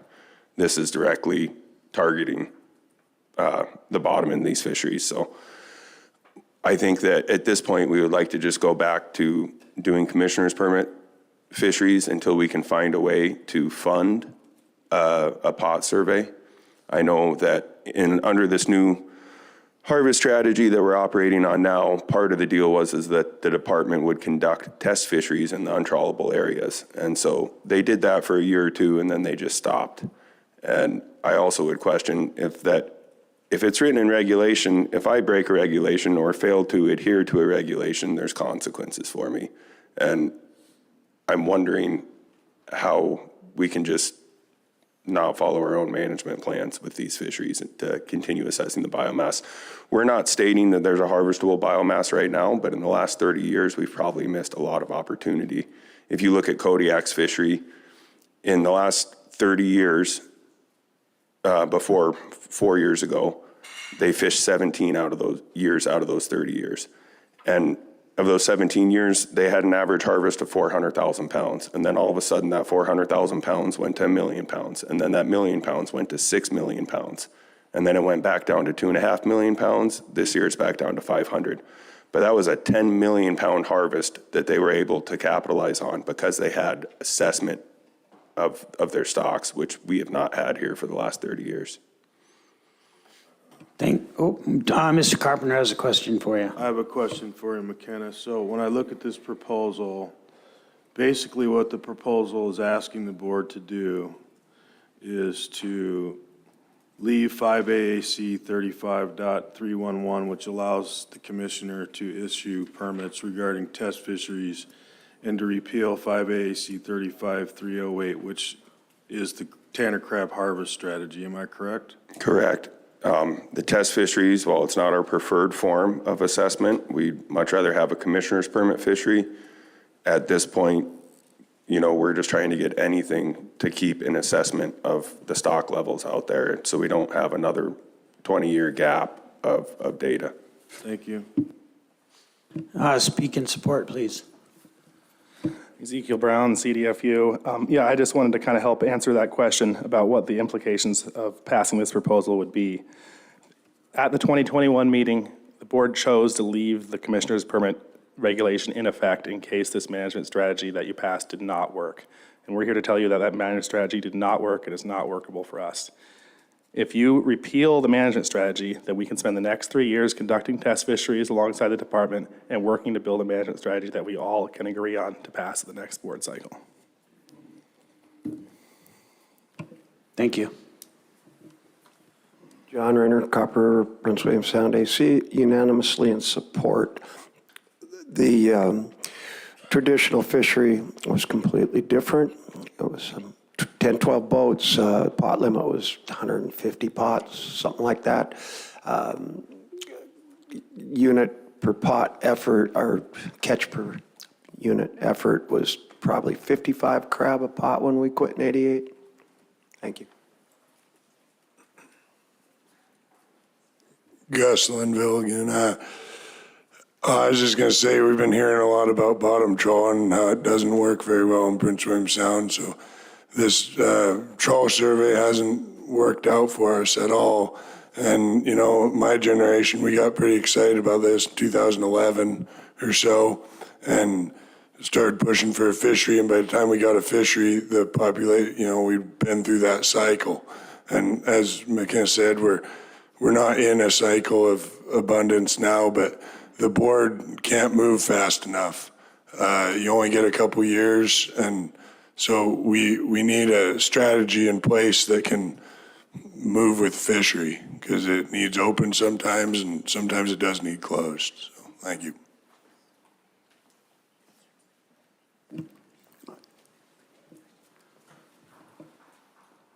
Joseph Person.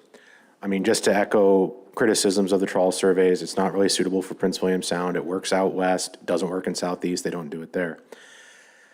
Right now, my experience, and I made a lot of pot lifts this spring and summer in southwest Prince William Sound, and it is the highest juvenile crab population there's been there in 15 years, and there really needs to be some sort of mechanism to actually get this fishery open within the next few years when those crab are growing up.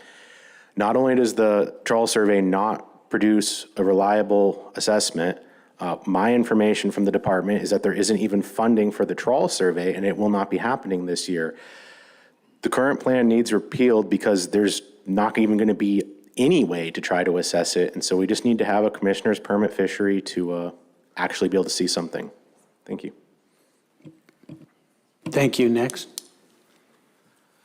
Ezekiel Brown, CDFU. I just wanted to give you guys some numbers on this trawl survey effectiveness that we're talking about here. The 2021 trawl survey in Area E, they caught a total, in 57 tows, they caught a total of 26 legal males. This is an area where we had a CPUE of over 20, 30 crab a pot. That gave an abundance estimate of 40,000 legal crab. There's way more than 40,000 crab in legal Area E. The commissioner's permit fishery in that area harvested 33,000 crab every year on average from 2018 to 2021 in just one statistical area of Area 3. Additionally, in the staff comments, the department says that abundance estimates from the trawl survey in 2018 showed there were 75,000 legal male crab in the entirety of Area E and 63 legal crab in 2019. 2019 was the second year of the commissioner's permit fishery that was only allowed in a small portion of the area. That year, we harvested 74,000 crab, more than the department's trawl survey indicated that was in the entirety of Area E. The following year, the commissioner's permit fishery harvested 77,000 crab. Thank you. These numbers are all in our public comment 152. Thank you. Next. Chelsea Hazeman. I come at this from a slightly different perspective. I have been a subsistence user in the crab fishery before, not in recent years because we have had the commissioner's permit fishery and the test fishery, which have allowed for dockside sales that has provided access to local families for a resource that can be cost prohibitive to go out and fish on their own. So thank you. McKenna O'Toole, CDFU. I just like to point out what Zeke was talking about on those years when the overall assessment was one thing, and then we go out. The area that we were operating that commissioner's permit fishery in is a postage stamp of Prince William Sound, and that was a broad area estimate. And so they're saying all of Area E is this. We're fishing in a tiny little postage stamp on the chart, and that fishery only ever had about 250 pots. It's 25 pot limit. I don't know if we ever had more than 10 boats participating at once. And to say that we had 100% efficiency by Fish and Game's data, we wiped out the population completely, but then the next year, it was the same exact harvest. So there's obviously a flaw with this trawl survey. Thank you. Yeah, my name is Bob Smith, and I just want to say what we need is a low-impact, repeatable fishery that will provide a steady stream of hard data. And I got a proposal coming up, and I'll address that more later. Thank you. Anyone in opposition to this like to speak or support? Virgil?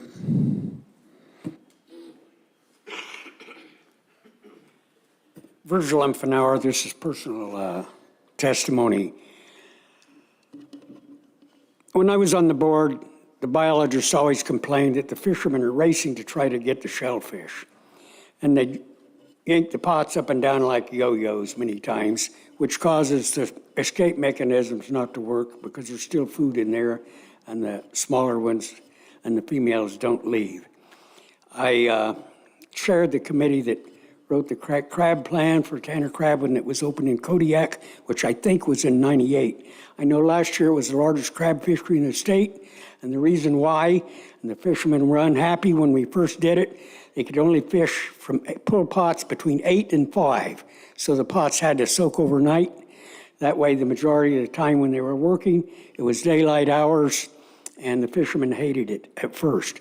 But after a year or two, they liked it because they only had to work 8 hours a day. It's sustainable, and it's the largest fishery in the state last year.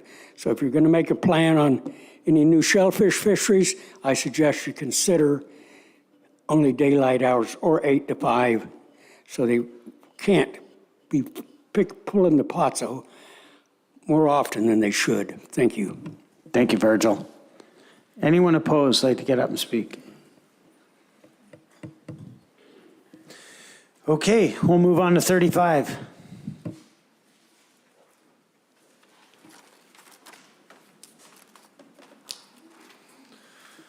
Proposal 35. This would establish a harvest strategy for Prince William Sound tanner crab. The proposed strategy includes an initial GHL of 100,000 pounds. The GHL would increase or decrease based on fishery CPUE. All right, proposer, like to speak?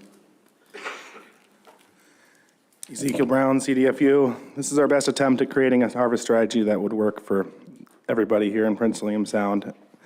Using a CPUE to manage crab is not a novel idea, and it's used in Southeast for their golden king crab fishery, which is highly successful. We've been trying to work with the department on creating a proposed language, and I think we have some avenues to work with the department moving forward if you were to take action on supporting 34 and repealing the current management strategy. So, thank you.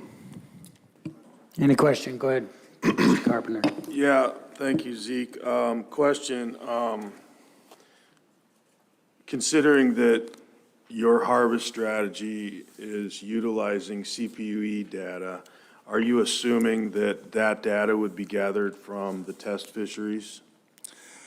In our harvest strategy, the data, just like in the Southeast golden king crab fishery, is gathered from a commercial fishery. So it would be taken from the log books and the daily reporting that we do in the commercial fishery here. So just maybe a follow-up to that. So how do you assume that the department can open a commercial fishery up without any sort of information? Do you assume that they're going to have to execute these test fisheries first to acquire that information so that they can utilize that information then to open the season and follow your harvest strategy?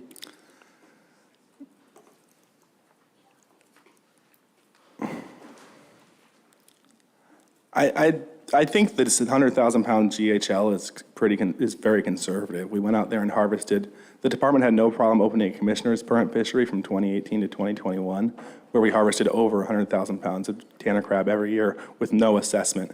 And that was only in maybe 25% of the district. So the department has shown a willingness to allow harvest levels in excess of 100,000 pounds in the Area E. So starting with our harvest strategy in this Proposal 35, it would start at 100,000 pounds, and then based on CPUE data, the GHL would go down or up every year. Okay, I think I follow. Thank you. All right, Member Van Doort. Okay, I'm going to follow up on that a little bit because I just wanted to make sure that I understood your comments on 34 also. So, or somebody's on 34. The idea on 34 would be to create the test fishery, right? And then I thought I heard, maybe it was McKenna, I'm not sure, say that, use the data for the 3 years of test fishery to pull together a harvest strategy. But in this next proposal that CDFU submitted, you're creating the harvest strategy. Am I following that correctly? Without the data? Well, I think CDFU would maintain that we have plenty of data from the last 5 years or 6 years of test fisheries that we have done and the commissioner's permit fisheries to create a harvest strategy. However, there is a reason we split these two proposals. Proposal 34 would remove the management strategy and direct the department to keep doing test fisheries to develop a management strategy. Proposal 35 is a management strategy, and if the board could get on board with CDFU and us and believe that there is enough data to create a management strategy today, then you could choose to pass 35 as well. What's your preference? So, I mean, I can guess because you submitted the thing, but if on the one hand, it makes sense to sort of see what's out there through a test fishery or through the commissioner's permits, that would then inform a harvest strategy in 3 years, or to just, slap together a harvest strategy and say, we think it'll work. Yeah, I mean, our preference this whole time has been to work with the department developing a harvest strategy. So if you were to pass 34 and the department has clear direction to do a test fishery and to develop a harvest strategy based on that with input from stakeholders, then we could come back in 3 years and pass a harvest strategy that everybody can agree on. Okay, thanks. Commissioner. Yeah, so if you expect us to do a test fishery, would you be willing to accommodate that we would do that test fishery based on random sites rather than letting the fishermen put the pots where they think the crab are? Because that's one of our biggest dangers. If we do these, if we rely on the fleet to go out and actually fish, we have to make sure that we get a random sample of what's out there rather than just a sample of where the fish are, the crab are? Yeah, thank you for the question. Yeah, in the past, test fisheries have had required pot locations, and I think any pot survey is going to have some required pot locations, and we would be willing to do that. I think there's some issues with the way the test fishery was structured in the past, splitting it into 5 different districts, but those are small issues that we could work on. Any other questions for the author? Okay, anyone like to speak in support of this? Yeah, McKenna O'Toole, CDFU. So there's several things here. One, as far as back to the pot surveys and having, predetermined locations by the department, I think we have 25 years of the historical pot survey with all those pot locations that we can go back and use that already have some sort of a data set built in there. If Proposal 35 was adopted, the limit to trigger a closure is only 7.5 crab after 300 pot lifts. So the most that we could ever over harvest any one area before the department would close us down is 2,000 crab, or 1,800 crab if we were below it. I'd like to point out, I don't think that the department's continuing to rely on the trawl survey because they think it's the best scientific method. I think that the department is working with a very restricted budget, and I think we all know that, and they're doing the best that they can with what they have. And this is where we need to start looking at ways that we can use industry as the assessment tool. And this golden king crab fishery in Southeast requires no assessment from the department and is based purely upon this structure. Also, Southeast's tanner crab fishery relies heavily on the CPUE data from a commercial fishery. I personally would much rather see just a harvest strategy like the one proposed in Proposal 35 than one relying on test fisheries. Because let's say that we start the test fishery program back up, here's the problem. You can't conduct a test fishery without a processor. If the entirety of the test fishery is going to be 35,000 pounds, what processor is going to open to process 35,000 pounds? That's going to lead to the test fishery not being conducted, not through any fault of the department, but just through the logistics of trying to execute this fishery. Having a common property fishery that's managed based on CPUE, there is a potential for up to 100,000 pounds to be harvested theoretically. That's enough to entice a processor to open up early, out of season, de-winterize their plant, and fire up a cooker. And so that's why I think that this is a more workable strategy than anything else before us. Thank you. John Renner, Copper River, Prince William Sound AC. We were unanimously in support of this proposal. The one thing we noticed was they're talking in poundage as opposed to crab. Most of the other testimony you've heard was number of crab. Each crab weighs, 3.5 pounds. So, thank you. Joseph Person. So over the last 15 years, we've been developing another small pot fishery here in the Sound for shrimp. I've been extensively involved in that, both the fishery and the management plan here with the board. There are some serious drawbacks to using CPUE as management data in very small fisheries that we have seen in the shrimp fishery. It is very dependent on fishing practices and who is fishing, and this can swing CPUEs wildly just by a couple boats stopping or starting fishing when there's less than 10 boats fishing. Specifically, since fisheries like this are usually prosecuted with fairly small pot limits, I think it would be fairly important to figure out some way to normalize CPUE if it was going to be used as a management tool that accounted for variances between fishing practices. The easiest way to do this is just to define it by crab caught per pot per day fished rather than per pot lift, which is easily done via fish tickets and accounts for some people who might pick their pots multiple times, even if it's only a daylight window, which happens in these sort of small pot limit fisheries.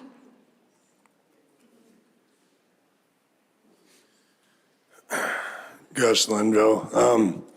I've never understood why we can't manage this on CPUE.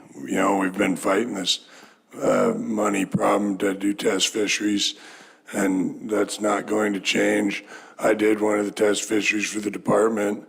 They had computer generated some random spots that were pretty much a total waste of time for me to go and money, and it was my money, because, you know, we got to buy our fishery from the department that time. I won't be doing that again. You know, I think we need to go to a CPUE. I kind of like what he said about the maybe crab per pot per day. And that's an almost free way to manage this. And we've been fighting this funding thing for a long time. We're going to continue to fight. It's not going away. So I think we just should go to a CPUE thing and don't do these test fisheries. Anyone else in support like to speak? How about opposition? Okay. The other thing I was going to say is it's pretty expensive. Name, please. Oh, Gus Linville. It's pretty expensive fishery to prosecute. So when you get down below, like for me, probably like 15 crab a pot, but definitely 10, you're going to quit. And, you know, and we had about 8 boats doing it. You know, it's not like that wasn't very many pots. And I would say if you had it open right now, you'd have no participants. So it's fairly self-managing. Yeah, it's pretty self-managing like that.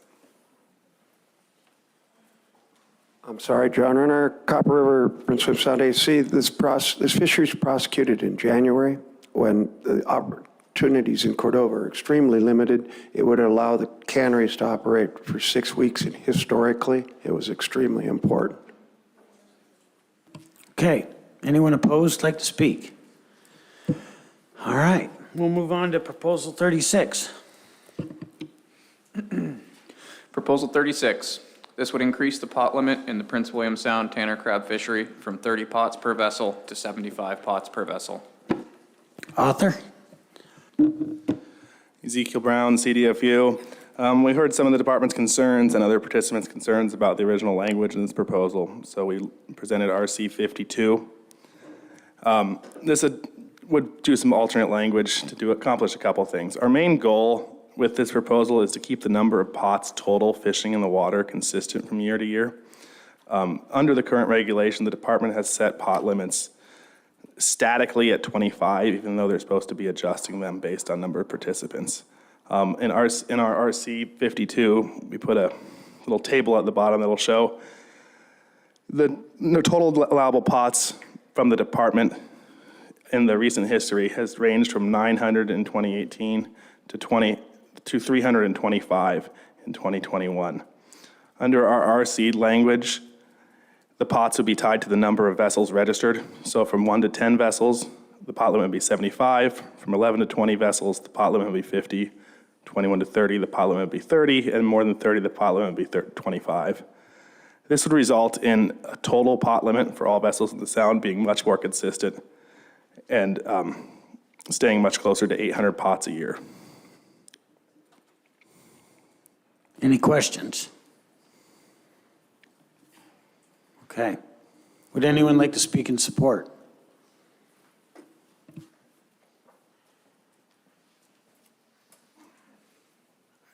Joseph Person. Again, largely based on my 15 years of experience in the prawn fishery, I am generally a fairly large proponent in these small conservative fisheries of small pot limits, mostly because they provide a very strong natural impulse to not overfish. As was mentioned in previous comment, basically if the fishing is slow enough and you don't have that many pots, you just won't fish on your own. And so it's very unlikely for the fleet to overfish a stock because it's just not profitable enough, it doesn't make the lines, and it's really quite self-regulating. We see this in the shrimp fishery all the time. I do support the CDFU RC to have like a sliding fixed pot limit based on participation, but in general, small pot limits actually are quite a strong conservation measure in these sort of fisheries.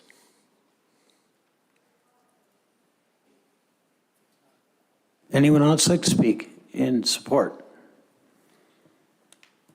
How about in opposition? All right. We'll move on to Proposal 37. Proposal 37, this would remove the department's ability to set pot limits by emergency order in the Prince William Sound Tanner crab fishery. Proposer. Ezekiel Brown, CDFU. This was just another way we were trying to go about what we are going to achieve in RC 52. So that RC 52 would be alternate language for both this proposal and the last proposal. Any questions? Would anyone like to speak in support of this? How about opposition? All right, hearing none, we'll move on to 38. Proposal 38, this would allow vessels registered to commercially fish in the Prince William Sound Tanner crab fishery to also operate as tenders in the Tanner crab fishery. Supporter. You want us to get you a big chair there, Zeke? Yeah, you could fix this, that'd be great. Ezekiel Brown, CDFU. Okay, 38. We submitted RC 39 to kind of give you guys some additional information because I think this needs some clarity. We're not attempting to create Tanner crab tenders. That's already in regulation and allowed throughout the state. The department stated concerns with enforcement on this issue, but the troopers have not stated any similar concerns. We're trying to do is a small-scale fishery, and you heard earlier talk about trying to find a market when you have a small GHL. And in past years, we've had to take all the crab to Seward.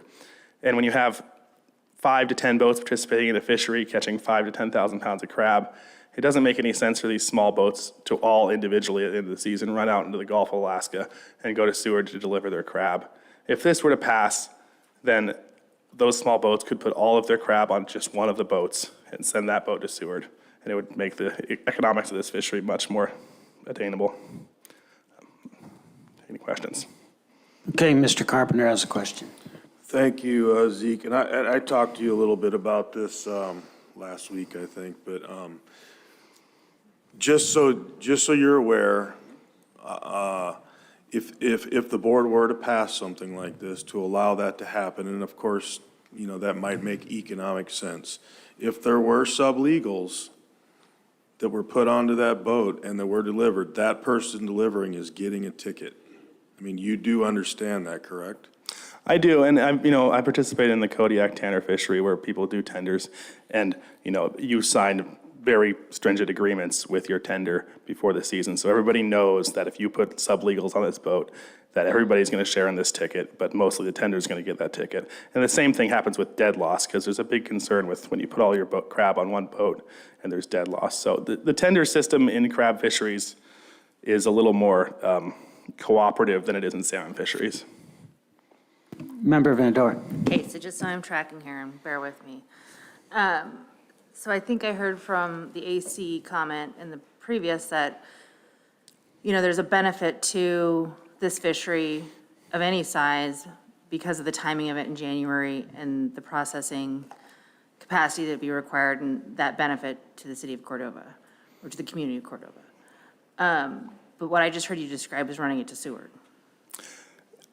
Yeah. In past years, we've had it come through Cordova, and we've got a small processor that has fired up to bring the crab here to Cordova, and that's obviously always our preferred. But, if there's a very small GHL fishery, like 30,000 pounds, it's going to be really hard to get that processor fired up again. Okay, so we might have to take it elsewhere. Okay, so follow up, you're basically, it's kind of based on the size and scale of what you're harvesting. Got it. Thank you. And just to kind of give a little more about bringing the crab to Cordova, every year I've participated in a Tanner crab fishery. I've done dock sales here for the people of Cordova. So, even if this passes, maybe I'd put the majority of my crab on a tender and send them to Seward or Kodiak, wherever there's a processor, but I'd have every intention to bring some crab back here.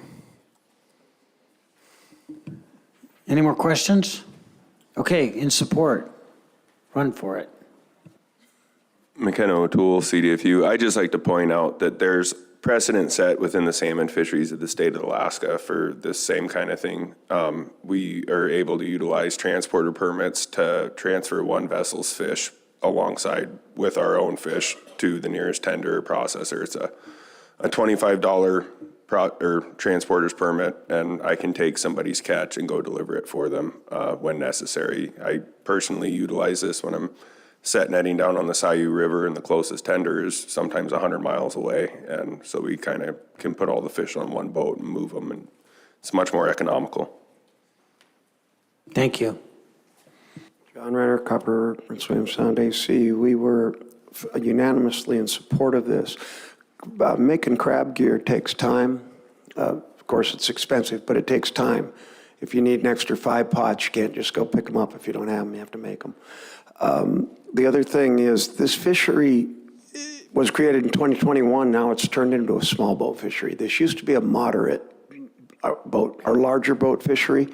And now with the small boats, this might be absolutely required because of weather and the nature of it now. Okay, anyone want to testify in support still? All right, in opposition, come to the mic.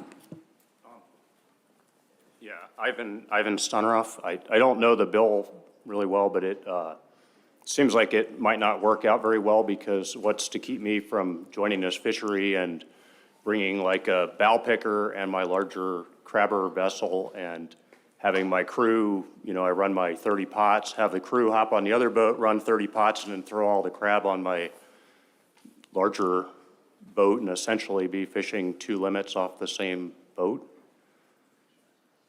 If you're allowed to harvest crab and tender at the same time, isn't that what we're talking about? No? Well, maybe I have it wrong here. Sorry, we're on proposal 38. It's, you can come back after you look at it. John Renner, Copper, Prince William Sound AC. There's an exclusive registration fishery. You have to register before the season and keep logbooks. It's highly monitored, never seen one monitored like it. You could fish 2 vessels, but they'd have to be separate entities. Thank you. I think I'm right. They're talking about tendering crab on a, they're talking about tendering crab on a vessel that's also catching crab, right? Isn't that what you guys are talking about? You're going to take your crab vessel and you're going to go catch crab, and then you're going to take crab off his vessel and run it to Okay. Yeah, Excuse so what's me. to keep me from bringing my skiff out on a 30-pot limit, bringing another 30 pots, fishing it off my skiff, pitching all the crab onto my larger vessel? That means I got 60 pots. Okay, we hear your opposition. Okay. Thank you.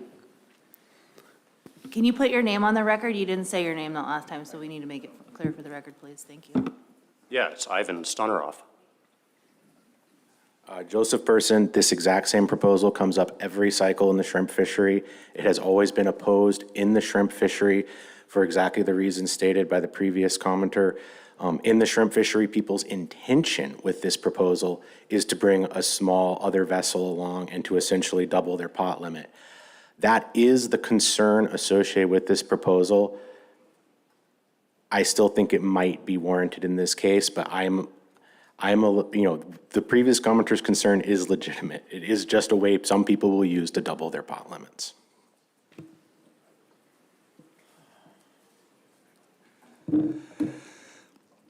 This is allowed in the Kodiak Dungeness crab fishery. You're allowed to tender as well as fish at the same time. This is not a new Could you thing to do. please state your name first? Very sorry. Done this a lot. Ezekiel Brown, CDFU. This is allowed in shellfish fisheries. If you were to bring another boat along, that boat would have to have a separate permit holder aboard that boat. It's 2 different boats. If somebody wants to run a skiff or a small boat in a fishery, they should be allowed to do so. And it's a separate permit holder on that boat. There's no way for me to have 2 boats and 2 permits and double my pot limit. That's all. Thank you. Yeah, Ivan Stoneroff again. This is not allowed in the Kodiak tanner fishery. You're allowed to have tenders, but the tenders aren't allowed to participate in the fishery as far as I understand. I don't understand. Your name again? Ivan Stoneroff. I'm not a Dungeness fisherman, so I don't understand the Dungeness rules.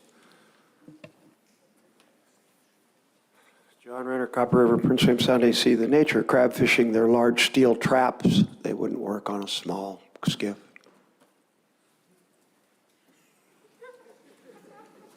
Ivan Stunroff again. I have a large seine skiff that is capable of having hydraulics and whatnot, and their crab pots do come in different sizes. Subsistence pots that many of the old believers use in Kodiak weigh 100 pounds, and they would be perfectly adequate. There's not a lot of current in a lot of the areas they tanner fish here, so it is a possibility.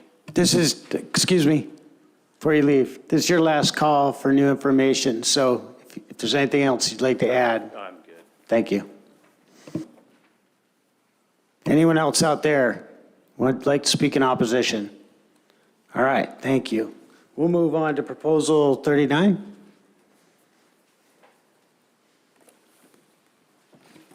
Proposal 39. This would establish season dates and fishing hours for a commercial golden king crab fishery in Prince William Sound. It would also allow retention of golden king crab in tanner crab pots if the permit holder fishing for tanner crab is also registered for the golden king crab fishery, and both fisheries are open at the same time. Proposer. Ezekiel Brown, CDFU. I would like to call your attention to RC 50. I'm sorry to keep putting these RCs in, but there's a lot of information, and I feel like you guys need to have it in writing. It was not our intention for this proposal to result in the immediate opening of a king crab. I don't believe it would. The department could simply close this fishery by EO if the original language was adopted. However, we've created some alternate language that we have in RC 50 that would give the department that would ensure that, add the following language. It would add, under the conditions of a permit issued by the commissioner or under a harvest strategy adopted by the Board of Fisheries, to ensure that a king crab fishery is not automatically opened by the adoption of this proposal. This is another situation where we're just trying to get some continuity with crab regulations in the rest of the state. Every other area in Alaska except Cook Inlet has a regulatory ability to open a king crab fishery. You can see this in our RC for Yakutat, Southeast, Kodiak, and westward. So we're just trying to put the regulatory ability in place. If we can somehow show in some way that the department would believe us that there's a harvestable surplus of king crab, the department would have the ability to open that fishery. Any questions? Anyone like to speak in support? John Renner, Copper River, Prince William Sound AC. We were in support of this, 9 with 3 abstentions. The majority thought a traditional fishery would provide more wintertime harvest opportunity. The minority was concerned that the resource exists in a very limited area of pre-WS. Anyone else like to speak in support? How about in opposition? Okay, we'll move on to 40. Proposal 40. This proposal would establish a harvest strategy for Prince William Sound golden king crab. The proposed harvest strategy includes an initial GHL of 10,000 pounds. Author. Ezekiel Brown, CDFU. Once again, I'd like to call you to RC 51, where we give you some additional information to help you understand the complexity of this proposal.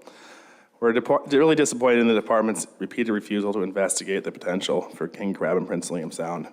They state in their comments that currently the department does not have a king crab assessment program, which would be needed to determine a harvestable surplus is available. However, they have no plans to obtain this data, and they have refused to conduct additional test fisheries or surveys.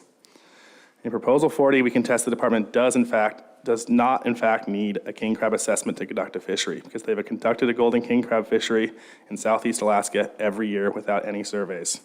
In our RC, we included the management report from Southeast Alaska, where it says golden king crab in registration area E is managed based on 3S management, size, sex, and season.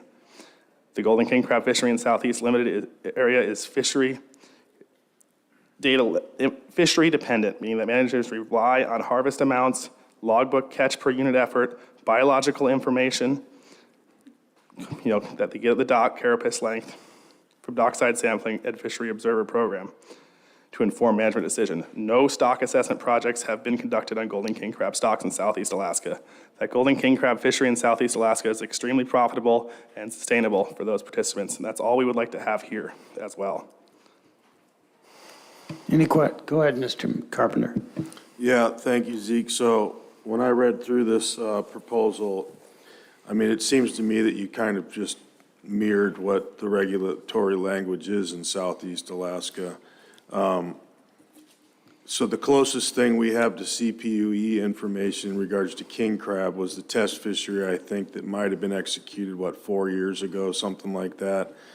And I think that the department had come up with some sort of a harvestable range of about 15,000 pounds. Is that correct? That's correct. So we came up with our numbers used in this information. Firstly, the initial GHL of 10,000 pounds, we set it there because the department already set a test fishery out at 15,000 pounds, so we thought 10,000 pounds was an even more conservative place to start. We came up with our CPUE numbers. We have we'd have quite a good amount of information which the department has published and is available in RC 51, showing CPUE in the historic fishery from 1984 through closure in 1994. And the averages in the historic fishery were 1.9 crab per, I lost it. Historic fishery were 1.47 crab per pot CPUE. The test fishery took place in 2020, and the CPUE in that was 1.9 crab per pot. So we used an even more conservative CPUE than it was seen in the historic fishery or in the test fishery to set our target for this fishery. And so just a quick follow-up on that. So you're assuming that by using this language that you have in this proposals, do you think that the information that was derived from that test fishery is relevant enough and recent enough that you could use that as the CPUE information to execute the first season? I believe so. I mean, this harvest strategy kind of, it's based, you go out there, you fish for a season. If the CPUE is low, those areas are closed.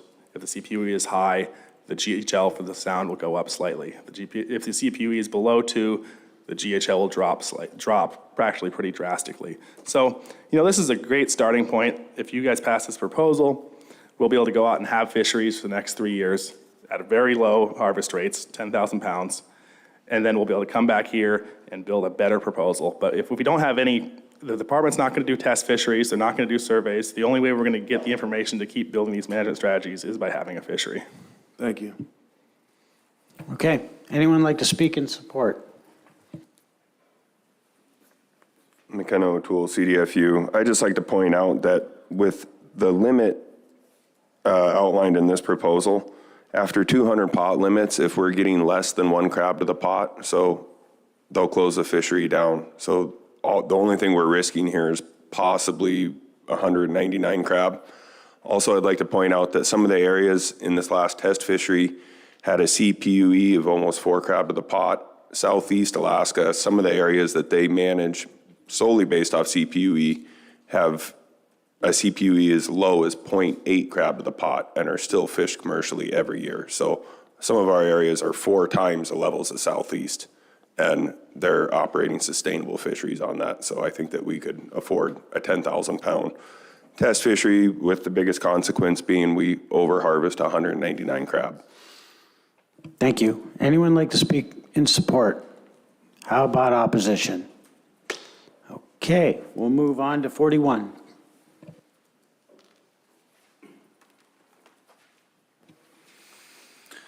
Proposal 41. This would establish a harvest strategy for king and tanner crab consistent with board policy. Yeah, hi. Your name, please? Robert Smith. I'm Thank the you. author of the proposal.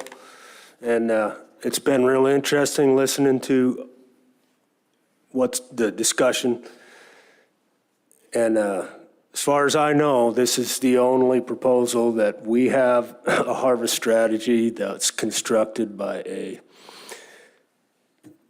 shellfish biologist in the employ of the Alaska Department of Fish and Game.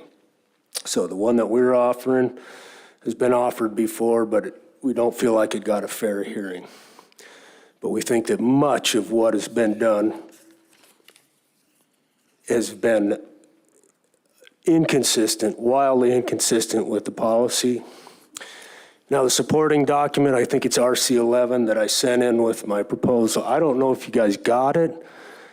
I understand that it did, why it didn't go into the book, because it was written as a emergency petition, so the standards are a lot higher, the policies for the petition, but we feel like anything that happens should follow the policy that is established by the Board of Fish and Game, and nothing has been, in my opinion.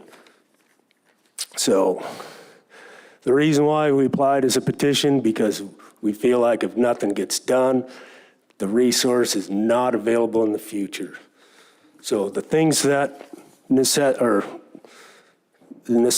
a fishery, okay, so this is how it's supposed to be determined. If adequate or data are available, the department, if adequate data is available, the department shall establish a threshold level of abundance for each stock and may not allow fishing on any stock that's below its threshold level of abundance.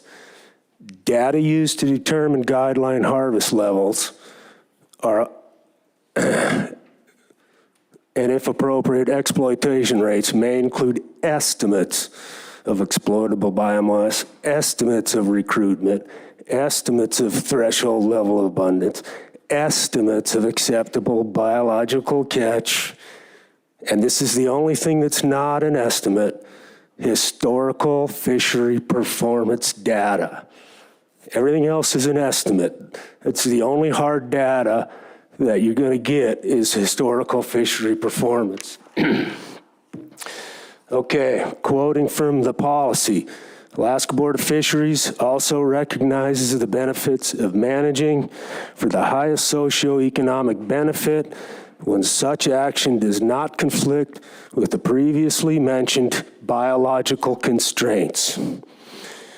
The petitioners challenge the department to prove that they have ever considered their crab management discussions in light of the socio-economic benefits as outlined in the Tanner and king crab policy that's established by the Board of Fish.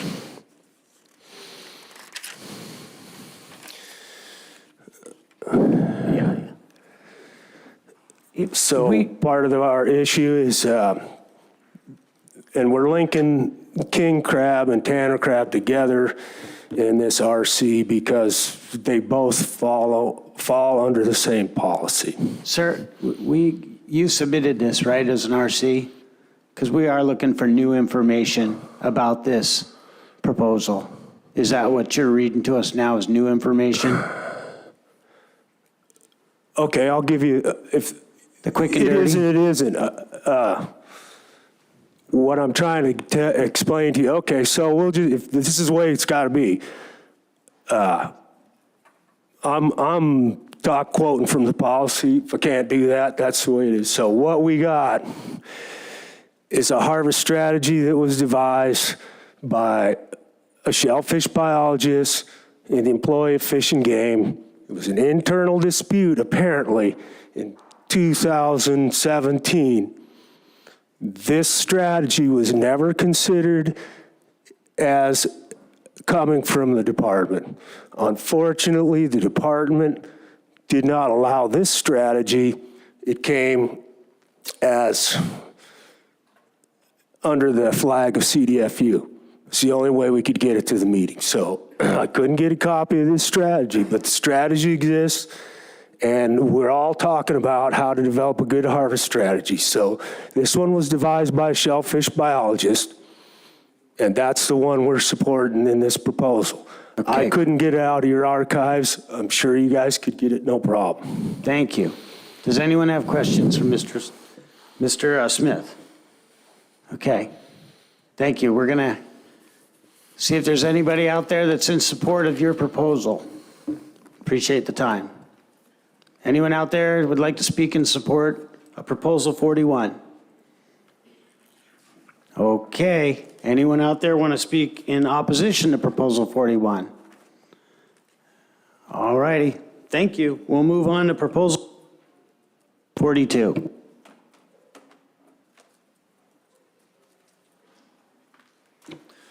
Proposal 42, This would establish a sport season for golden king crab and tanner crab in Prince William Sound during the summer season from April 15 to September 15. Is the author here who'd like to speak to this? Author. Okay, seeing no author, would anyone like to speak in support of this? Support of proposal 42. Seeing no support, anyone like to speak in opposition? Go for it. John Renner, Copper, Prince William Sound AC. We were unanimously opposed. There were 12 of us present at the time. The fishery would be executed when the crab are molting and susceptible to handling mortality, and the meat density would be poor at that time of year. Thank you. Any more comments?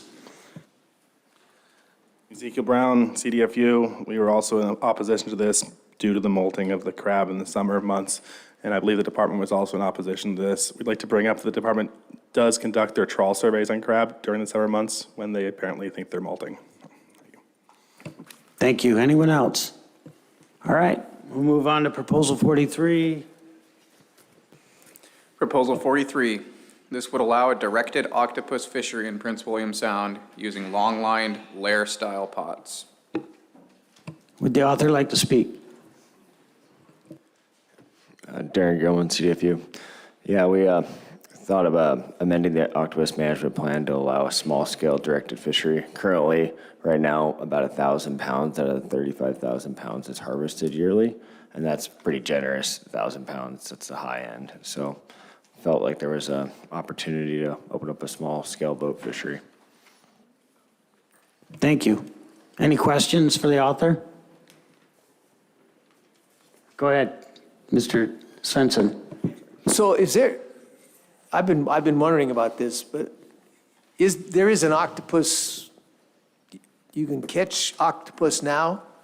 Yeah, currently under the management plan, it's bycatch retention only, and other directed fisheries such as shrimp fishery, longline fishery, et cetera. This would be a directed octopus fishery with longline lair pots, and lair pots have zero bycatch. There's multitude of department, reports and studies of UAF and NIMS. Basically, it's zero bycatch, very clean. So, and I believe there's an RCB developed with some sort of a language.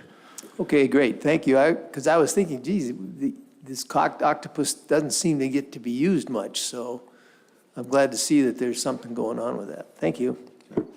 Thank you. Thank you. Would anyone like to speak in support of this proposal?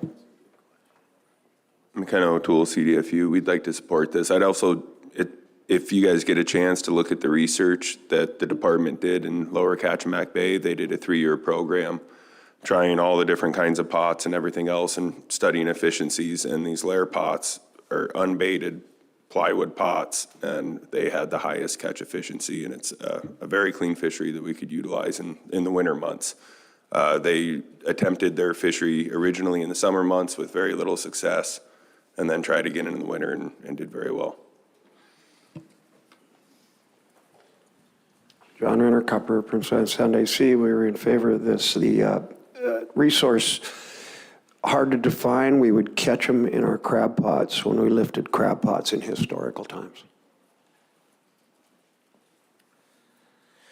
Joseph Person, in 2010, when the shrimp fishery reopened, there was not an octopus GHL on the record. I actually was unaware of that at the time. I put multiple octopus on fish tickets that were caught as bycatch in the shrimp fishery because I came from other pot fisheries where that was common. The then manager informed me, well, there's actually not an octopus GHL, but we'll take care of it. They put this octopus GHL in at the time. They just copy pasted the same number they were using in Lower Cook Inlet. So in my opinion, it's extremely conservative for the Sound. I don't think there's any worries about population. The Sound is very good octopus habitat.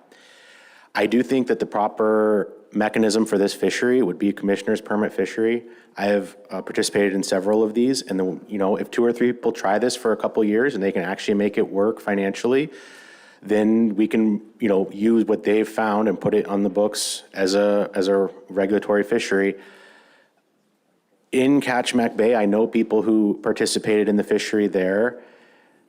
It was marginally financially viable, but there were 2 boats that considered it viable. What happened in Lower Cook Inlet and why they took away the directed fishery there was just that the entire GHL began to get caught by the newly developed pot cod fishery. And so now Lower Cook Inlet catches the entire GHL of octopus every year in the pot cod fishery, and they don't prosecute the directed fishery. It is possible as we switch to more pot gear types and open a crab fishery here that significantly more octopus will be caught as bycatch in these other pot fisheries. And that's something to keep an eye on. But I think commissioners' permits for these fisheries is something, if somebody is willing to try it and spend the money, it would be worthwhile. Thank you.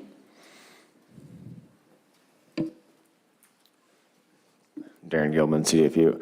I'd just like to clarify, it is a commissioner permit under the regulations, what we're asking for. And under that, we could talk about season dates and opening and closing to reach 35,000 GHL. Thank you.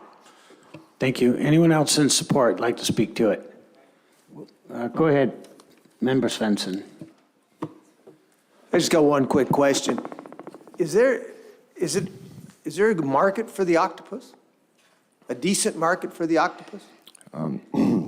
So envisioning this would probably be some dock sales in town to individuals, possibly selling some for bait for longline fishermen, and you'd probably do some sort of custom processing and find your own markets. Be very small scale, but octopus can fetch a pretty good price in the right markets. So. Okay, thank you. Jacob Hand, really quick about that last point. I did the Southeast shrimp pot fishery and direct market by catch, and my octopus always sold faster than my shrimp. Thank you. Joseph Person, as to market, most of the, many years over 50% of the current octopus harvest was actually reported by myself.